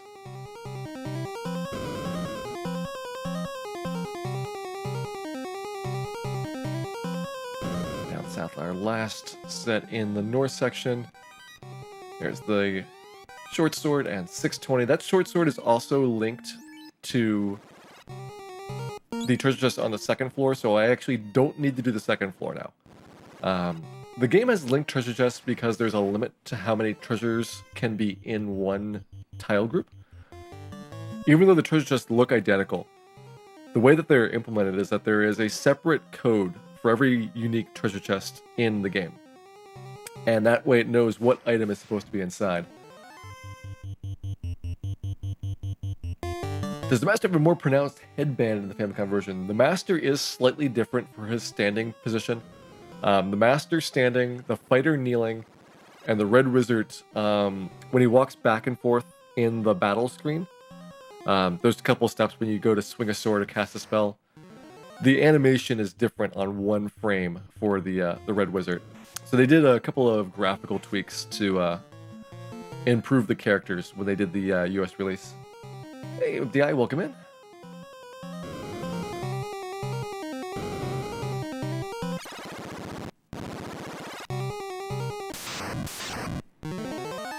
There are a few linked treasure chests out fun. The reason is because they ran out of unique locations, so they just reused one from before. And the way that works is the first copy that you open up is going to claim the item, and all the other linked ones are going to be empty. That's how I get the Zeus Gauntlet without having to do the room on the second floor in Ordeals, which has a trap tile in front of it and a whole bunch of extra steps, is because the Zeus Gauntlet is linked to a treasure chest on the third floor.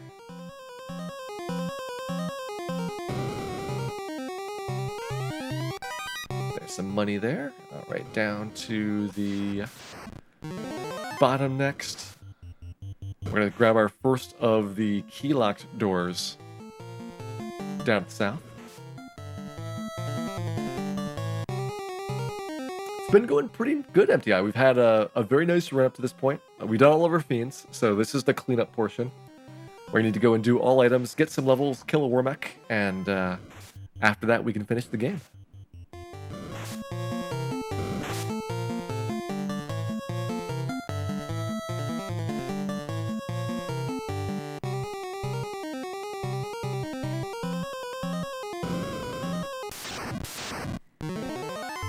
Dan did kill Tiamat with the Bane Sword. It was unnecessarily close for comfort, but he eventually got it to work.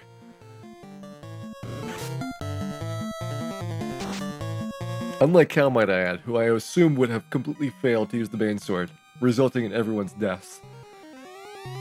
There we go, 1020 gil. At the point where you're coming back to Marsh Cave, like after the Mystic Key quest, 1,000 is really not that much money. That is, like 2 fights against mummies or other similar caliber monsters. So coming all the way down here would definitely not be fun for it. Let's do the west side.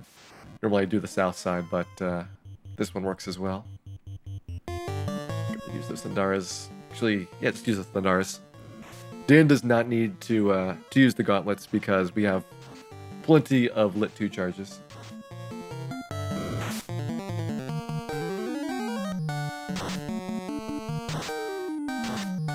Alright, didn't need to use the gauntlets, never mind. Actually, no, I think we moved the gauntlets to one of Bill or Cal at this point. Let's see who's got it. Oh yeah, Bill's got it.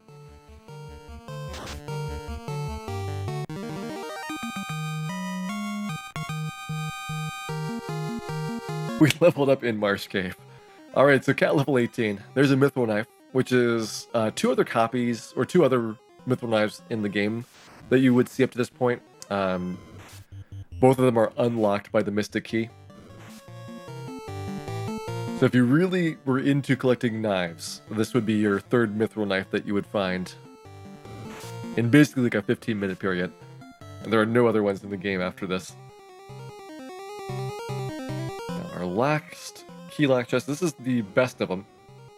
And you want to do that little loopy pattern so that you don't have a forced encounter here. That's a silver bracelet. I did buy a silver bracelet for Dan when we went to Melmond, so there is good utility for it, but it's way better to just buy it than it is to spend the time digging it out of Marsh Cave. As I go up here, there's going to be one more room I duck into. This is going to be to grab the copper bracelet. The copper bracelet I actually pick up at any percent, because it's 4 more absorb for that black mage who has really no gear at that point. There we go.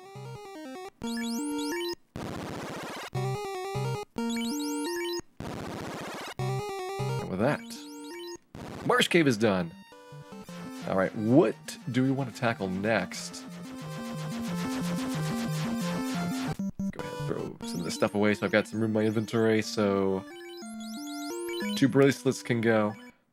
Make sure I always have at least 1 square free to be ready to hold items.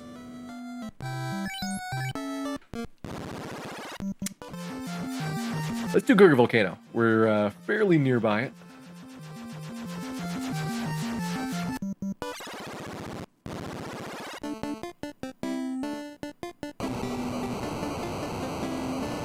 Gurga Volcano, I did get a couple of items on the way through the first time, but this second floor is where most of the treasure is. And it's a very long and convoluted maze. I often see people spending most of their life getting through this, and then they don't have enough resources left after it to be able to beat Carrie.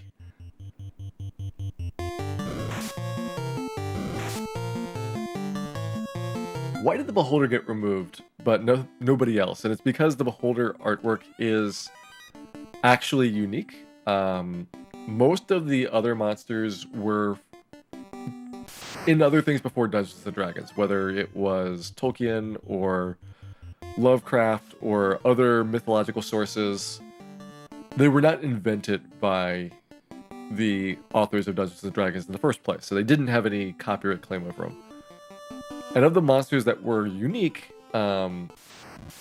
Beholder is the one that this game used that had completely original backstory and artwork for it.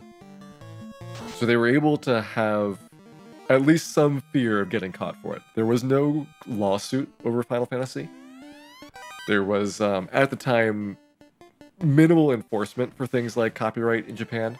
So Square didn't worry about it in the original release, but for the remakes and for the US release, they self-censored it to avoid getting sued in the first place, because certainly for the US release, I think it would have come up as an issue.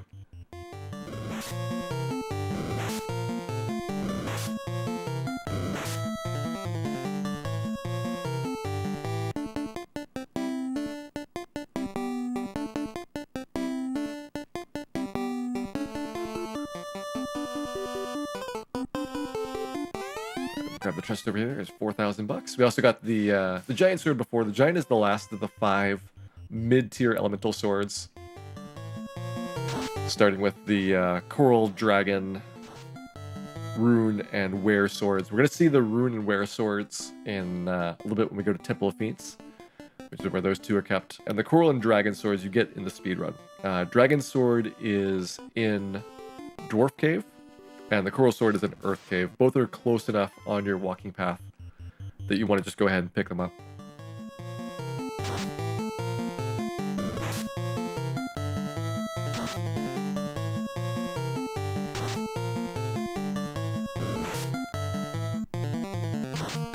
And the black belt not able to kill fires.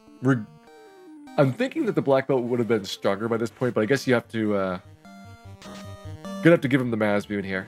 We'll have Dan with the Mazmune to fight Chaos, and we'll give Ace the Excalibur for the final battle. Dan's fist not quite strong enough to really take out some of the higher HP monsters. Go ahead and clean this big room out. So this is the bulk of the treasures in Gerudo Volcano right here in this room.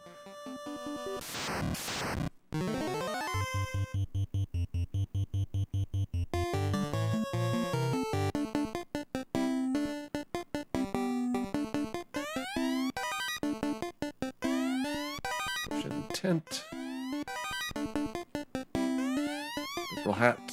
I can't hold any more, so we're going to throw away that mithril hat and that other mithril hat. Let's get this mithril gauntlet. Money.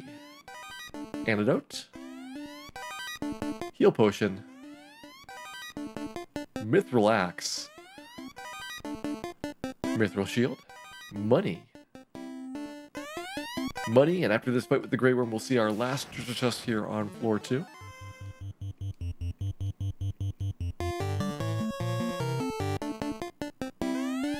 It's just money. Okay, warp will take a little bit of a shorter path through. So go ahead and just do that.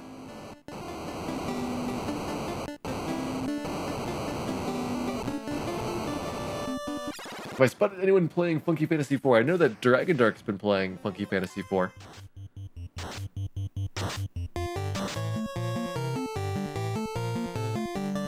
Funky Fantasy IV is the retranslation of Final Fantasy IV, entirely conducted through Google Translate. And it gets a lot of things pretty wrong, but most of it is at least slightly wrong.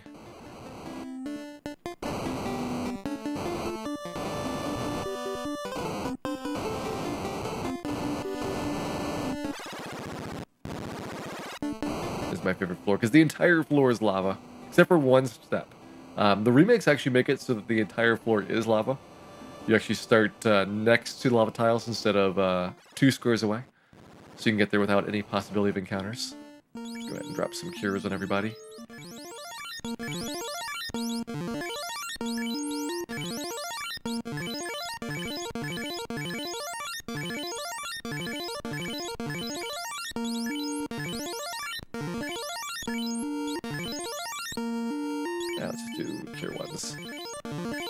That'll be good. We do have a couple of battles we need to take. These service battles, it's ambiguous whether you're going to have a runnable encounter or not. And for that reason, you generally want to kill them on the way down. Usually, though, the real mark is a ogre mage by himself. If you see that, it's probably the Ogre Mage Cerebus formation. And just the Cerebus was shy.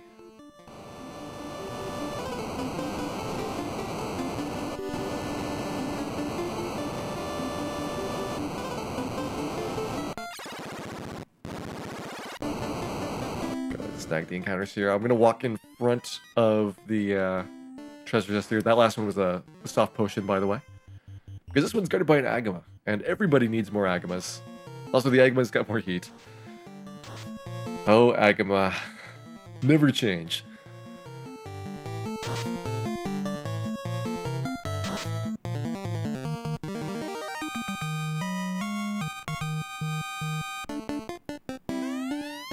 we go. Just money, though.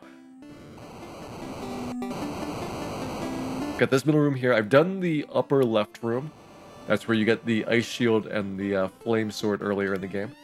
The ice sword is useful enough for the upcoming dungeons that you want to grab it in the speedrun, even though it's a fairly long walk over there. Oh, hey, Fire Gigas, aka the Red Giant, or our Giant.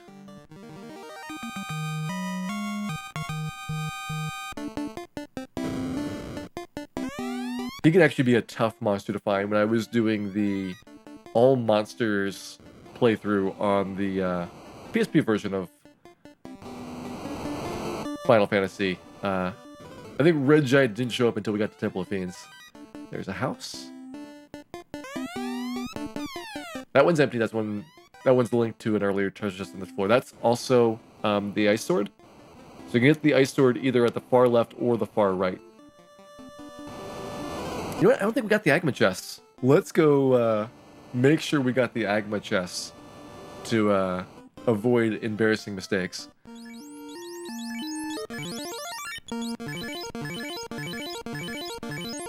Okay, we used all of our cure spells now on the red wizards. 2 bonus Agamas for the road.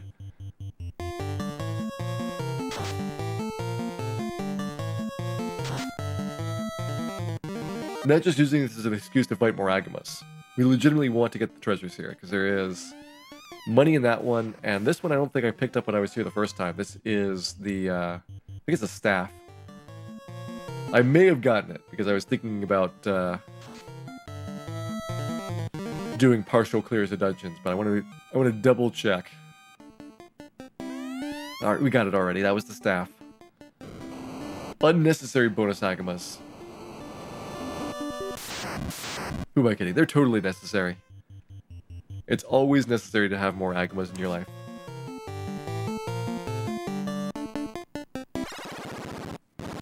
Down here, 1 treasure chest to go. All the rest of the treasure chests on this floor are linked together. So you can basically go to like any one of the spokes. There's like 4 copies of it. But this one's the most convenient because it's taking you in the direction of where Carrie is standing. This is the one that's got the fire armor inside. Also, bonus crosses. Those are also replaced by other symbols in the NES version. All crosses are removed in localization for this game.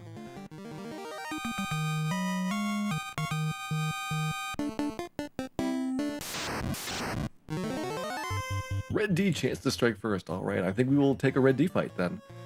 I was just going to run from this guy, but this will be more fun. You can see how much more defense this has than Agama. He doesn't have a lot of hit points, but his defense is really, really high, so physical attackers have a hard time grinding on him. Throw away the Mithril Gauntlet and Mithril Shield so I can pick up the Flame Mail. For some reason they wrote Flame Mail in katakana instead of Fire Armor or something like that in hiragana. It's really inconsistent about what syllabary they use to do a lot of these weapons, so I'm wondering if there were, like, in the reference materials for, like, other games or other things that they were drawing for inspiration, already ones that were pre-made, and that's the ones that turned into katakana. Oh, hey, Firemental on the way out as well.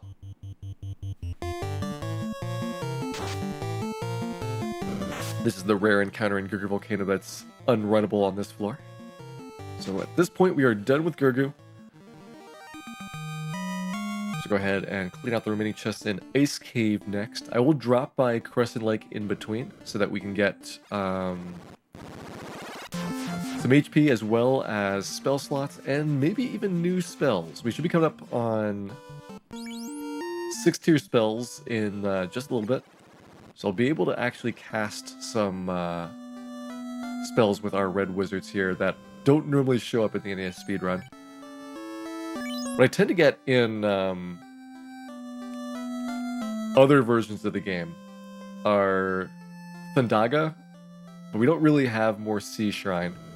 So I'm thinking like maybe either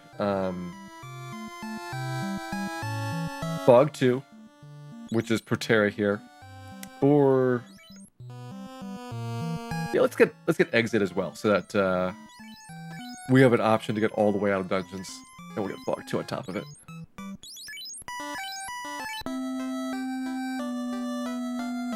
Can I speak Japanese fluently? Not really, but I can read it well enough to keep up with video games.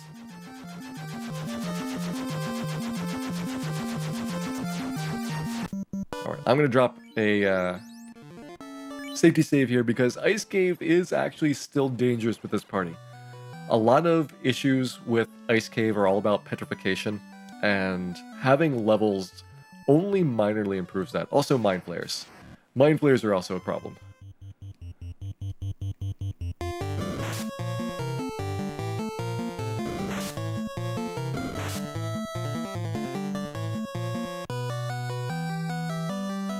Ice Cave has a handful of treasures that we have not picked up yet. I need to grab the mage chest.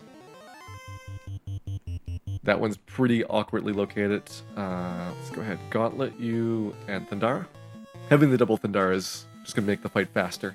Obviously, wizards are not overly threatening once you have gotten to the late game.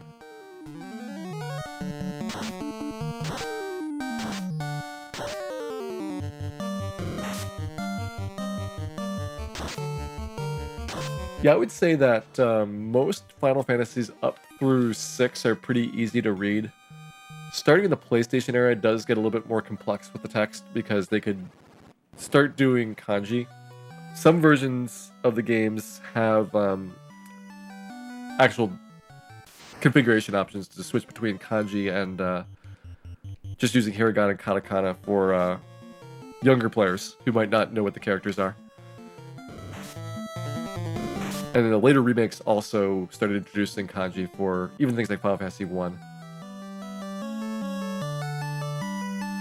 We're going to be fighting every WarMech. We're going to be fighting all of the WarMECHs.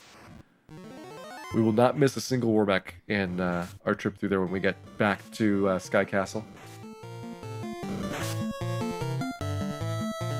Right now, though, we're doing our cleanup to take care of all the treasure chests. So we've got Ice Cave here. Waterfall's already done, so after this is Sea Shrine, and then Mirage Tower to finish it.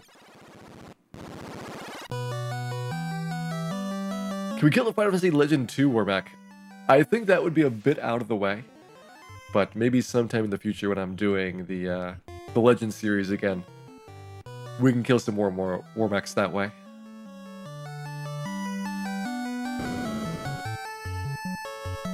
Yeah, let's do the cheese. So you can only do this if you have travel spells, and in the base game you cannot get travel spells until you've completed Ice Cave. But here's a fast way to grab the treasure chests. I've already grabbed 2 of them, so they're going to be empty, but go into the square, you can see your teleport, warp out, which takes you back to the previous floor, and you stay on top of the staircase, so you don't fall down immediately. So that's the flame sword, we got that, that's the floater, we've already got that, and this is the cloth armor that a group of mages are guarding. And mages are terrible, so we didn't want to fight them.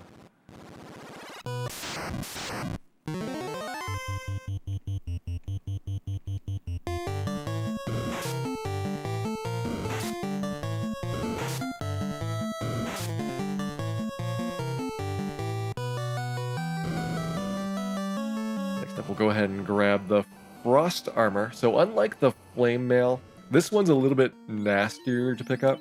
Let's throw away the flame mail, in fact, and throw away the cloth. What makes it so bad is these frosties. First of all, you can get 2 of them. They can be ambushes, in which case you're really gonna have a bad time. And if you want both chests, you have to do the fight twice. There's the ice mail, or ice armor. There's the mithril gauntlet, and to skip the extra frosty fight, I will use another teleport here. Go back down this hole to redo the trap tile, but reduce the frosty count. It also reduces my number of tiles I'm walking by just a tiny amount. Hopefully spend less time on this floor overall. We haven't seen mind flares yet, but they are down here. Ooh, Greg peed.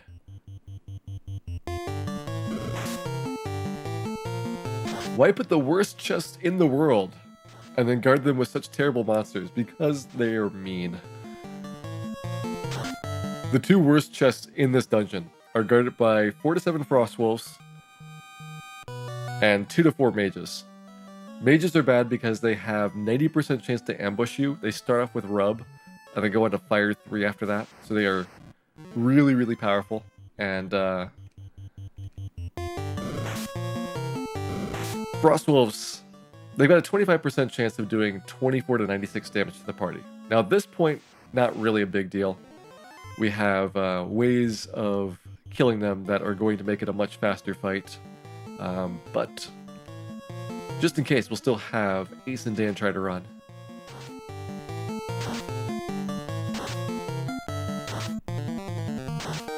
There we go, we got them all. That's how you hope that fight goes.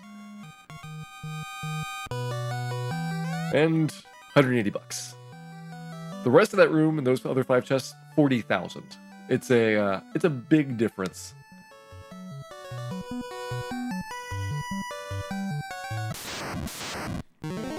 Refights in Temple of Fiends, that is an interesting one. The refights are just trap tiles, like the Frosties guarding the ice armor. So if I want the Mazmune to do WarMECH, I'll be fighting the first couple of bosses more than once. This might mean some extra heal potion shopping for Lich. Anyways, there's a potion. You can get item pickups even if you already have 99 in this version of the game.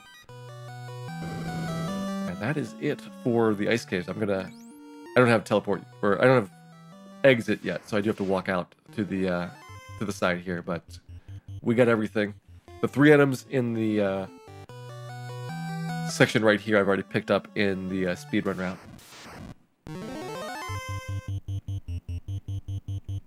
The 40,000 does come close to the bottle. In this version it's 50. It's 40,000 in the remakes because the remakes give you a discount for item shopping on everything except for PlayStation normal difficulty.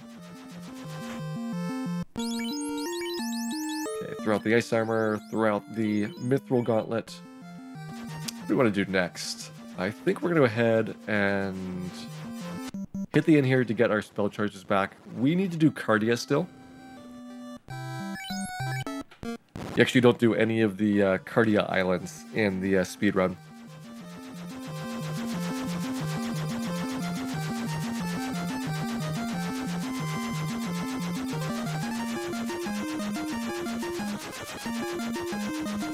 Start with this one here. There's 3 islands that have treasures on them. These are actually decent. And you can get 20,000 gil fairly quickly in Cardia. So it's like 3,500 so far. About 7,000. And then there is like a 12,000 chest over on this side. There's nothing in the far west one that's good. But those other 3 have a good amount. Yeah, 160 there. 9,500. 2,750. And 1,520. So that would be, together with the room in Ice Cave, enough for your bottle and a little bit left over. On this island here. This is our second Cardia island. The other 2 islands, not nearly as good. In the remakes, they actually put better items in Cardia for these other 2. So you can get, I think it's starting in GBA later. I I think it's an X potion and a dry ether. So full MP recovery and full HP recovery. I don't think it was an elixir. That was one I don't think was here, but I'm not 100% certain. It's been a while since I got the one there. And this is the 10 gil chest. One of the worst treasure chests in the whole game. Maybe not as bad as the cloth armor guarded by mages. But another one that you don't want to normally get. And here is our final one. There's a tent for us.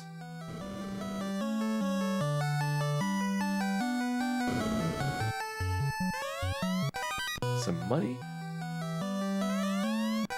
And another soft potion. So we are done with Cardia. We're done with the waterfall because that's taken care of in the first trip. So next up is Sea Shrine to finish off. I don't think we've killed a worm yet. I was thinking about doing all monsters in addition to all items.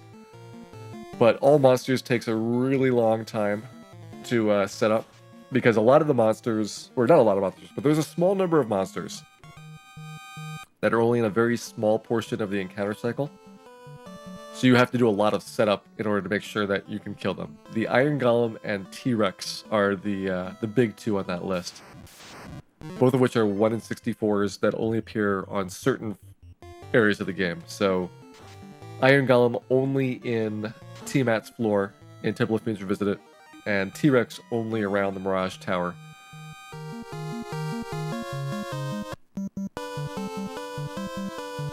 Okay, should be good. Let's go ahead, drop our house and tent. Buy a couple of replacement houses here. I think I need... yeah, I only need like 2. We're doing pretty good. Picking up more houses than I expected, just as part of the cleanup. So Sea Shrine, we've done a chunk of chests already. We've done the whole mermaid floor, but I need to finish out the floor above the entrance, and then we'll go down to Kraken's Lair to get the remaining ones on the last floor.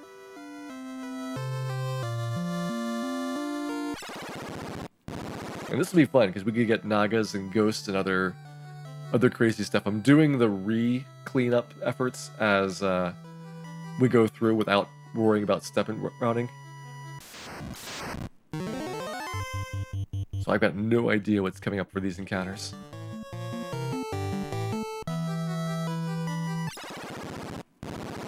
Okay, first things first, let's grab the opal armor. Ooh, actually that's still good experience. A couple Thundaras there.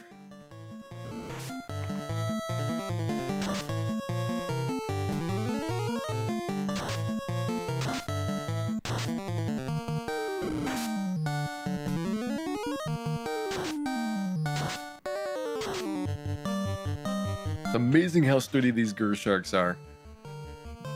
They are very good experience, but except for the couple that are in the walking route for the marathon, you generally avoid doing too many kills on them, just because they take a little bit of time to clean up.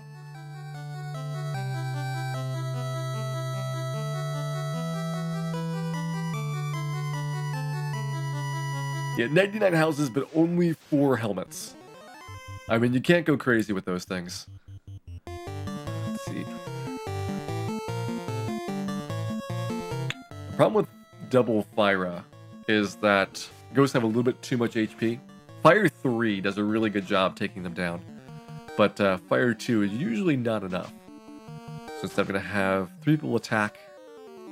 And they don't have a ton of HP, it's just the Fire 2 is pretty weak. Alright, Dan has failed to take his ghost down. Everybody else did a good job. Dan was slacking. Needs to go back to punching school for more punch strength.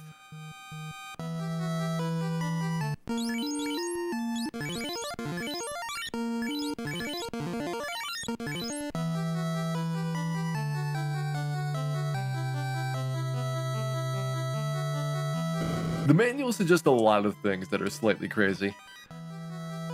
You know, there's the opal armor. We don't need it though because we only have one fighter. I'm gonna hit the C-shaped room here. This is one of the really weird rooms that are locked by the Mystic Key for no good reason. By the time that you get here in the base game, you have to have the Mystic Key like 10,000 other places. So there's no way that you would get here without it. But it's an interesting one for randomizer and other type of challenge runs where you might be sequence breaking the game. Because if you want to do 100%, you gotta have the key to clear out Sea Shrine.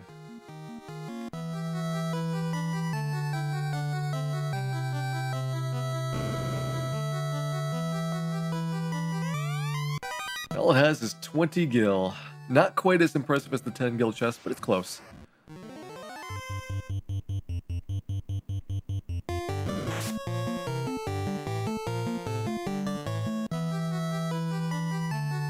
Yeah, that's the second to last Mystic Key door in the game. The last one is the door below Phantom.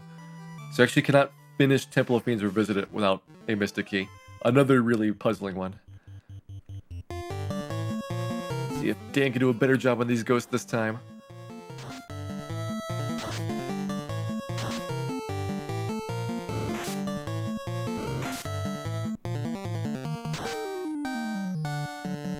Cal failing. He's doing pretty good with that Excalibur that he's got. Did taking quite a wallop to the face. Let's see if we can finish him off here.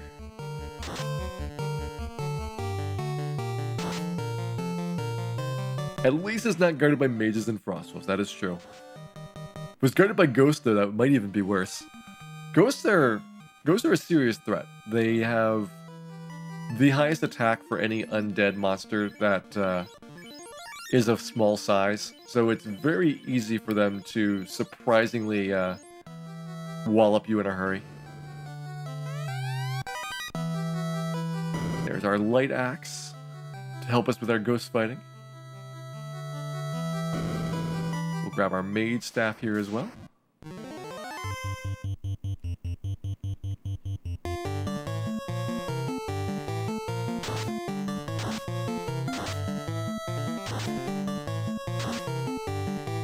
Is it possible that we're thinking about making the game more open?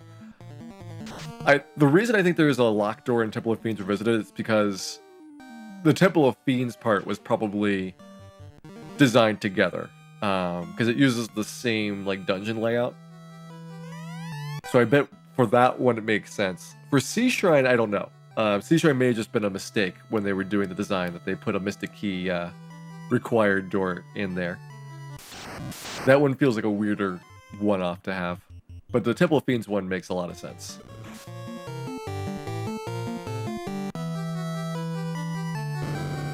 Ghosts are terrified of Agamas. What a great fact. We should carry an Agama around with us to drive these ghosts off. Got two churches here on the entry floor. They're down to the south on the right and left sides. Oh hey, more Wizzahags. My favorite monster.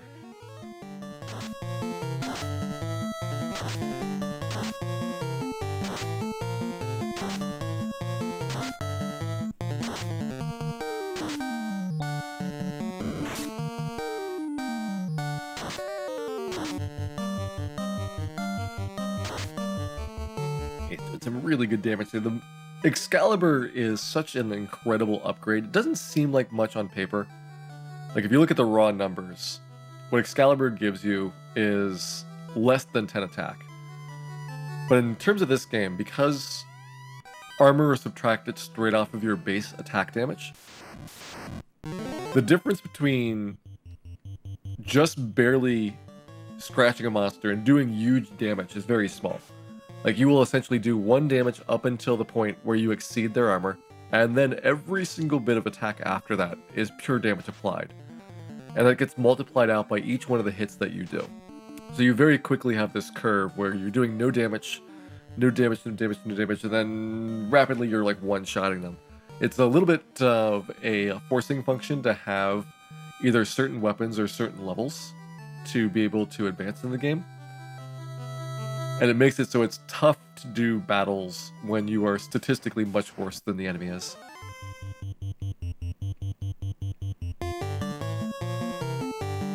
Why isn't old man giving Agama facts? That is basically what I do on a daily basis. I am ready for that role.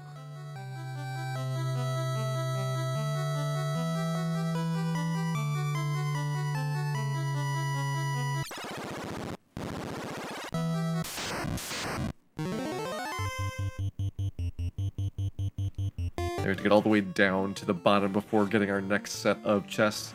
I grabbed the two that are conveniently close in the walking path, and I got all of the chests that are in the same room as the ribbon. But there are 3 other rooms on that floor that have items, and we'll go ahead and clear those out. Normally those are rather low quality ones. There's a second light axe. There's a power glove that is completely broken in this version of the game because the saber spell, which it casts, does nothing. But it's basically the best item in the game for remakes, where the saber spell works correctly. Ooh, more ghosts.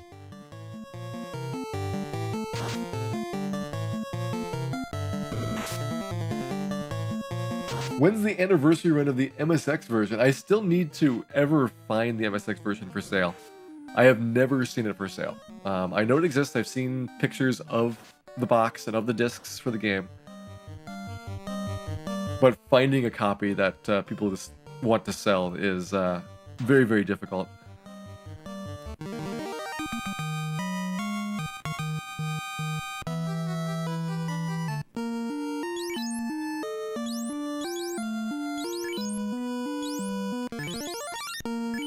There are a couple of cures here. I guess I want to save a little bit of 5th tier juice for emergency life if required.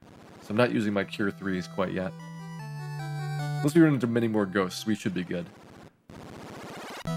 These 2 treasures I've already got on the first trip through Seashine.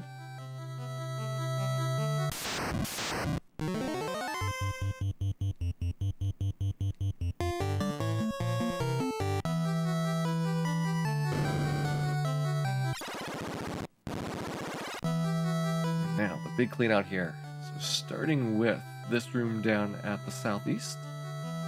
Go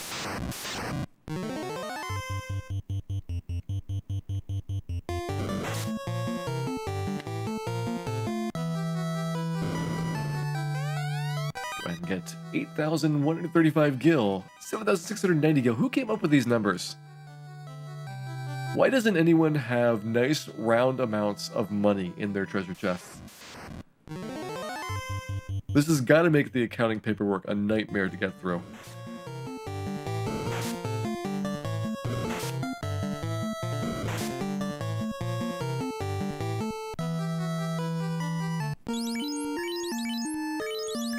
Let's go ahead, throw away the opal armor because we don't need that slot. I will start dropping some of my higher tier cures now. You've got 2 and you've got 3, so we can afford to do a cure 3, cure 3, and 1 more cure 3. Hey, Delphi Knight, welcome in. 5,450 gil. We're about to pick up our Giant's Glove.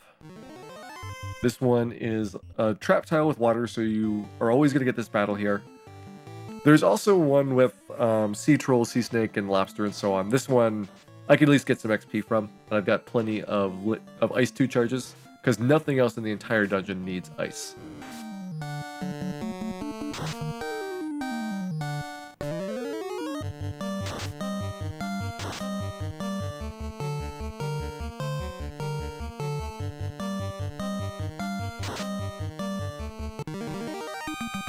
Hey, Monkey Breath, welcome in. Thanks for the good wishes here. There is our Giant's Glove, 385 gil. Let's grab the last set of treasure chests that we don't have already. This is the Light Axe.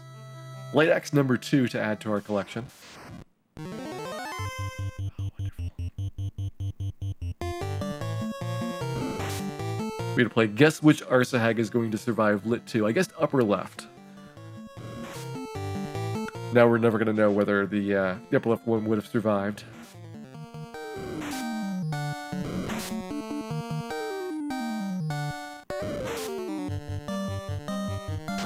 will be our very last item in Sea Shrine. And then we'll go ahead and start cleaning up the rest of Mirage Tower and Sky Castle. I want to see if I have the exit spell yet after the conclusion of this dungeon. I want to have exit for Sky Castle. Because until we are ready to take on WarMECH, I don't want to go up to the top floor again.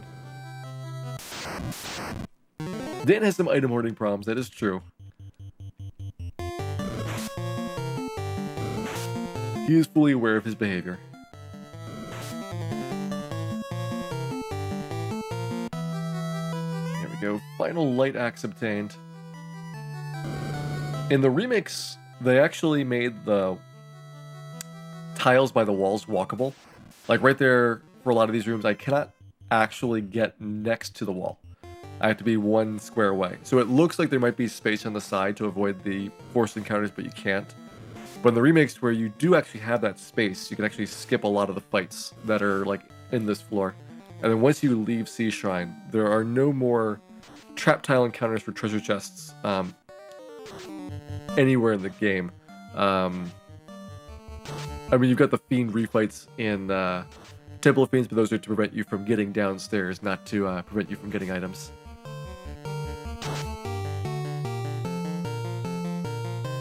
One last hi here. We'll see if there's any exciting battles on the way to the portal on the way out. 2.5 more years for 30th anniversary of NES, that is correct. July 1990 was the US release.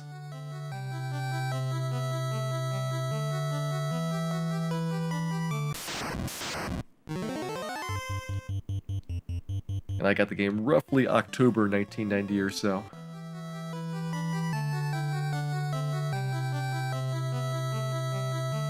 I still have my original cart, in fact. The label on my original cart is in pretty bad shape. It's one of my few NES games where the label actually has any issues. This one, for Final Fantasy, the corner of the label started peeling up. And as the glue weakens, it just kind of curls up more and more. So the front label is coming off. My only other NES game that has like any real problems with a label was Wizards and Warriors 3. Which I've seen this on other carts as well. But the glue backing the label kind of soaked through. So you've got this mottled color. And that happened like almost immediately after I got the game. That one I think is a very clear manufacturing defect that happens more often to Genesis cartridges for some reason.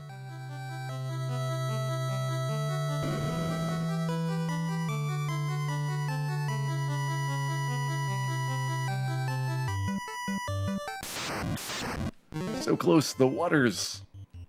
Trying to prevent us from leaving. Go ahead and just use our Ice 2 spells here. Ice being the weakness does do a lot of damage. Can do it to 240, which if you get 2 decent rolls of Ice 2, you don't have to get maxes or anything like that. Will completely wipe them out.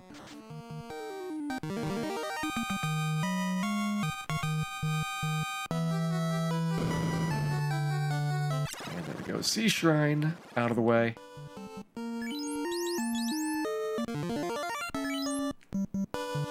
Save there just in case we have any problems on the way back.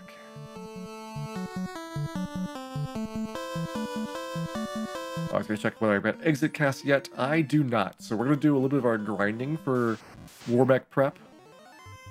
And then we'll clear out the Mirage Tower and Sky Castle last before taking on WarMECH.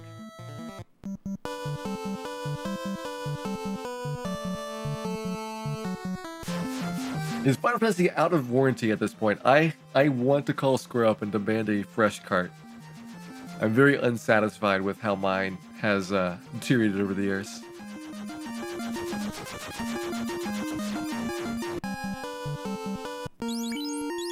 Okay, so we can go ahead and get rid of the Giant's Glove. Basically a mithril glove with a fancy name. Do I have enough? Yeah, I don't have enough room for other stuff, so we can get rid of this dagger, the broadsword, mithril knife. Kind of want the defender. Great sword, which is the giant sword, we can get rid of. The mithril axe we can get rid of. Who knows, maybe the light axes we can do some stuff with. So I'm gonna hold on to them for a little bit. Got light axe, mage staff, and another light axe.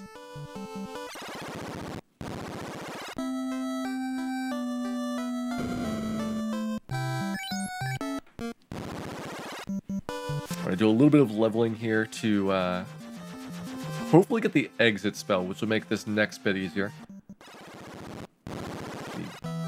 Probably the best way to do this is to do a save outside.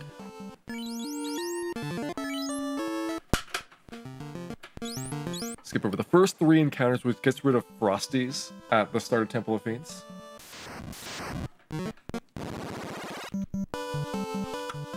This is part of my normal grind that I would do in the speed run before going in. If you're a little bit short of the levels that you need, this is a way to fix those up so that you are ready to take on Chaos. In this case, we're getting ready to take on WarMECH, who is actually a more significant challenge.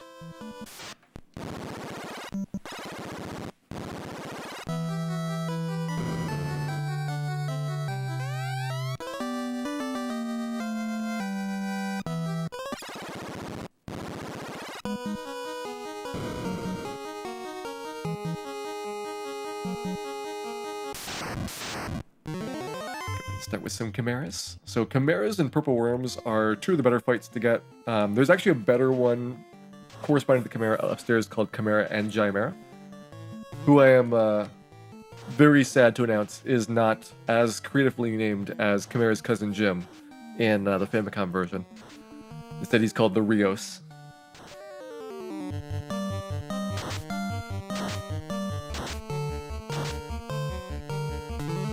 Hey, Nemus, welcome in.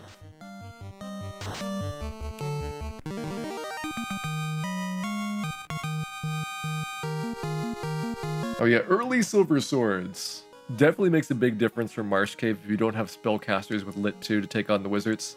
You want to have those silver swords. I mean, what you see in the speedruns are really, really crazy, and I wish I had known about some of those techniques when I was playing it, because it certainly saved a lot of time spent grinding to be able to beat the game quickly.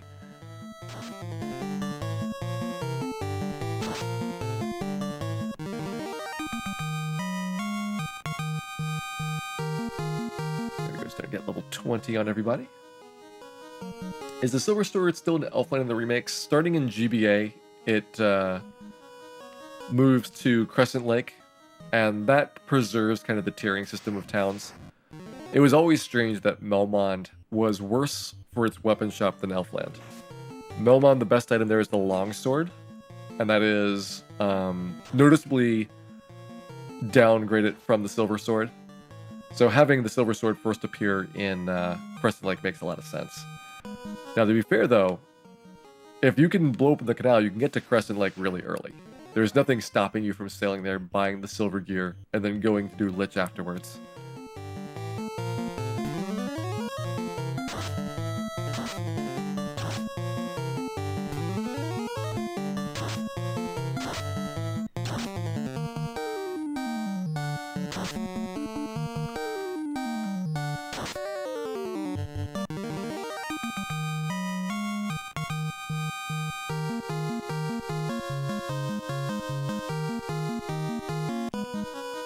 Countdown hitting 20. Okay, let's throw some Cure 2s around.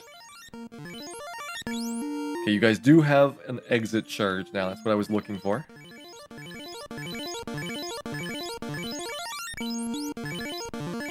I want to have exit for Temple of Fiends as well as for the Mirage Tower Sky Castle. Let's get the Chimera Chimera fight here and then warp out.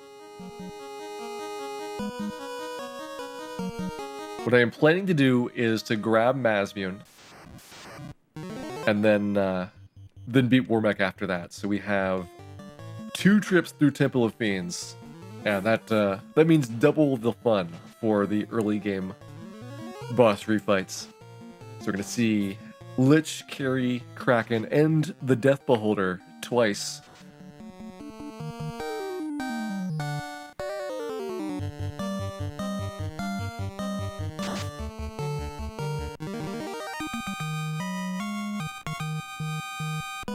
Are the screen transitions slower?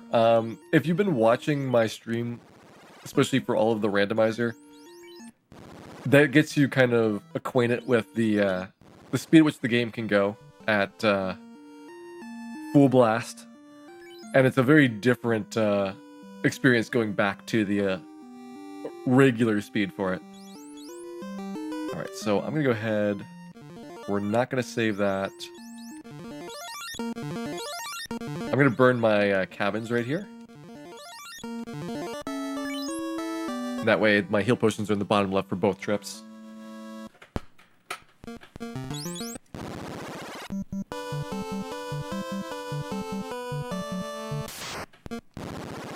What does Death Beholder translate to? That is the Phantom in the NES version.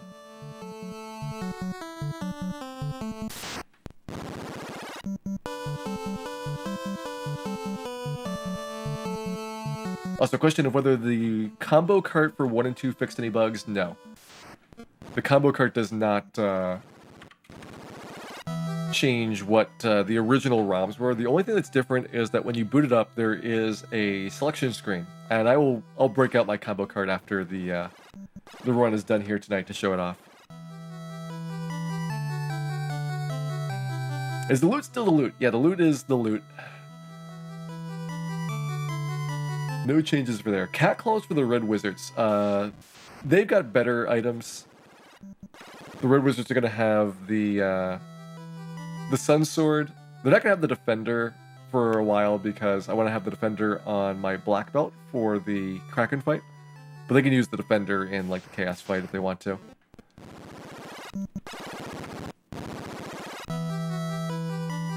We're setting this up just as if I was going all the way to the bottom.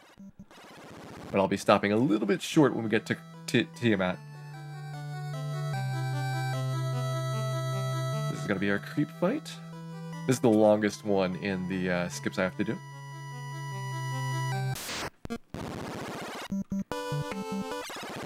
Go ahead and grab our zombies to the left, to the right. Take one step back, and then the first of 2 times zombie is going to appear tonight. Right here. Oh, and no points for zombies. Too bad, zombie fans. Alright, FDI, have a good night. The rest of you probably have, I'm gonna guess like an hour and 20 minutes. We have to do 2 trips through Temple of Fiends, and we have to get some levels and do a WarMECH, and clear out the rest of Sky Castle. But the WarMECH, I think, is gonna be the longest of those parts.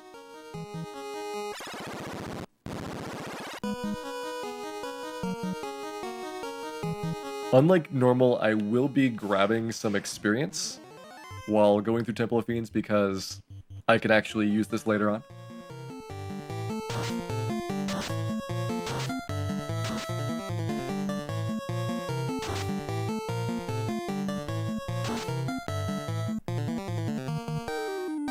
The Keytar! Oh man, we had early access to keys.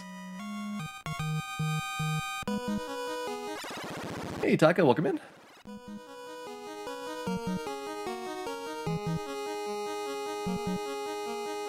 A lot of the setup is just to avoid the Ghasties on this floor. Ghasties are a really, really awful encounter. Oh man, I so want to kill those bad men. That's 4 Agamas of experience on the screen right now, but that's not a good fight to take on. Let me see.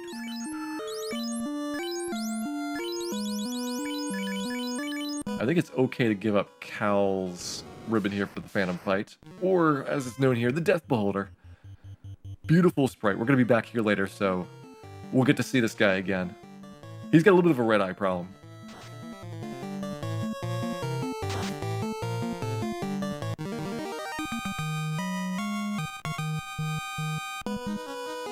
And all of these squares are safe squares, so taking these treasure chests does not break my route. Also, why did they put so much money in this? Both of these treasure chests are just loaded with cash. These are the 2 largest gold amounts in the entire game. And by this point, money's basically useless.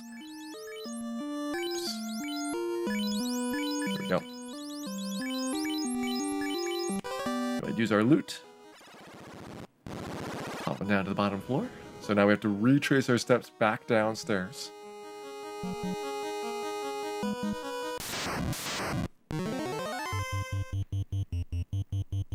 4 Agamas basically is 3.995 carries. It's remarkably close.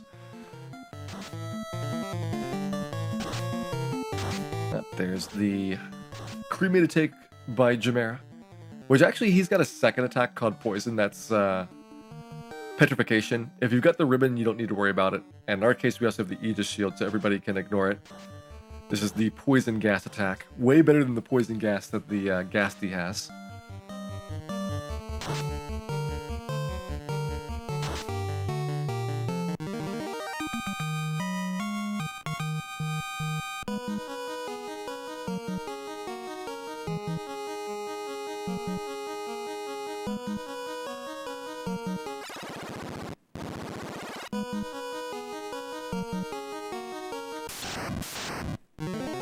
Get our purple worm battle.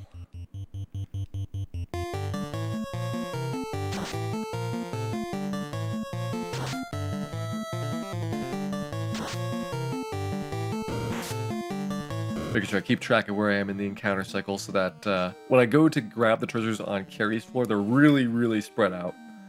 I'll be able to know what the battles on Kraken and Tiamat's floor are like. You don't want to fight Tiamat's floor when there are sorcerers around. In fact, what I can do, this will be interesting. I'll go down to Tiamat's floor, grab the Mazmoon, warp back up to Carrie's floor, and the fights on the Carrie's floor are great. Those are wonderful, easy experience fights, so I can go ahead and just do those after I get the Mazmoon.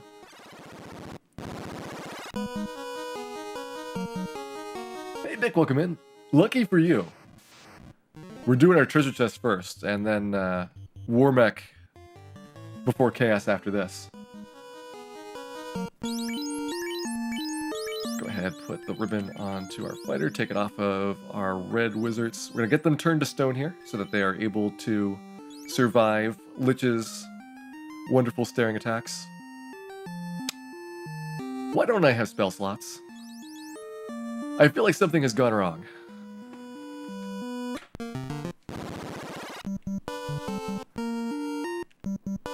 Let's do that again.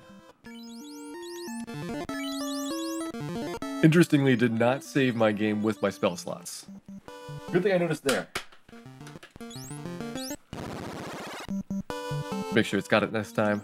There we go. We did save with a 10 at the very end, so I'm surprised it didn't actually write that to the cartridge. That was a series of about 20 saves though, so could have been a problem.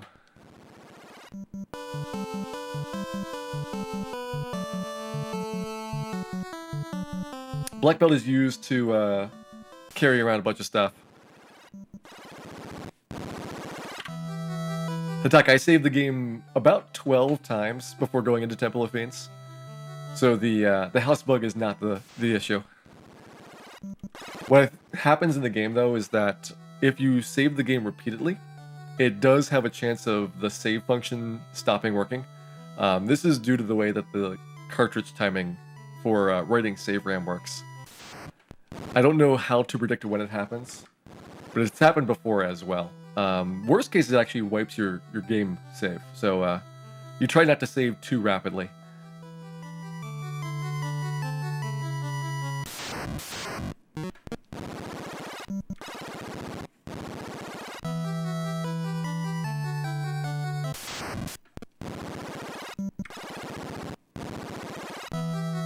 Should be our creep fight here.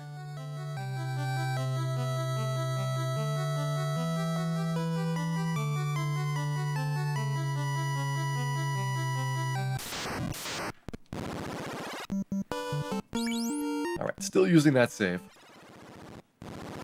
Let's try this again. 825 Agmas has the same experience as 824 carries. We're gonna be doing a carry grind in Gurgir Volcano someday. Make sure that we get all the carries that we can carry.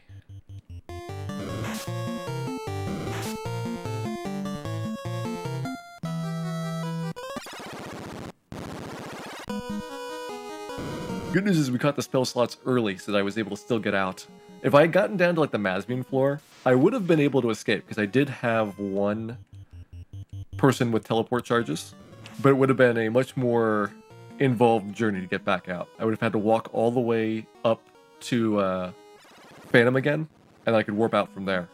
So redoing the fiend fights twice. There's our Chimera and Chimera again. We want to have the Knight take out the Chimera, because Excalibur does so much more damage than the Black Belt's Fist at this point.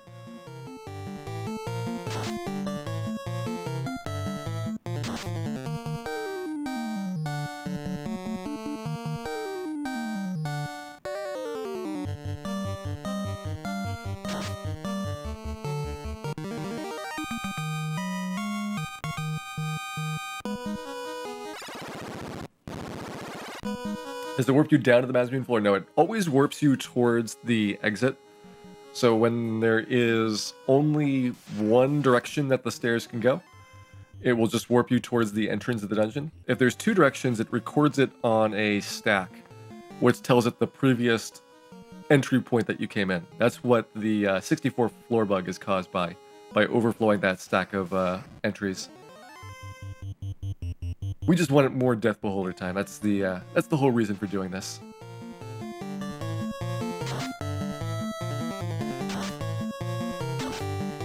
He's getting stopped there. Next round is when Death Beholder gets more dangerous for the fighter without a ribbon, because he's got a bunch of instant death attacks that he can use. Hopefully we'll get some good turn order here. Or we'll kill him. That also works.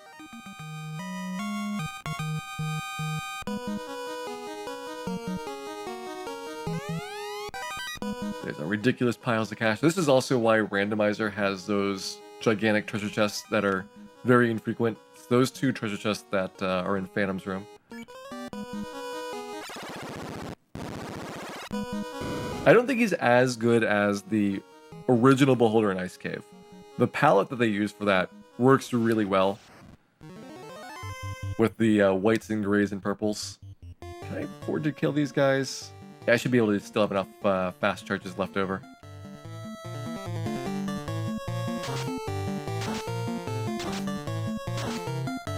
We need levels for WarMECH, and I can either get them on the way to this Mazmoon trip, or I can just sit there grinding at the top. So might as well get some productive use out of this.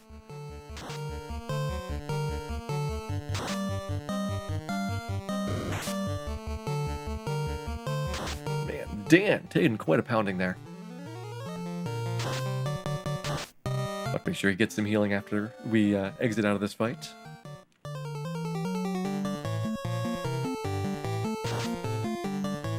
Yeah, the company at the time for Dungeons & Dragons was TSR, who later sold it to Wizards of the Coast much down the road.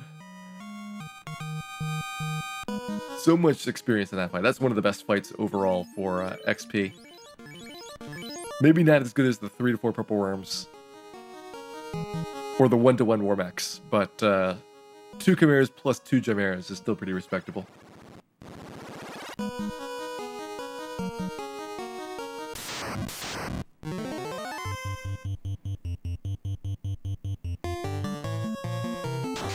Yeah, Chimera's Go-Chimera in this version, but it's Rios in the remakes.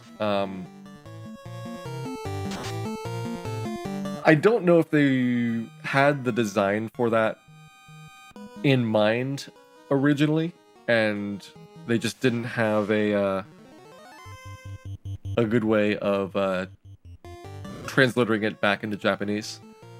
They actually have a monster that is distinct from the Chimera that was the model for that.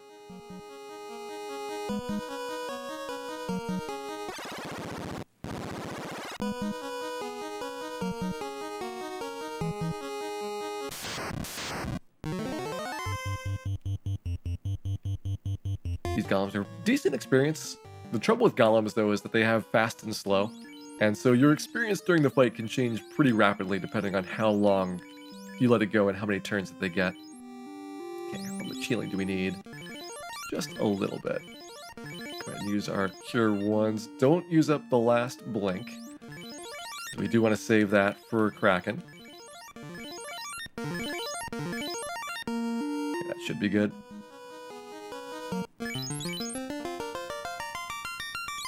Move you guys back. I have Dan with the defense sword, right?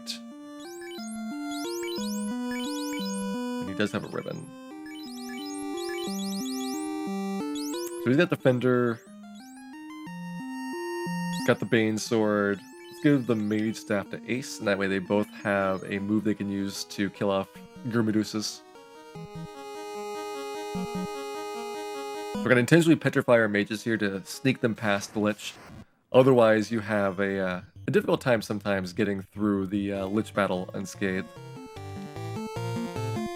Stand with the Defense Sword. Slightly thinning the pack. 7 Gurmedusas is quickly able to get out of hand if they turn your Mages to Stone into round 1 and they just start focus firing on your remaining 2 characters. So there we go. Got the mages down. Bane Sword, Mage Staff. Either one should be enough to one-shot them. About a 2/3 chance of one-shotting them with the Bane Sword, and I don't know what the odds would be for the Mage Staff, but it's pretty good, because they are weak to fire. 3 out of 5 is not bad. 2 for 2 on Ace.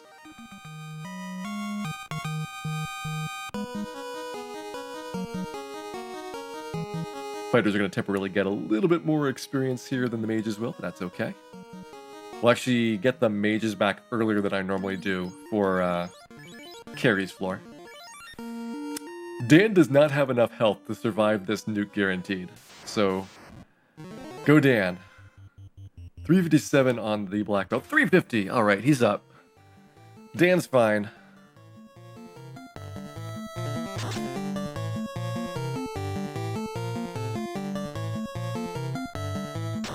Dan with the punch. It's not very effective. He's no finishing the job off.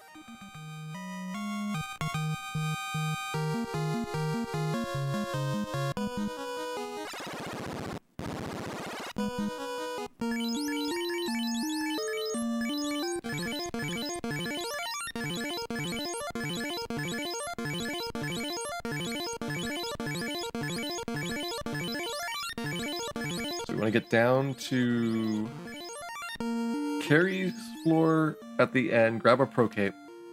That'll be our first pickup. I need to put that ribbon back onto Cal.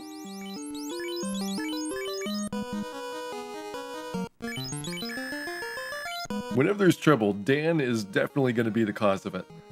Sometimes the solution as well. Okay, if you punch them... I'm going to guess that Cal cannot one-shot an Agama, but we'll see how close he can get.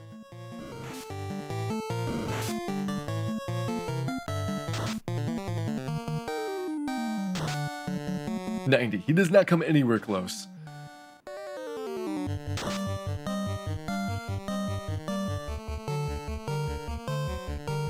And the reason we're taking these fights is because we do need the levels for WarMECH, so I'm going to get that experience basically while getting the Masvune.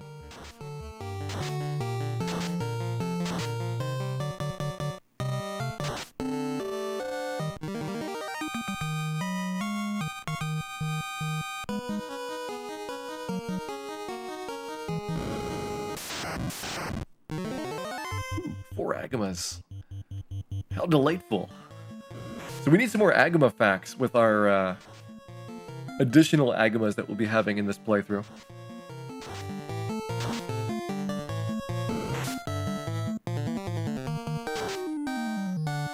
In fact, I think I've got another Agama fact right here. Did you know?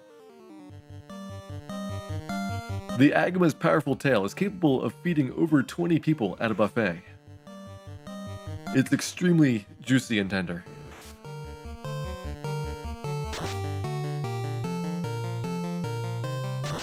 Personally, I do prefer the Agama steaks over the tail, but they're good options. Okay, hitting level 21. WarMECH does, with nuclear, up to 320 damage, so 326 means that we can guarantee a survival on a first round nuclear. WarMECH also has a 75% chance of ambush, so the safety of that first round nuclear is a little bit questionable. How do you serve Agama tail? You definitely need a lot of butter. I think that is the #1 step for for Agama preparation. If in doubt, more butter.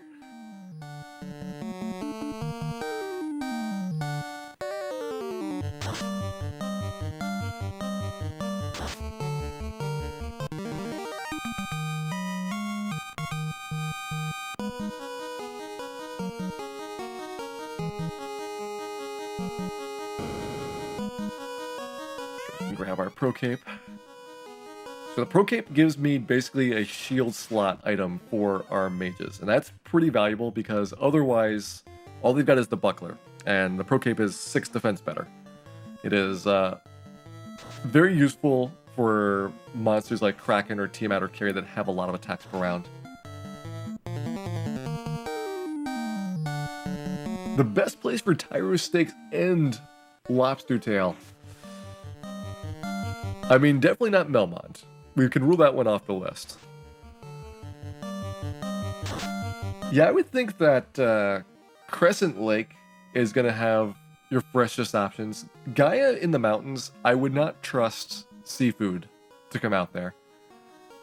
Especially because no one else has an airship, so they're just carrying that over the mountains on foot.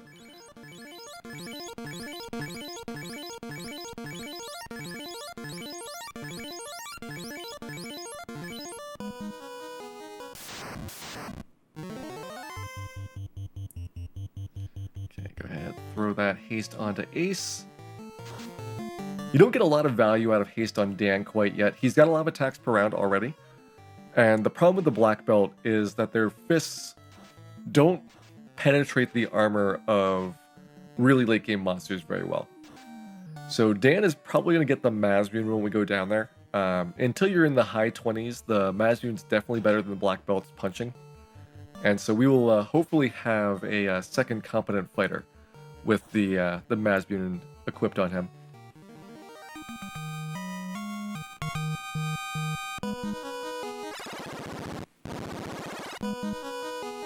On down to Kraken's floor. You just have to go far enough into here to make sure that we trigger the Gershark Big Eye fight before going downstairs. I'll actually not burn as many steps as I normally do to make the number of encounters on Carrie's floor hopefully go down by 1. So I'll take all the safe scores, and generally I would skip a couple to move that encounter up, but it always occurs on this floor, and that is important because Gershark and Big Eye here corresponds to sorcerers downstairs, who, no matter what level you are, is not a fun fight in this game.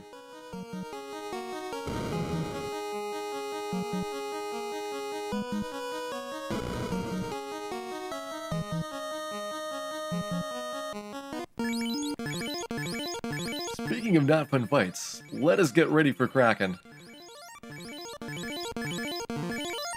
I often say this is, in the speedrun, the most worrisome fight. Like, your odds of dying on Kraken are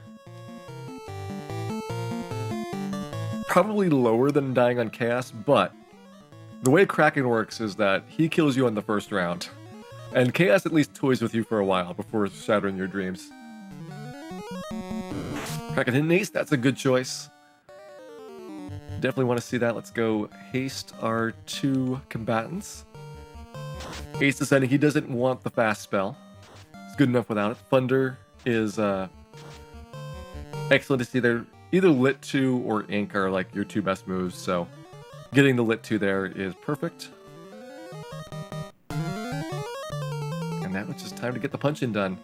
We can hopefully outspeed him to avoid having him be able to kill both mages. As long as one mage is alive to cast life, you're in good shape.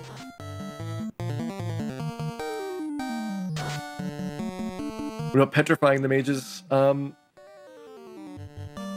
Without 2 mages, it's tough to guarantee survival. You can see that Kraken's just destroying us. One hit, 1 death.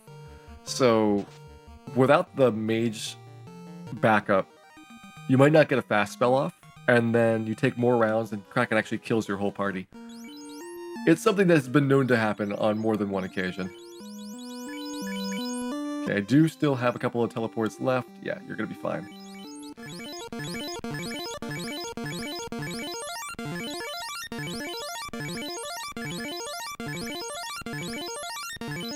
point all of my Cure 2s can go.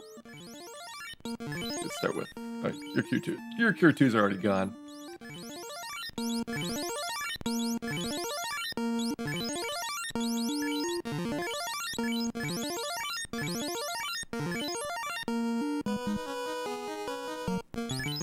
Dan's tired from all this work. He's not used to punching people. There is our Gershark Big Eye fight. You can actually have 2 Gersharks and 2 Big Eyes. Like, even though we were fairly recently at the Sea Shrine and at Sky Castle, there's a very big jump up in terms of what the encounters look like in Temple of Fiends. And if you ever are grinding in this game, that makes Temple of Fiends, if you can get access to it, way better than any previous spot for your levels. Which is why we're doing the WarMECH grinding right here. Are we going to do Temple of Fiends B2? We're going to do it after I pick up the Mazmoon. You're going to see me warp out and use that as a way to backtrack. Otherwise, I would have sorcerers on this floor and worse encounters on Kraken's floor, because I've been walking around on Carrie's floor for a while. You have not missed WarMECH. We're going to do WarMECH after we grab all the items. We still have to clean out Temple of Fiends in the present and Mirage Tower and Sky Castle. So we got a little bit of item looting left to go. And at that point, I'm hoping that my level will be perfect for the WarMECH fight.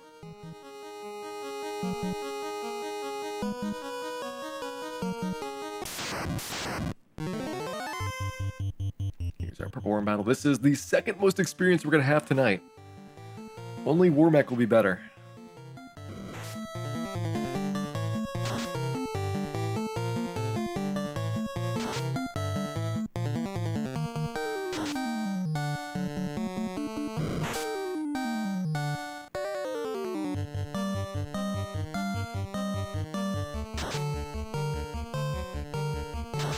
I've already done all the key loots. Yep, we have everything except for Temple of Fiends, Mirage Tower, and Sky Castle.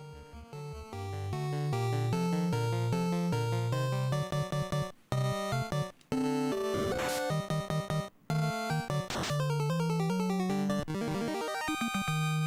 just one Airmental fight on this floor to go. Maybe 2.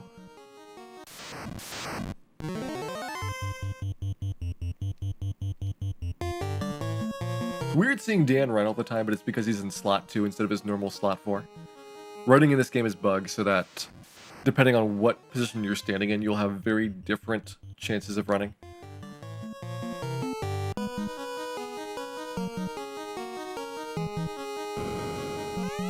There we go, 1 Masamune. They actually had enough letters for the sword in this version. We're going to give that to Dan, because who better to swing that around. Back on Kraken's floor. Back on Carrie's floor. Do I do Carrie a second time? I'm already on this side of the floor.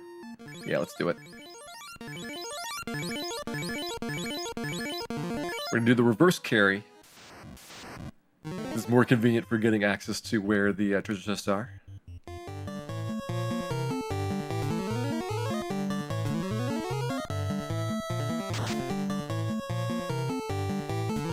Oh yeah, Dan.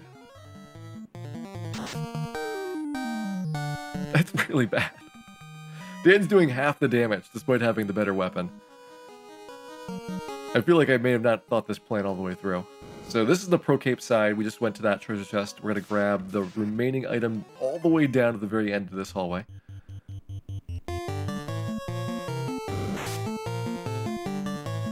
I'd rather have Dan or 3 Agamas on my team. Don't make me make these tough choices like that. We'll take Dan. Out of loyalty, we'll take Dan.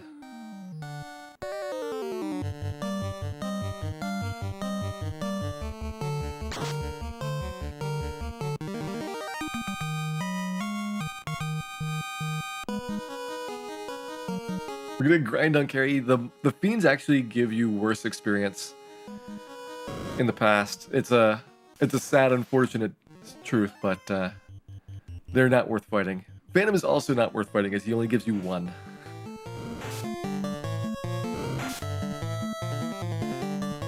I feel like the Fiend refight should have given you a lot. Like those are some tough battles.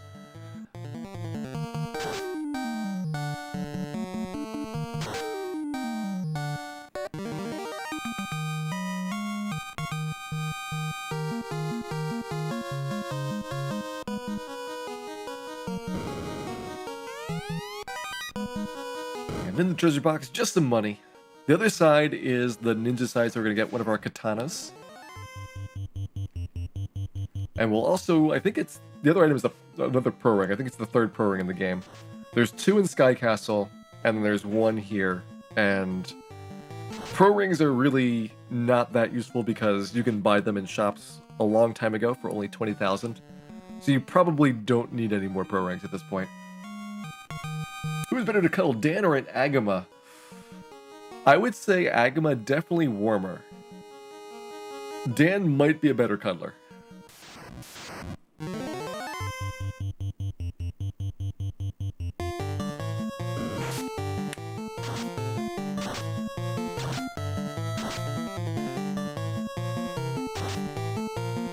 Dan is always classy, regardless of his character class. There's an independent property.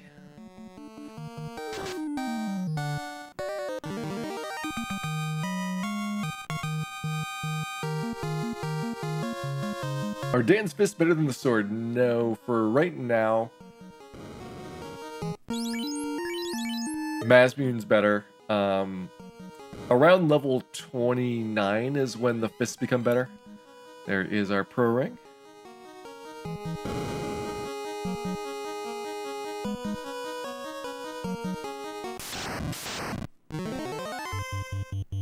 ahead and get a environmental fight. So I think that Dan should be able to one-shot him.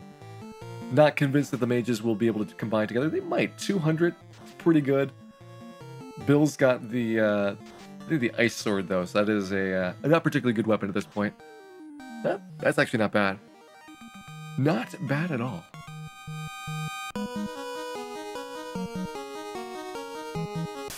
Oh, so this treasure chest is really, really funky with the blue background. Just out of nowhere. What if Dan could dual-wield Agamas? He would be a force to be reckoned with. Instead, all we have is a katana. And with that, we are done with the top. We're done with the bottom part of Temple of Fiends. We're going to do the top part right now. Grab these 3 items, and then go to finish off Mirage Tower, Sky Castle, and WarMECH.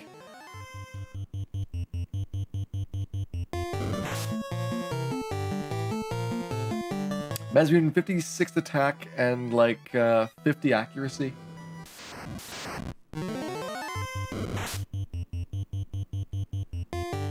The Mazmune is going to have fewer attacks per round with the black belt. It'll give him +1 or +2, depending on where he is in the level table. But the fists double his attacks per round. So, unless you got Mazmune super early, fists are going to give you more attacks. However, the fist damage is equal to his level. And a lot of monsters are just going to absorb all of it. That's really what the key factor is for the break-even on Mazmune.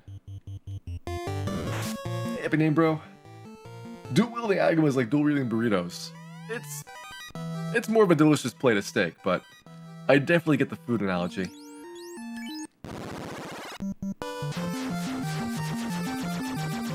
Is Excalibur better? No, Excalibur is only 45 attack power.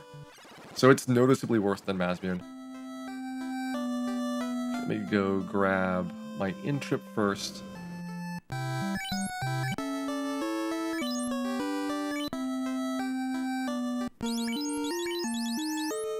Throw away the pro ring. I'm going to keep the pro cape for right now. Oops, that's on the wrong person, so that should go down to one of my red wizards. Gauntlets are going to go up to Dan here. I can throw away this Zeus Gauntlet, so I'll still have an item spot free even after getting the other Pro Cape. I do have 2 houses, which should be enough.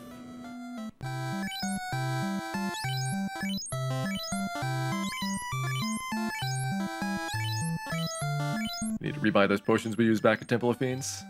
I'm not going to buy up all the way because I'll probably want some potions for WarMECH as well. But I want to make sure that we have enough healing for all of Sky Castle.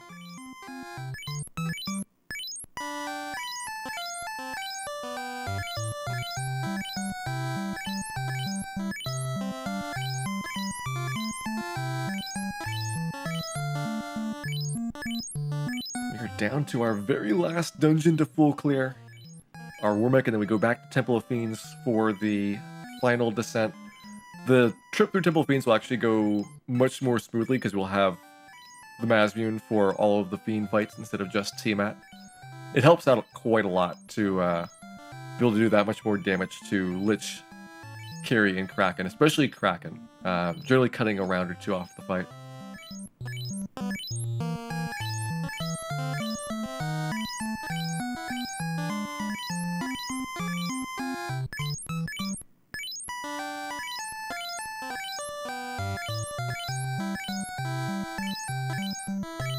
It's good to go down to, let's say, 474,000, so 15 more heal potions.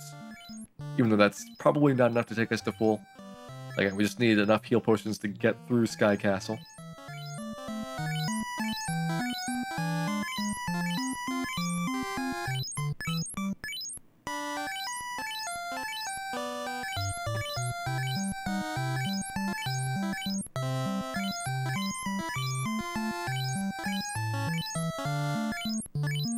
To the Fiends, the WarMECH corpse. I mean, we're gonna mount this on our wall. It is definitely one to hang on to.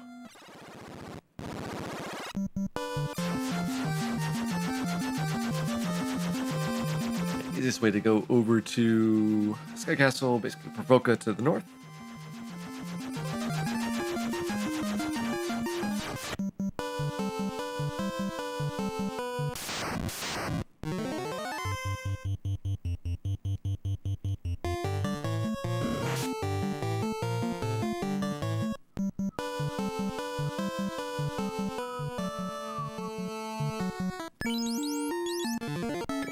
Bag right there.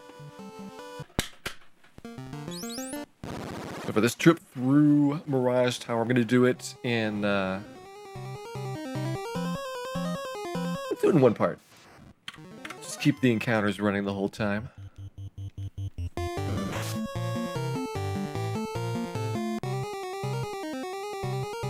Start by cleaning out this area down here. We've already got the Aegis shield, so we've got that one chest out of the way. But everything else here you leave behind in the speedrun.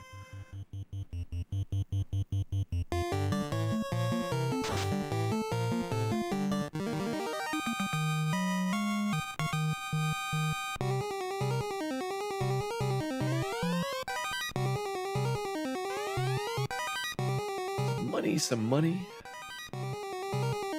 The Vorpal sword. Vorpal is actually an underrated weapon according to its stats, but the problem is that the stats in this game have a slight problem that critical hits on weapons are not computed correctly. Instead of using the intended properties, it uses the values for the position that the item is in the item table. And that causes a lot of the late game weapons to have almost identical critical hit rates. So every spot in the item table, it increases by 0.5%. So most of the late game ones, like the knight weapons, were supposed to be very poor at criticals, but instead are really, really good. And most of the thief ones were also supposed to be great at criticals, but turned out to be just equally as good. Have we done ship game too? We have not done the 15 puzzle, but maybe we can work that in at some point.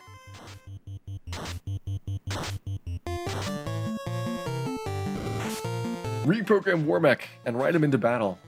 If I could trade Dan for WarMECH, I would do it. I wouldn't trade Dan for an Agama, but I would definitely trade Dan for a WarMECH.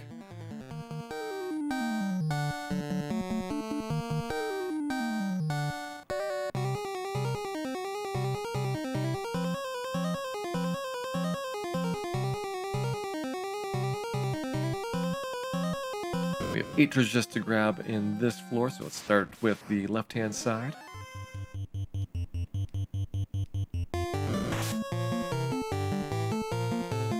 The Dan to Agama exchange. I mean, we wouldn't trade Dan for 3 Agamas. So it's got to be more than 3. I think Dan would be at least 6 Agamas.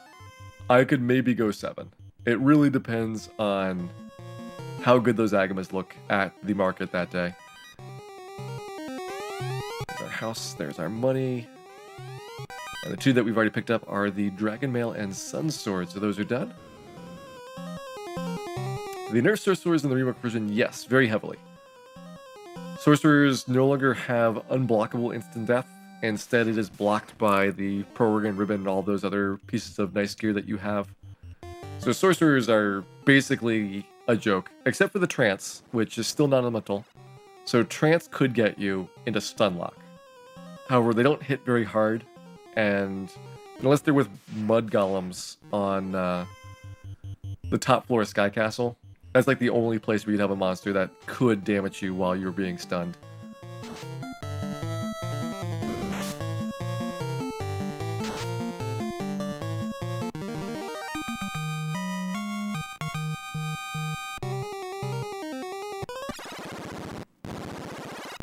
Already have the Bane Sword, so the south is done. Oh hey, it's a Beholder! The beautiful Beholder is back. We might see this guy pop up a couple times in Sky Castle as a regular enemy.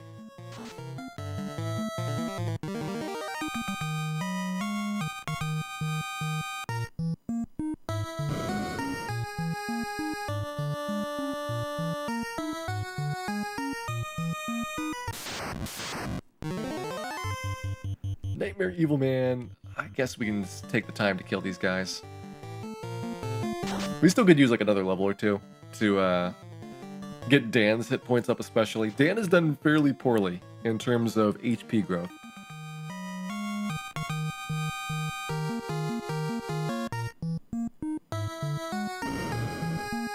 Right now, Ace is still the only person that can reliably survive the Lich 2 encounter.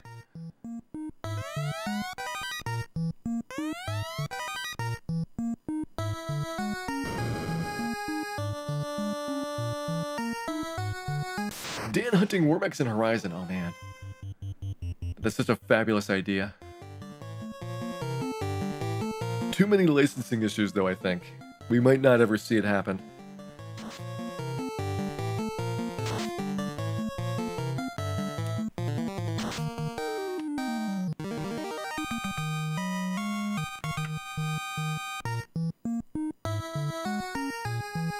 Go right side next. We have the entire big circular area except for the ribbon chest and the adamant chest to clear out. And then there are 3 treasuries on the next floor. At that point, we are done with clearing treasures. We go back out, save our game, go for the WarMECH kill, and assuming that is successful, at that point, it is nothing left but chaos. All right, let's go ahead and free up some space. So we don't need the heal helmet, and we also don't need the Zeus Gauntlet. I mean, heal helmet's not terrible, but I don't see a real use for it. Especially when we get another heal helmet right there. There's our pro ring. Go ahead and ditch those 2. My last permanent item is going to probably be... Ooh, do I want the white shirt? The white shirt's not a bad item. That would mean doing the Pro Cape floor first, and then going back downstairs so I can pick up the black and white shirts.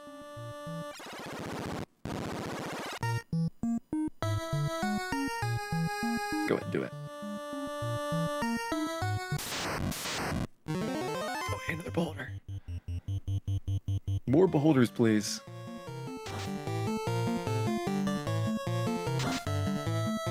So we're skipping this floor. We're going to come back down after we grab the items upstairs here.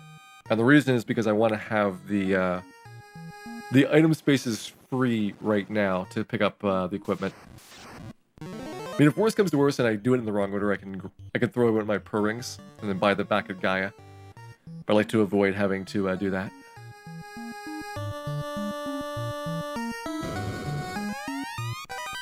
Just money. soft potion, some more money, and then our second katana. Dan can now tri-wield katanas. He's got the Masmune and 2 other katanas to play with.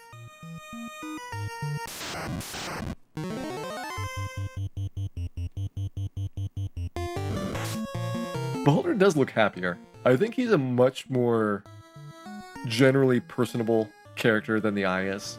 The Eye's kind of like round and pudgy and awkwardly covered with tentacles. The Beholder is like very classy.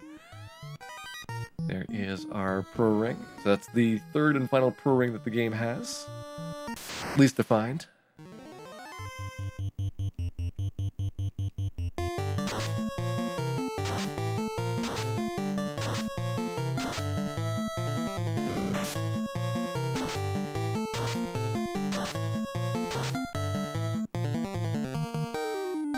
Drop a couple Cure 2s to make sure that people stay out of trouble.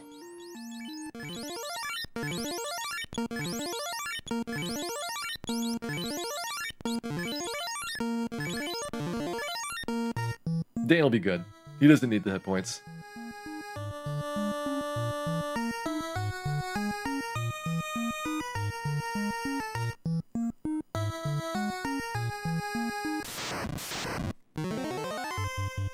So after this, one more floor of treasures to go. We're almost done with full clearing the game.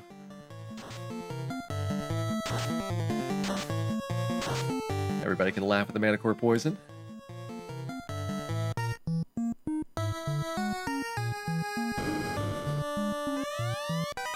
There is our Pro Cape, our money. So we need to throw away the Pro Ring to hold this cloth armor.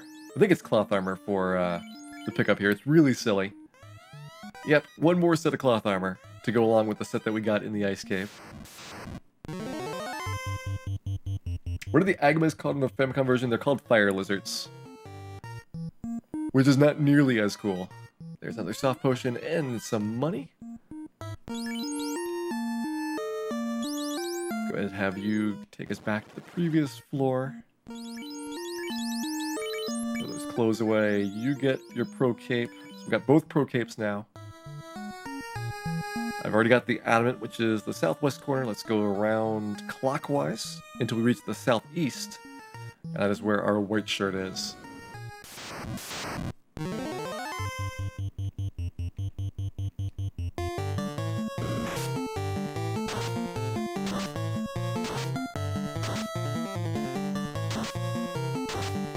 The Medusas aren't really topless. It is like 1 pixel of difference between the Famicom and US releases. It's incredibly subtle. They just kind of slightly move the shoulder of her clothes down by like 1 line. It's really overrated as a change, but you'd like to point it out as one of the few monster revisions that happened. There's our Mithril hat, which can go immediately into the trash. And it even really works out well to have Dan with the white shirt because that's a great item for him to throw at the start of the Kraken fight. Got to keep those mages alive as best we can.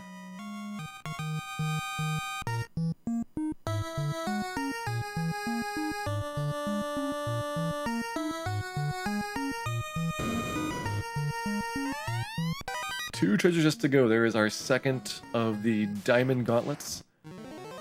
There are 2 diamond gauntlets and 2 diamond helmets in the game, but only one. No, it's 2 diamond gauntlets, 2 diamond shields, and then only 1 diamond helmet. It's really weird why they give you so much knight-only gear. Unless you have 4 knights in your party, you're probably not needing all of this.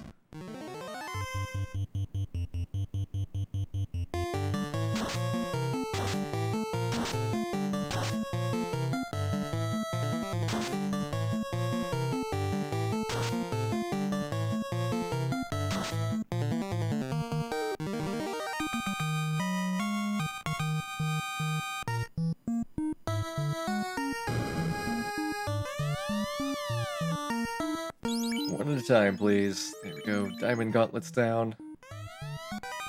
There's the black shirt. That's the one that casts Ice 2. That goes into the trash. Get the white shirt that casts Invis 2. That is the last item in the game. We are done with item collection.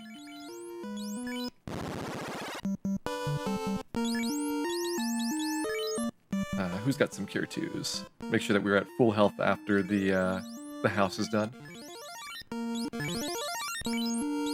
that should be good.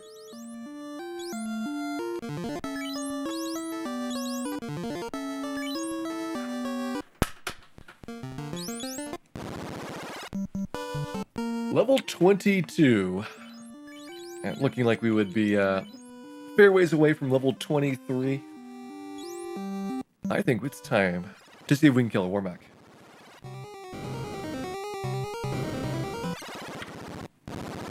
'22, we've got a decent chance. Mostly, it's going to be how that first round goes. WarMECH has a 75% chance of ambush, and that really complicates the fight a lot. Like, if he ambush nuclears you, you really have just no way to recover easily. Ambush a physical attack, especially if it doesn't kill anybody, is often better. If he physically attacks a mage, and then they get their fast spell off, then they've basically done their job. If he kills your Mazmune wielder or your other attacker, then maybe it'll be a bit harder.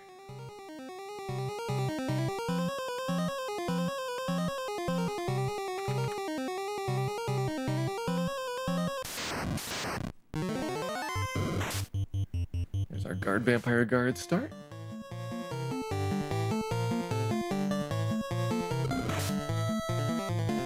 Maybe be keeping track of where I'm in the encounter cycle to manipulate the WarMECH to appear slightly sooner than he would otherwise. It's on average about 21 battles between WarMECs. And walking up and down the bridge, because it's got the highest encounter in the game, you're going to get about 6 or 7. But if you can make them appear faster, you'll save a bit of time over the alternative. Right, yeah, that should be the worm.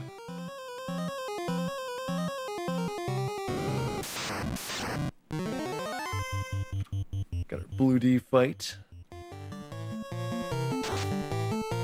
I'm not sure if we ever got thundered by him. And we went through Blue D 3 times. That's pretty good for a Blue D success rate.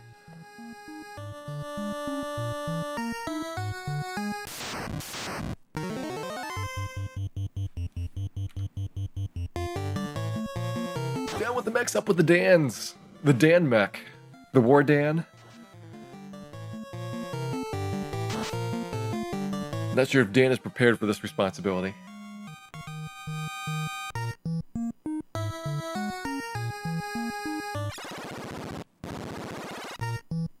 It's nice having all the items because we just blaze right through the dungeon.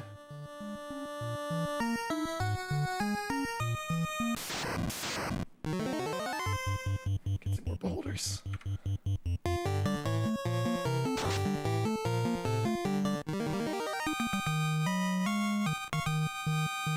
Alright, I think I either need to delay on this floor or the next one. Let's do the delays on the next floor.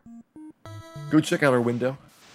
This is the clue in the game about where to go at the conclusion of this dungeon.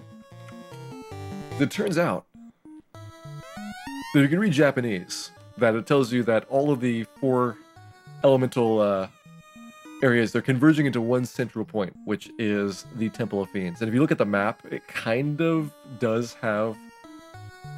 If you draw like lines between all 4 of the elemental dungeons, Temple of Fiends is pretty much in the center.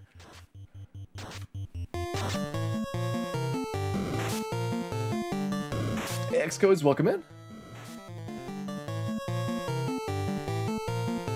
Your computer may be dead, but WarMECH is still alive, and we need to fix that. I need to get rid of these encounters because there's a bunch of sorcerers coming up on the next floor.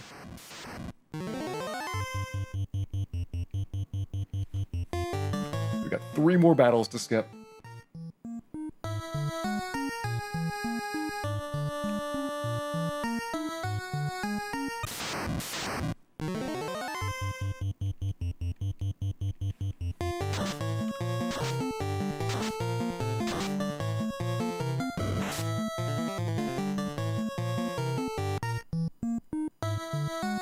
we know will be done when we see the guard sentry fight. That's normally the one that I use as my cue anyway. When I'm going through here, it's just the trip without the items lets me save a whole bunch of steps.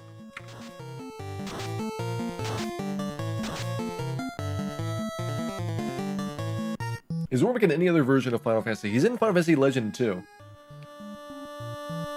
which I have also run. Get that guard sentry action going.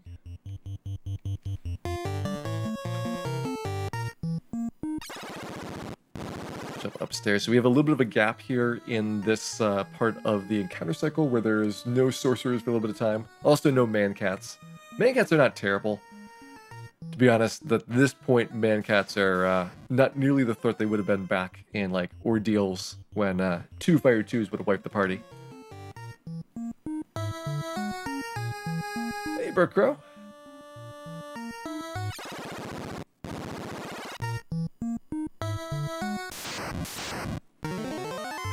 Bick, not in touch with his legend self. Next thing you're going to tell me is that Mystic Quest is not a Final Fantasy.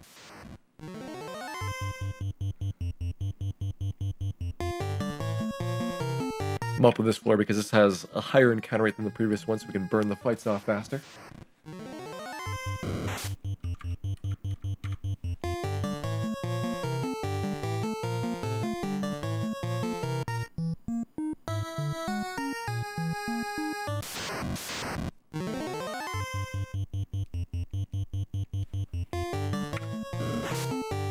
Three battles to go. 3 battles to WarMECH.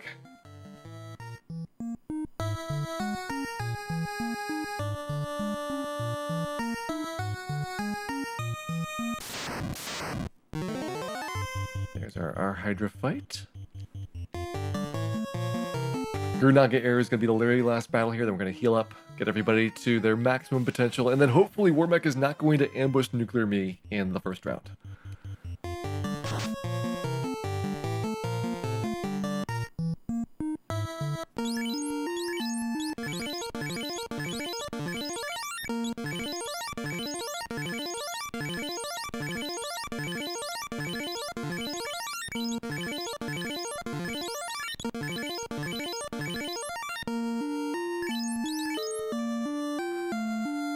I think we're as good as we're gonna get. There's no benefit to passing ribbons around because WarMECH is entirely non-elemental for his attacks. We will put the red wizards up front as meat shields. Once they get their fast spells off, they're kind of done with the fight.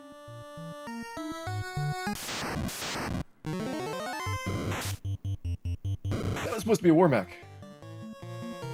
What's going on?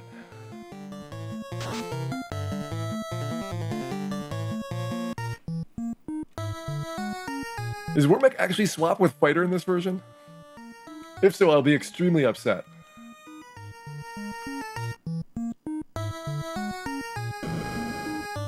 Did they swap WarMECH with Fighter? Because that would be bad.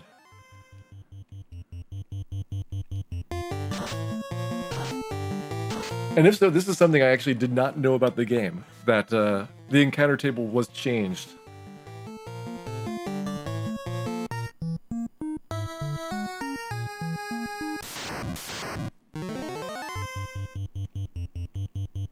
WarMECH might be slot 8 in the Famicom version.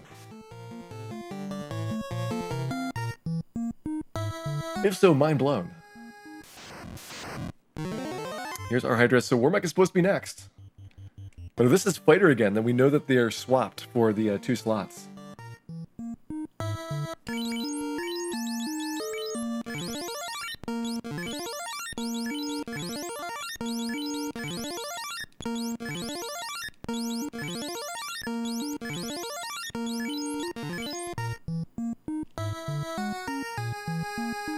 Do we have WarMECH or a Fighter? It's a Fighter! Oh my goodness! Wow, we have to get way through the encounter table now. Alright, we have learned something today. We're gonna be here a while looking for our WarMECs. So that was Nacho upstairs. All this hype, and evidently, they changed how the encounters worked between the US and Japanese release. I'm going to write an angry letter to Nasir after this.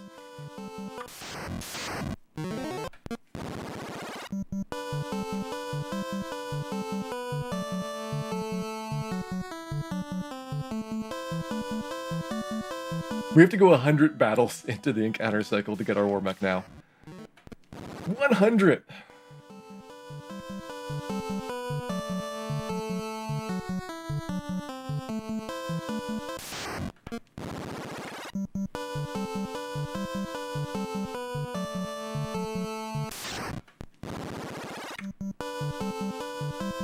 We get to see a T-Rex. T-Rex would be the same encounter as WarMECH, so we would not want to have the battle wasted outside.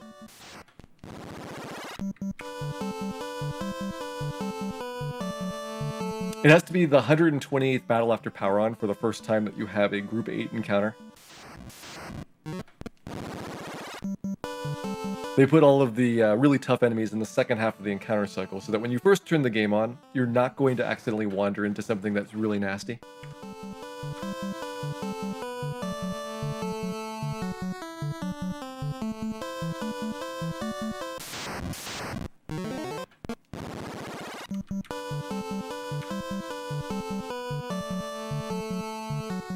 You ever want to take a quick snack? We'll be here for about 2 minutes, maybe 3 minutes. This is way faster than running from the battles upstairs. That's why I want to get through them outside.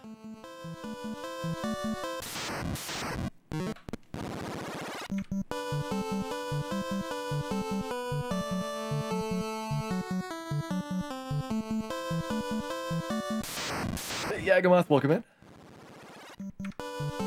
We've learned something new about the game today. We've learned that the encounter table is different between the US and Japanese releases for where WarMECH is located, but only WarMECH. No other monsters are different, just WarMECH. I would have had a bit of a head start if I had left it where I was in the encounter cycle after Temple of Fiends if I had known this.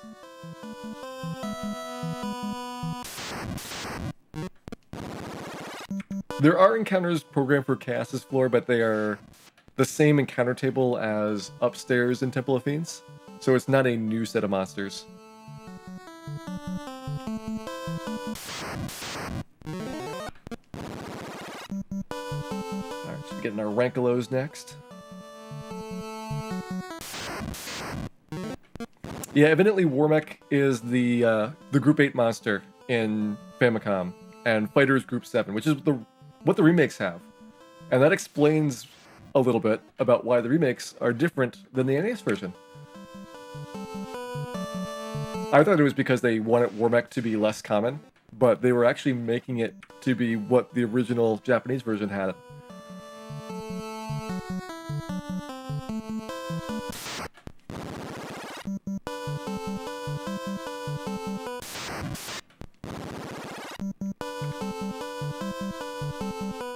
My arm is getting tired of resetting. This also makes it very dangerous if WarMECH kills us because we have a limited opportunity to get WarMECs before we have to restart the setup process again. So we are 49 battles in now.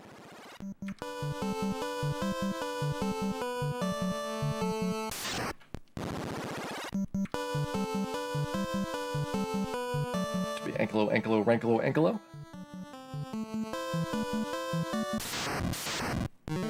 It does mean that the NES version is harder than the Japanese version, because you get more WarMECs in NES.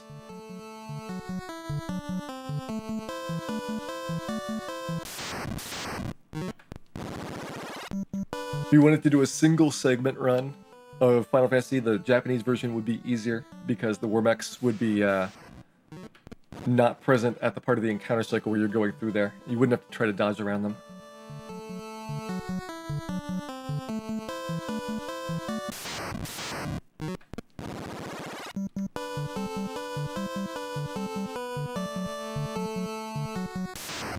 It also means I could do the encounter routing for the marathon route slightly different on Famicom to save some skipped encounters. Why did they change it? Great question. I wonder if they made WarMECH more common for the WarMECH Nintendo Power Contest.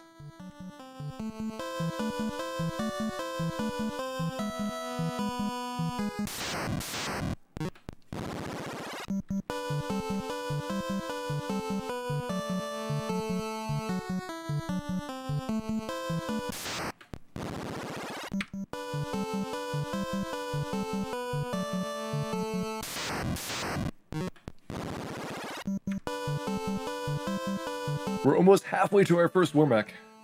Very close to halfway.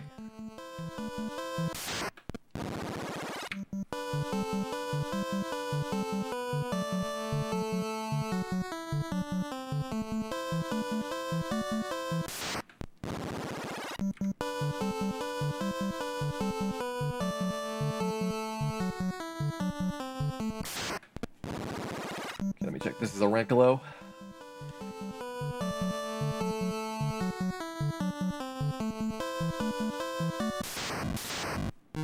Yep, that looks good. All right, I'm going to do a quick sweep to confirm where our first WarMECH should be, which means I'm looking for fighters in the table. I want to say it is going to be at exactly 128.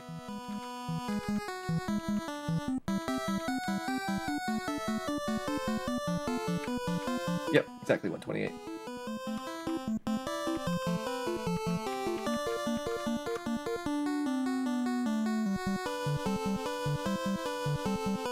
I want to leave myself enough room that I get up to the top of Sky Castle in time to catch that first WarMECH, because I don't want to miss any, knowing that they are so much rarer than the US version.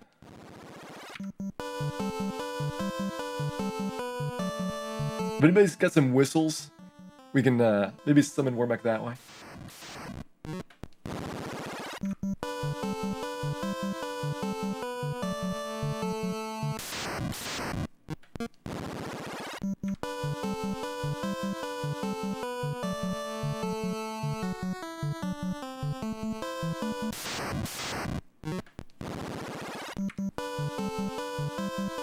We're currently 69 battles into the encounter cycle. 128 is where the first WarMECH is.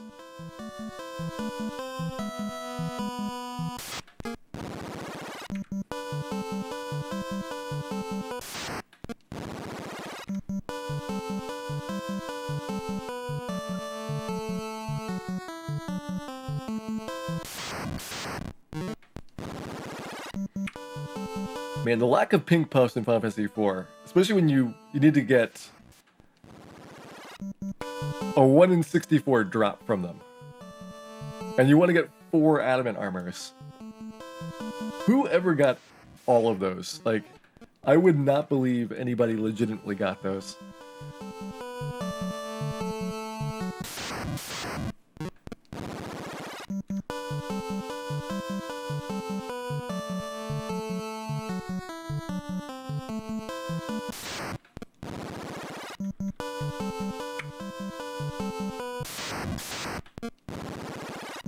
We should have Anklo, Ranklo. I'll check where I am in the encounter sequence. Our party is Fighter, 2 Red Mages, and Dan. Dan is the black belt, to make sure that black belts are not being treated as effective characters here.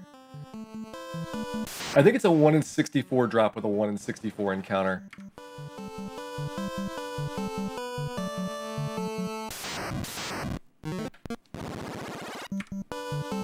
Okay, we're 80 battles in.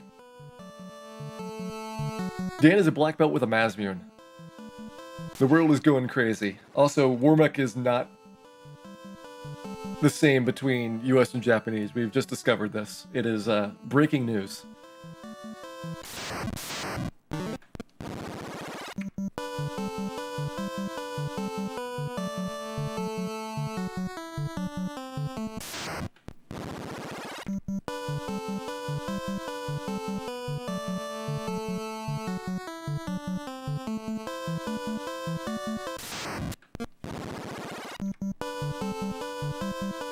Probably need to go about 96 or so, and then that'll give me good opportunities to get through the 4th floor. What is the difference between the WarMECs in the 2 versions? So WarMECH is swapped with the position in the fighters, I'm assuming. Because where WarMECH would normally be appearing in the US version, I'm getting fighters in the Japanese version. And the remakes do that as well. So it turns out the remake is actually faithful, and it's the US version that has a kooky WarMECH position. I always thought the remakes intentionally made WarMECH rare because they didn't want people encountering him. How many WarMECs are we killing tonight? Hopefully only one. I mean, as hard as it is to get one WarMECH, my arm would not survive doing a whole bunch of them. I really hope we can kill WarMECH first try.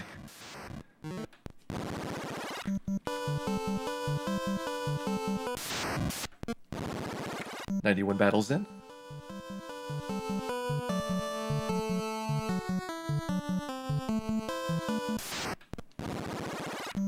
This probably is not healthy for Nintendo to reset it this much. We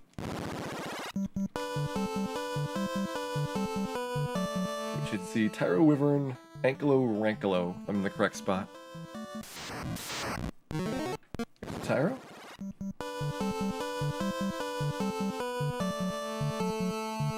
Should be my Ankylo. Let's look at some Ankylos, and this should be Rankylos.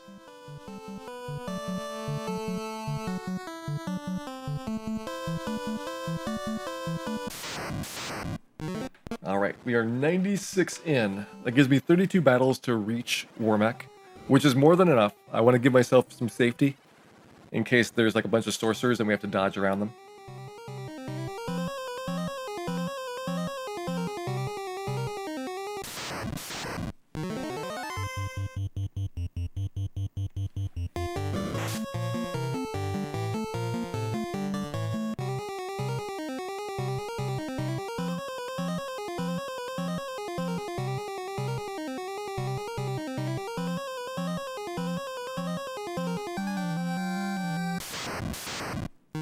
All that wasted Tyro meat. I know it's terrible, but we had no time to butcher the Tyros.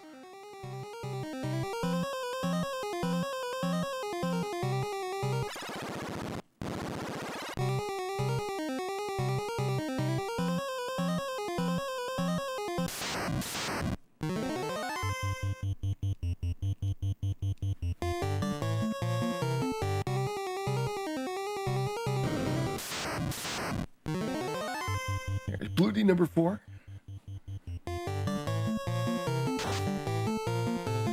Our first Thunder. Alright. Breaking the streak. We had 3 in a row Blue Ds with no Thunders.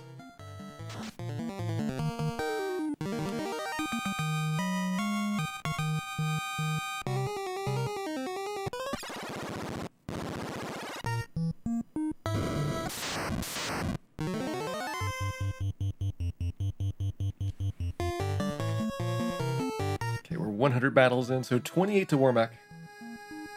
I probably went in a little bit too early, being cautious. This floor probably is better to waste a couple of encounters on than the upstairs ones. Battle seems slower. People have said, you know, there's more delay in like the screen transitions and things. I feel it a little bit, but at the same time, we've been doing a lot of randomizer recently. And randomizer has removed all kinds of transitions and delay effects. So by going back to the base version of the game, it is deceptively slow. So I don't know if I played it on US, whether it would feel different than what we see right now.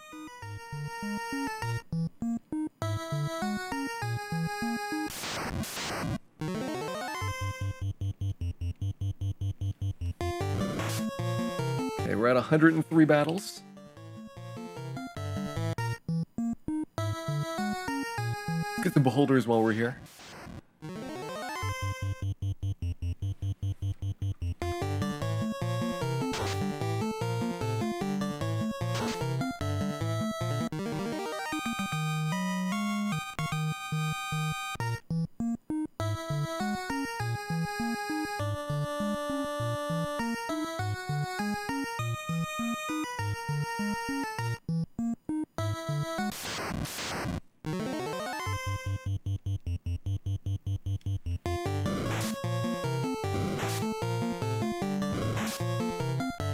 Man, Cal taking so much damage from these bad men.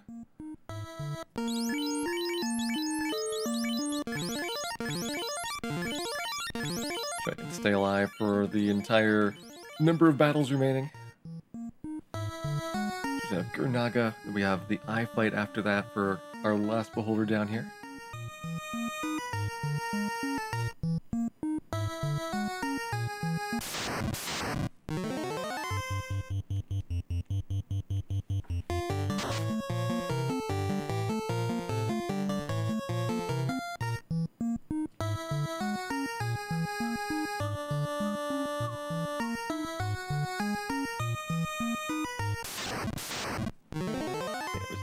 All right. We'll slide up to the next floor. Just get a little bit closer as we get further up the encounter streak. Ooh, hey, trying to kill somebody. Not on my watch, Beholder. Kill is the XXXX spell, and death is the rub spell. So they kind of censored both of those to reduce the violent language inherent in the game.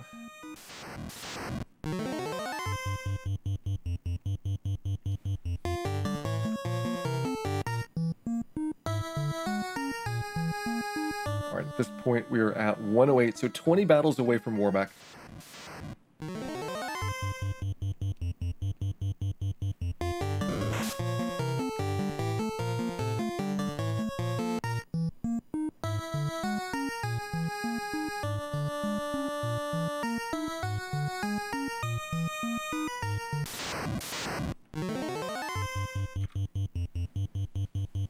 Next, all right, 3 on the next floor.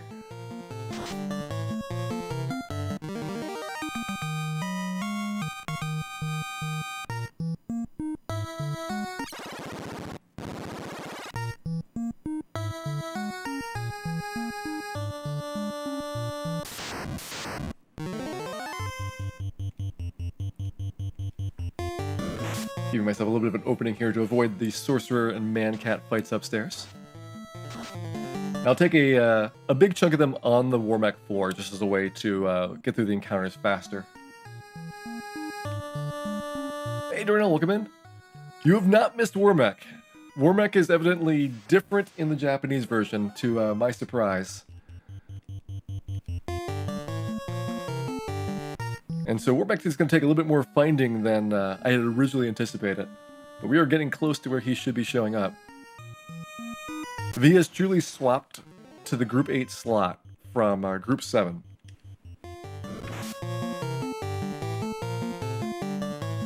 Then we are 15 battles away.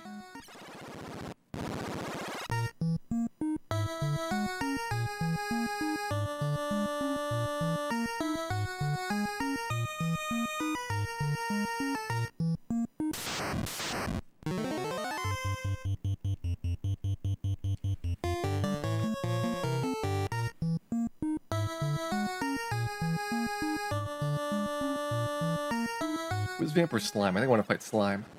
So go upstairs.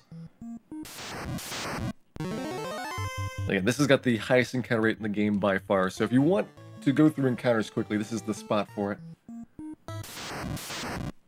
Got so excited seeing a WarMECH pop up on my screen for my encounter tracker, but no, that's going to be the fighters. We have a couple more battles past that for the real WarMECH.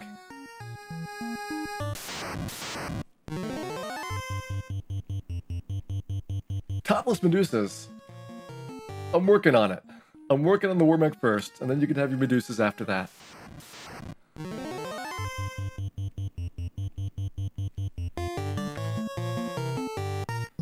We'll get some more Medusas and Temple of Fiends when we go down to kill Chaos.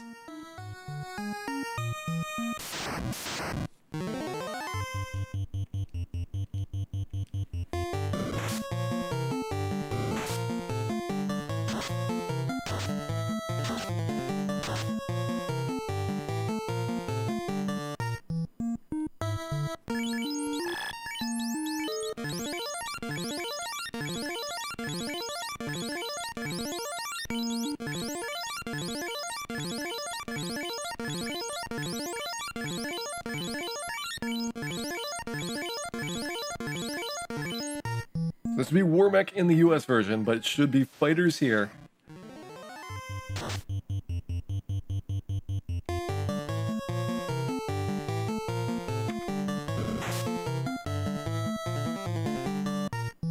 Alright, 2 more on this floor next. Yeah, we gotta hope that there's no ambush nuke start, because that would be another climb back up the tower if we get knocked down. Now, there are a couple WarMECs in the second half of the encounter cycle, so I don't have to do that whole process again every time. But I've got a limited number of tries at it.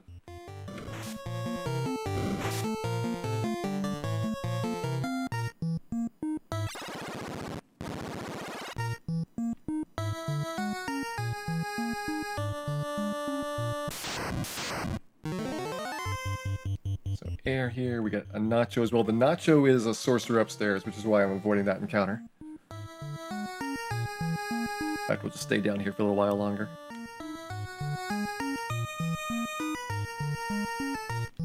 Because there's another sorcerer coming up in a couple battles. And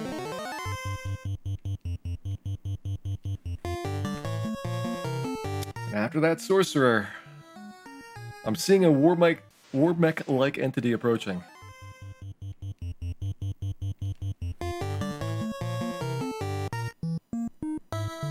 So we get air until next. Guard sentry after that.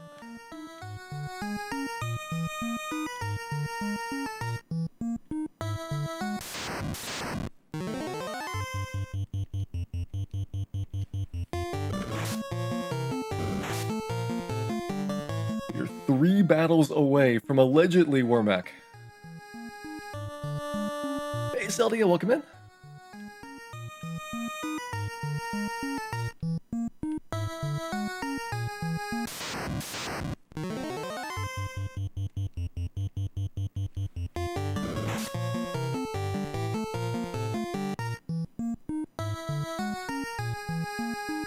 Should be the Nachos.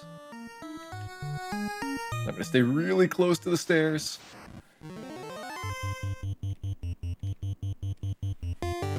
And if all this calculation is correct, will we get WarMECH this time? Or will it just all be a tease? Maybe WarMECH is not even in this game. WarMECH added for the US release exclusive.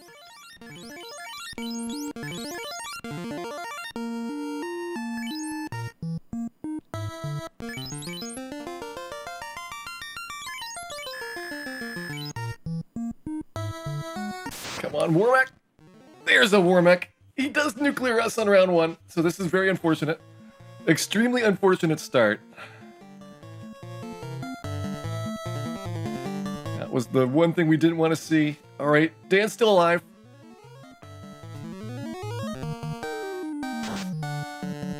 Good damage there so far. Alright. We gotta keep Dan alive somehow. I don't know how we can do it, but we're gonna try.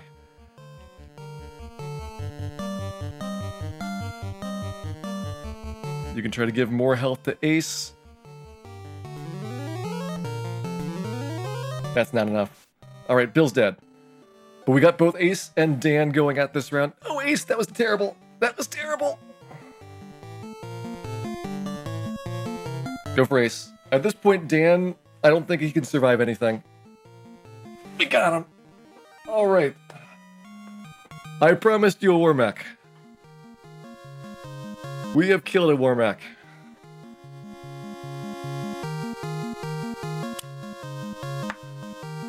Slightly bruised in the process, but we survived the nuclear ambush, and WarMECH went down.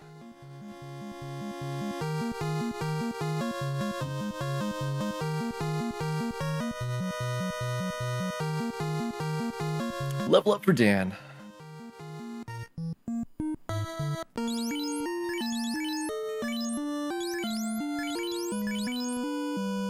Cal, 920 experience away, so close.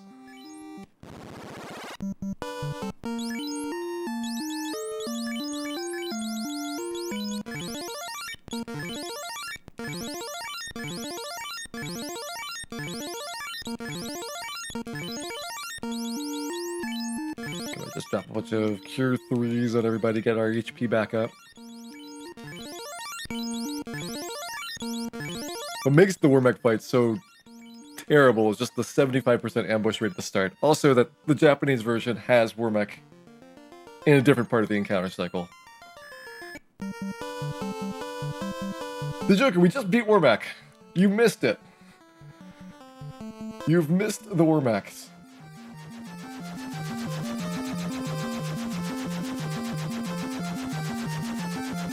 Dan is the black belt of the party tonight, because why not? Let me just do the save outside of Temple of Fiends here. So we want to get rid of...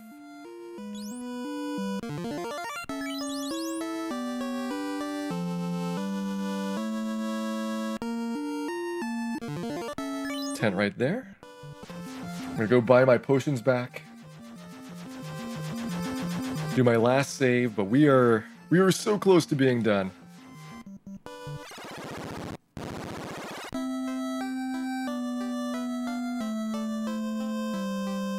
Why does Dan have the Masmune? Because Dan is in need of a lot of assistance.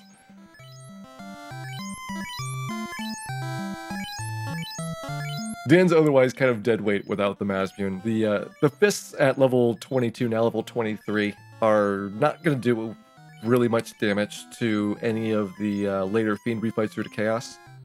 With the Masmune, he's got a shot, and that lets Ace still use the Excalibur, so I've got 2 attackers.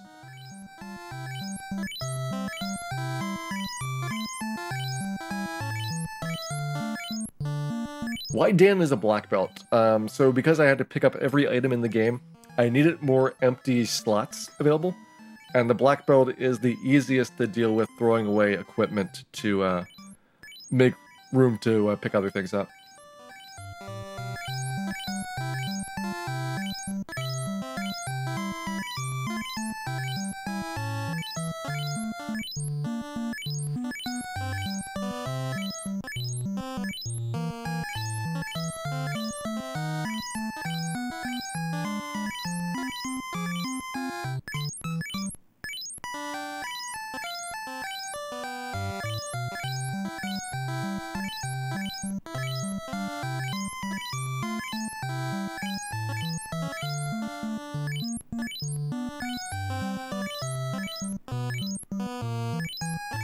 Assuming everything goes well, we are less than half an hour away from being done.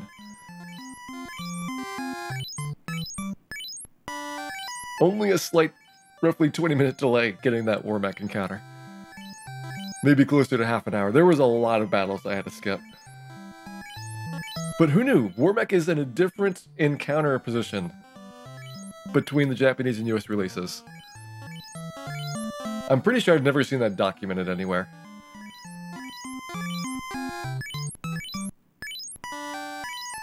Anyways, this is about as 100% as I'm going to do.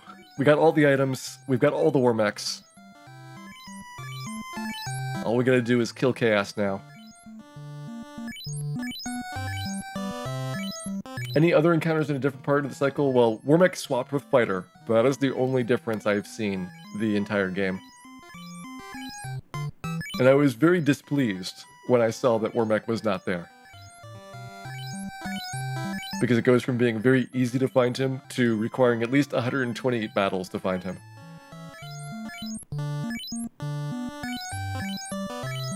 We could get Iron Golem now. If we really wanted to, we could go and get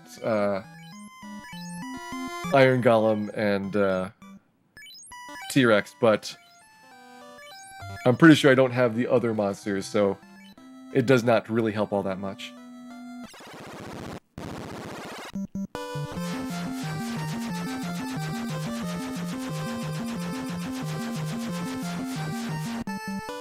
Make sure everybody's got the right stuff on. Excalibur, Masmune, Sun Sword, Ice Brand. Yeah, we can put the Defender down on Bill now, because Dan's got the white shirt.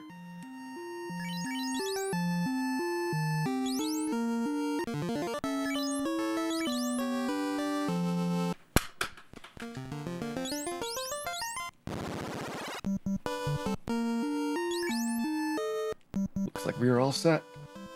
I'm going to begin our encounter setup. Same thing I normally do for the marathon route. Even though I don't need to pick up the items, I don't have a faster opening for Temple of Fiends that I can use. Hey, RPG Dominion, welcome in.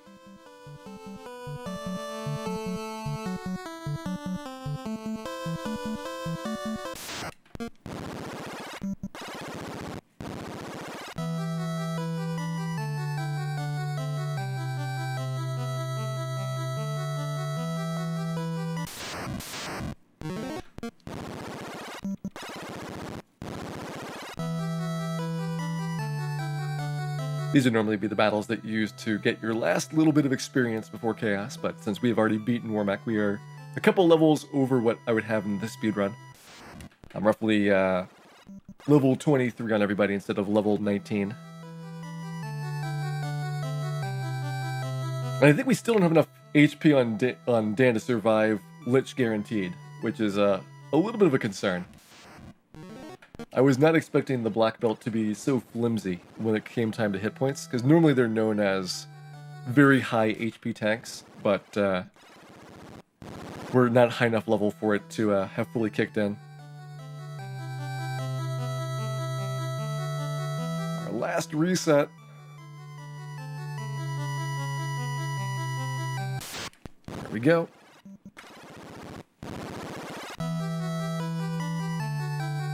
My arm is so tired from resetting the console over and over again.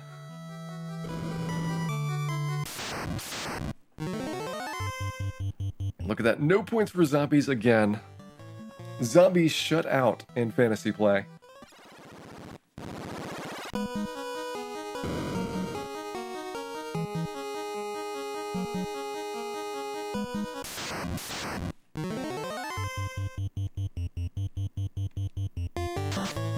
There's our first Blizzard Breath.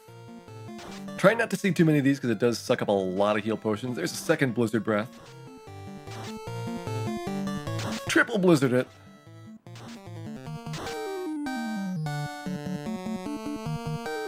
That's not a good start.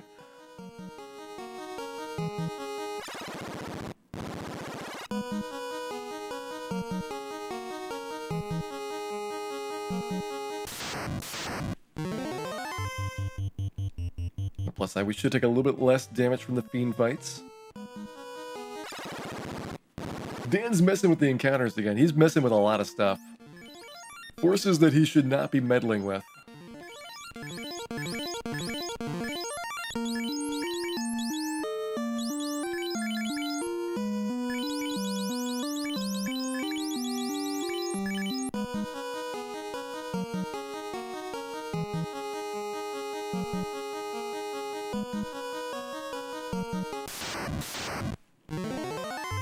The 9 Badman Ambush.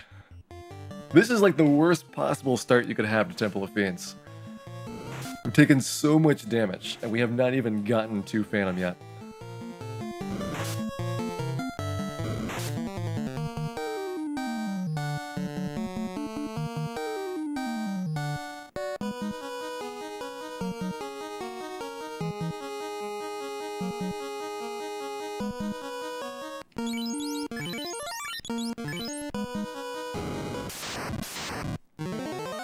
There's our Death Beholder, looking glorious, grinning evilly.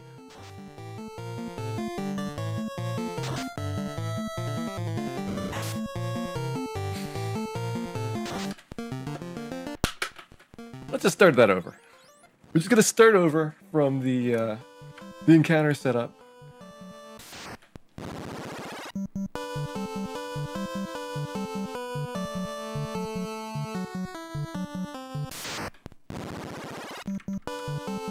The black belt unarmed or unarmored is way worse than what I have right now. Because the black belt innately would only have 23 absorb, which is less than a gold bracelet. Dan wasn't feeling that trip. He needed more time to get prepared.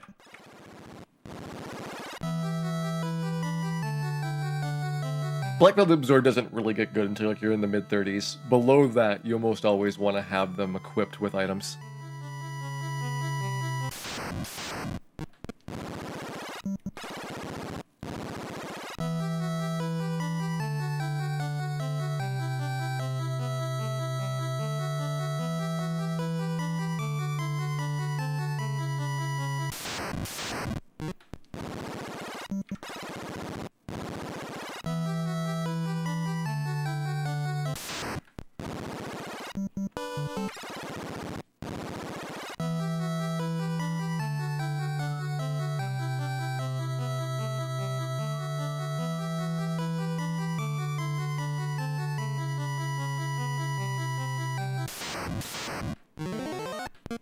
Hey, Tokyo, welcome in. Just in time for what hopefully is going to be our last trip down.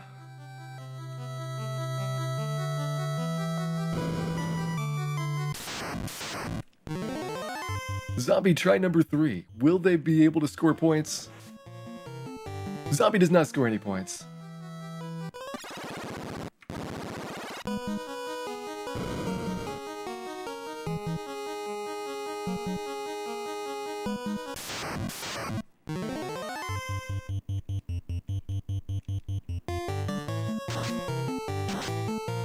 Frosty once again getting the breath attack in. This time only one. Is Dan a black belt? Dan is a master of many trades. Most of them involve dying and napping, but he also evidently can dress like a black belt or wear some kind of jumpsuit.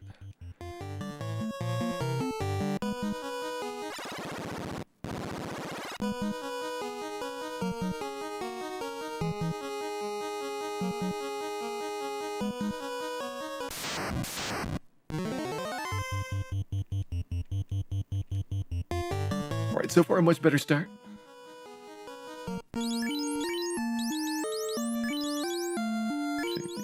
Your diamond helmet for your ribbon. I think it's okay to use Cal instead of Bill here. They'll get swapped around, I think, again at the Germedusa battle.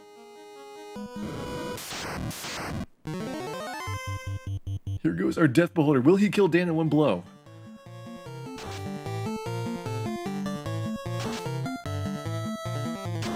Nope. He might stop Cal. Get some points that way.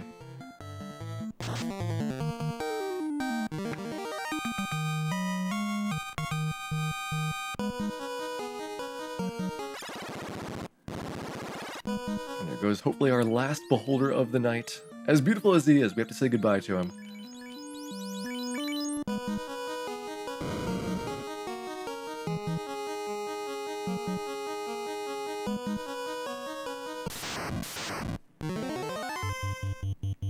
The Bad Man and Evil Man names, I'm not sure what was the motivation for those. Like, it's Black Knight and Death Knight in the original. And those are not only not going to fit, but, you know, Nintendo doesn't like the word death. So you can't use language like that for the translation. But Bad and Evil Man is a creative set of ideas, and I love them. Like, especially Badman. Yep, we've already been down to the bottom. We had to grab all the items first, so we've got the Mazboon already. We've got every treasure chest in the game. We've killed WarMECH. It just is down to chaos. Do I think a map randomizer would ever happen? I mean, map randomization was done for Dragon Warrior, so certainly I think it's possible to do it for Final Fantasy. I'm not sure if there is a lot of interest in that direction because Final Fantasy has a fairly rich map already. Like, one of the big things about the original Dragon Warrior is that the map is very, very simplistic, and it kind of limits what you can do for shuffling as a result. But Final Fantasy doesn't really have that problem as much. There's a couple of places where I think people have talked about replacing content or moving things around very slightly, but generally it's been incremental tweaks as opposed to a big overhaul.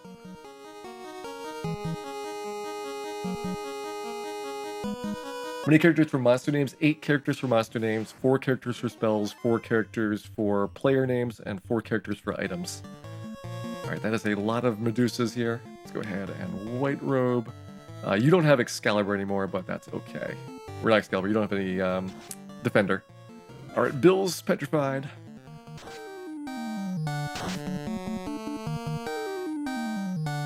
Both of our mages are down already. This puts us into a tricky spot because you've got a lot of opportunities for the Germedusas to paralyze your 2 fighting classes. Dan with the Bane Sword. Ace with the Mage Staff. Let's see if we can do a 1 round again.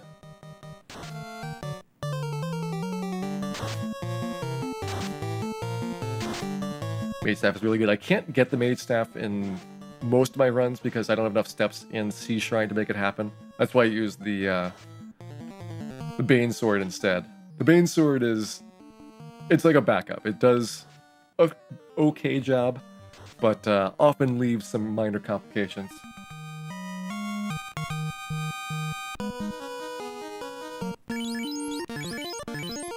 Alright, that should be good. So now Dan can no longer be one-shot by nuke. He's gotten some more HP since the last time that we were here. Been eating his Wheaties.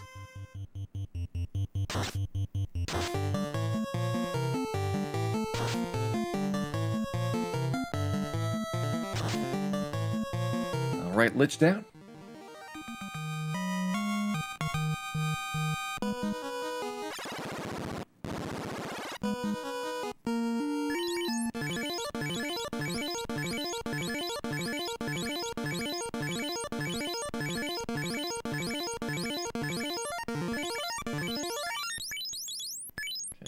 Swap that for Diamond Helmet.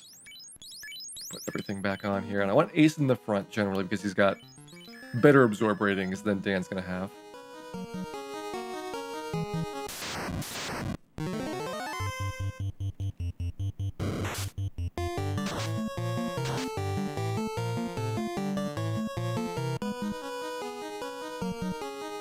We already have the Pro Cape, so we don't need to go pick that up. That saves a little bit of time on this floor, but it's actually not necessarily a good thing. Like, you want to burn encounters to a certain extent to avoid worse encounters on, like, Tiamat and Kraken's floor. This will be our fire elementals here.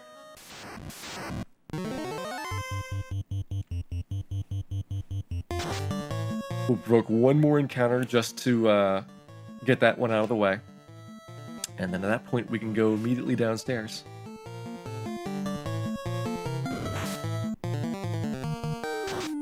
Agamas were introduced to Antarctica in 1812. I'm shocked that they were not there long before.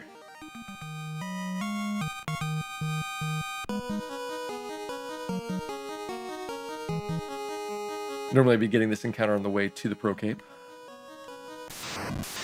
Excellent, that's out of the way.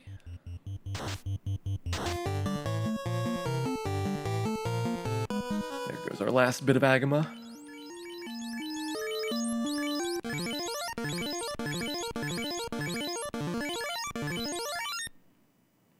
Okay, looks like our armor situation's good.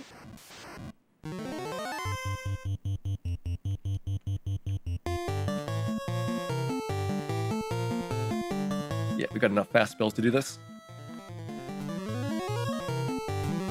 Bastet Mazmoon on carry should do a pretty good job of hopefully making this a one-round fight.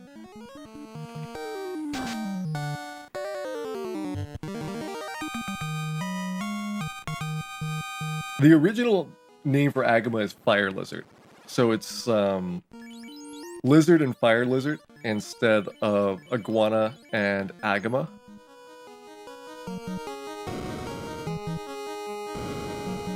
I'm very surprised they didn't use like F Lizard. Like maybe they didn't like the full name there without a space after the dot or something, but they were generally good with using the punctuation for a lot of other monsters. Yeah,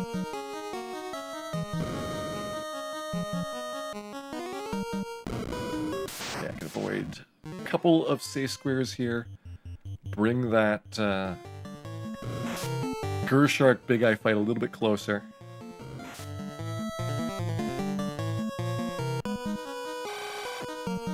Also, we're slightly poisoned. Yeah, it was just Cal. He'll be fine.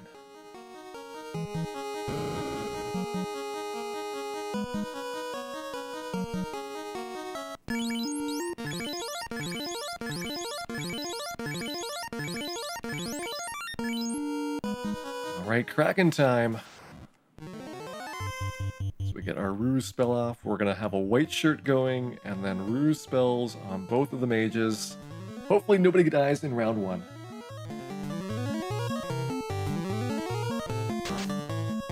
Excellent. Lit 2 to start. Very, very well-behaved and dapper octopus right there. He's a little bit sneering. He's got kind of like a... It's more than a frown. It's a definite look of disapproval on his face. But I think that's mostly about Dan.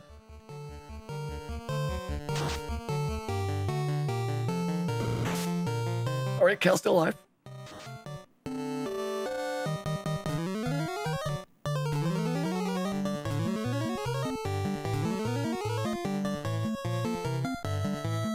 Have Bill try to blink. I don't think Cal blinking helps me. He's so close to death that even a single attack getting through is deadly. Just gonna go for the kill. Cal! 17 damage, he's a helper.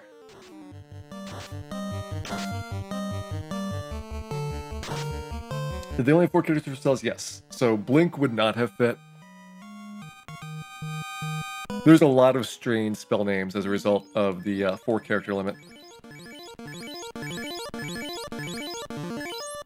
We're gonna get a battle here, because otherwise we're gonna have sorcerers on the next floor, and we do not want that.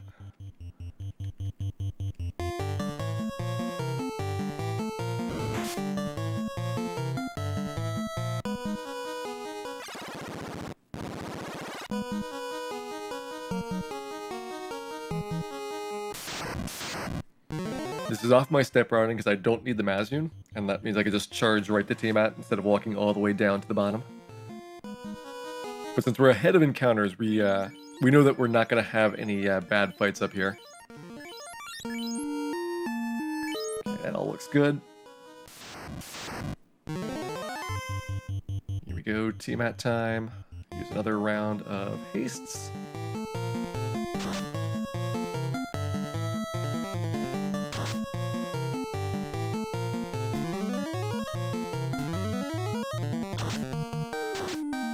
Does anybody get Bane through a ribbon? Nobody gets Bane through the ribbon.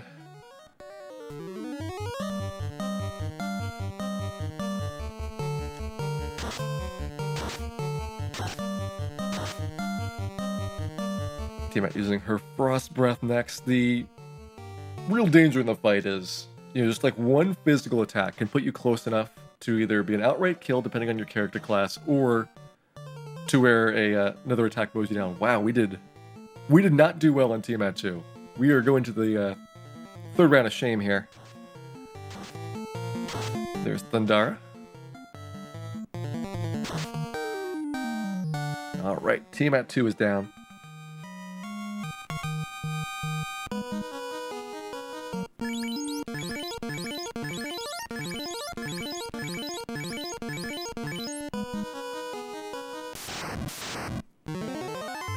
Again, normally I would not have encounters here, but we are ahead of the step cycle by quite a bit.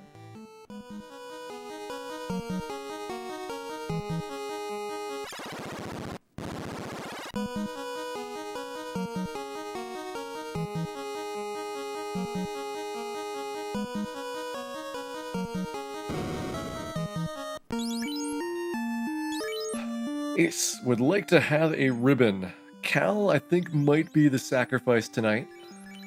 Let's go ahead and put ribbon on to Ace.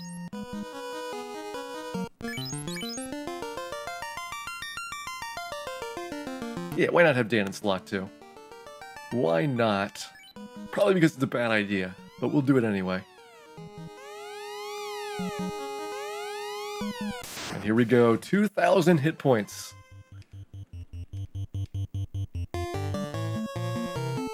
And one angry monster stand in our way. Dan, 28 damage. He is not a helper. We did 60 in round 1, so I'm not even gonna count that. We're gonna say we got a do-over here. Okay, Cal paralyzed. That's unfortunate. I don't really want to use a Cure 3 on him, though, to be honest, given the better options that we probably have available. Let's go all-out attack. 250 damage in. Cal's still alive.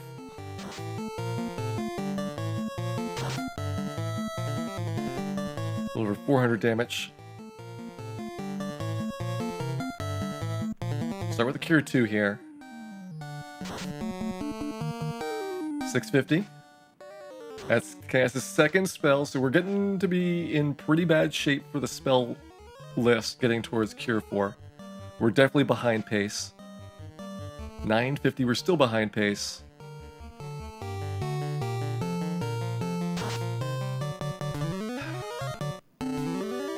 Alright, he got slow 2 off. So now it's 1,000. He's 1 away from Cure 4. It's so much damage, but he's got Cure 4 next. Ace is hasted back up again.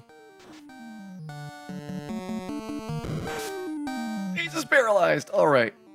Still on the brink of Cure 4 here.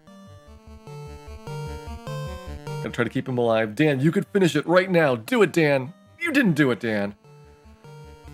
Still on the brink of Cure 4.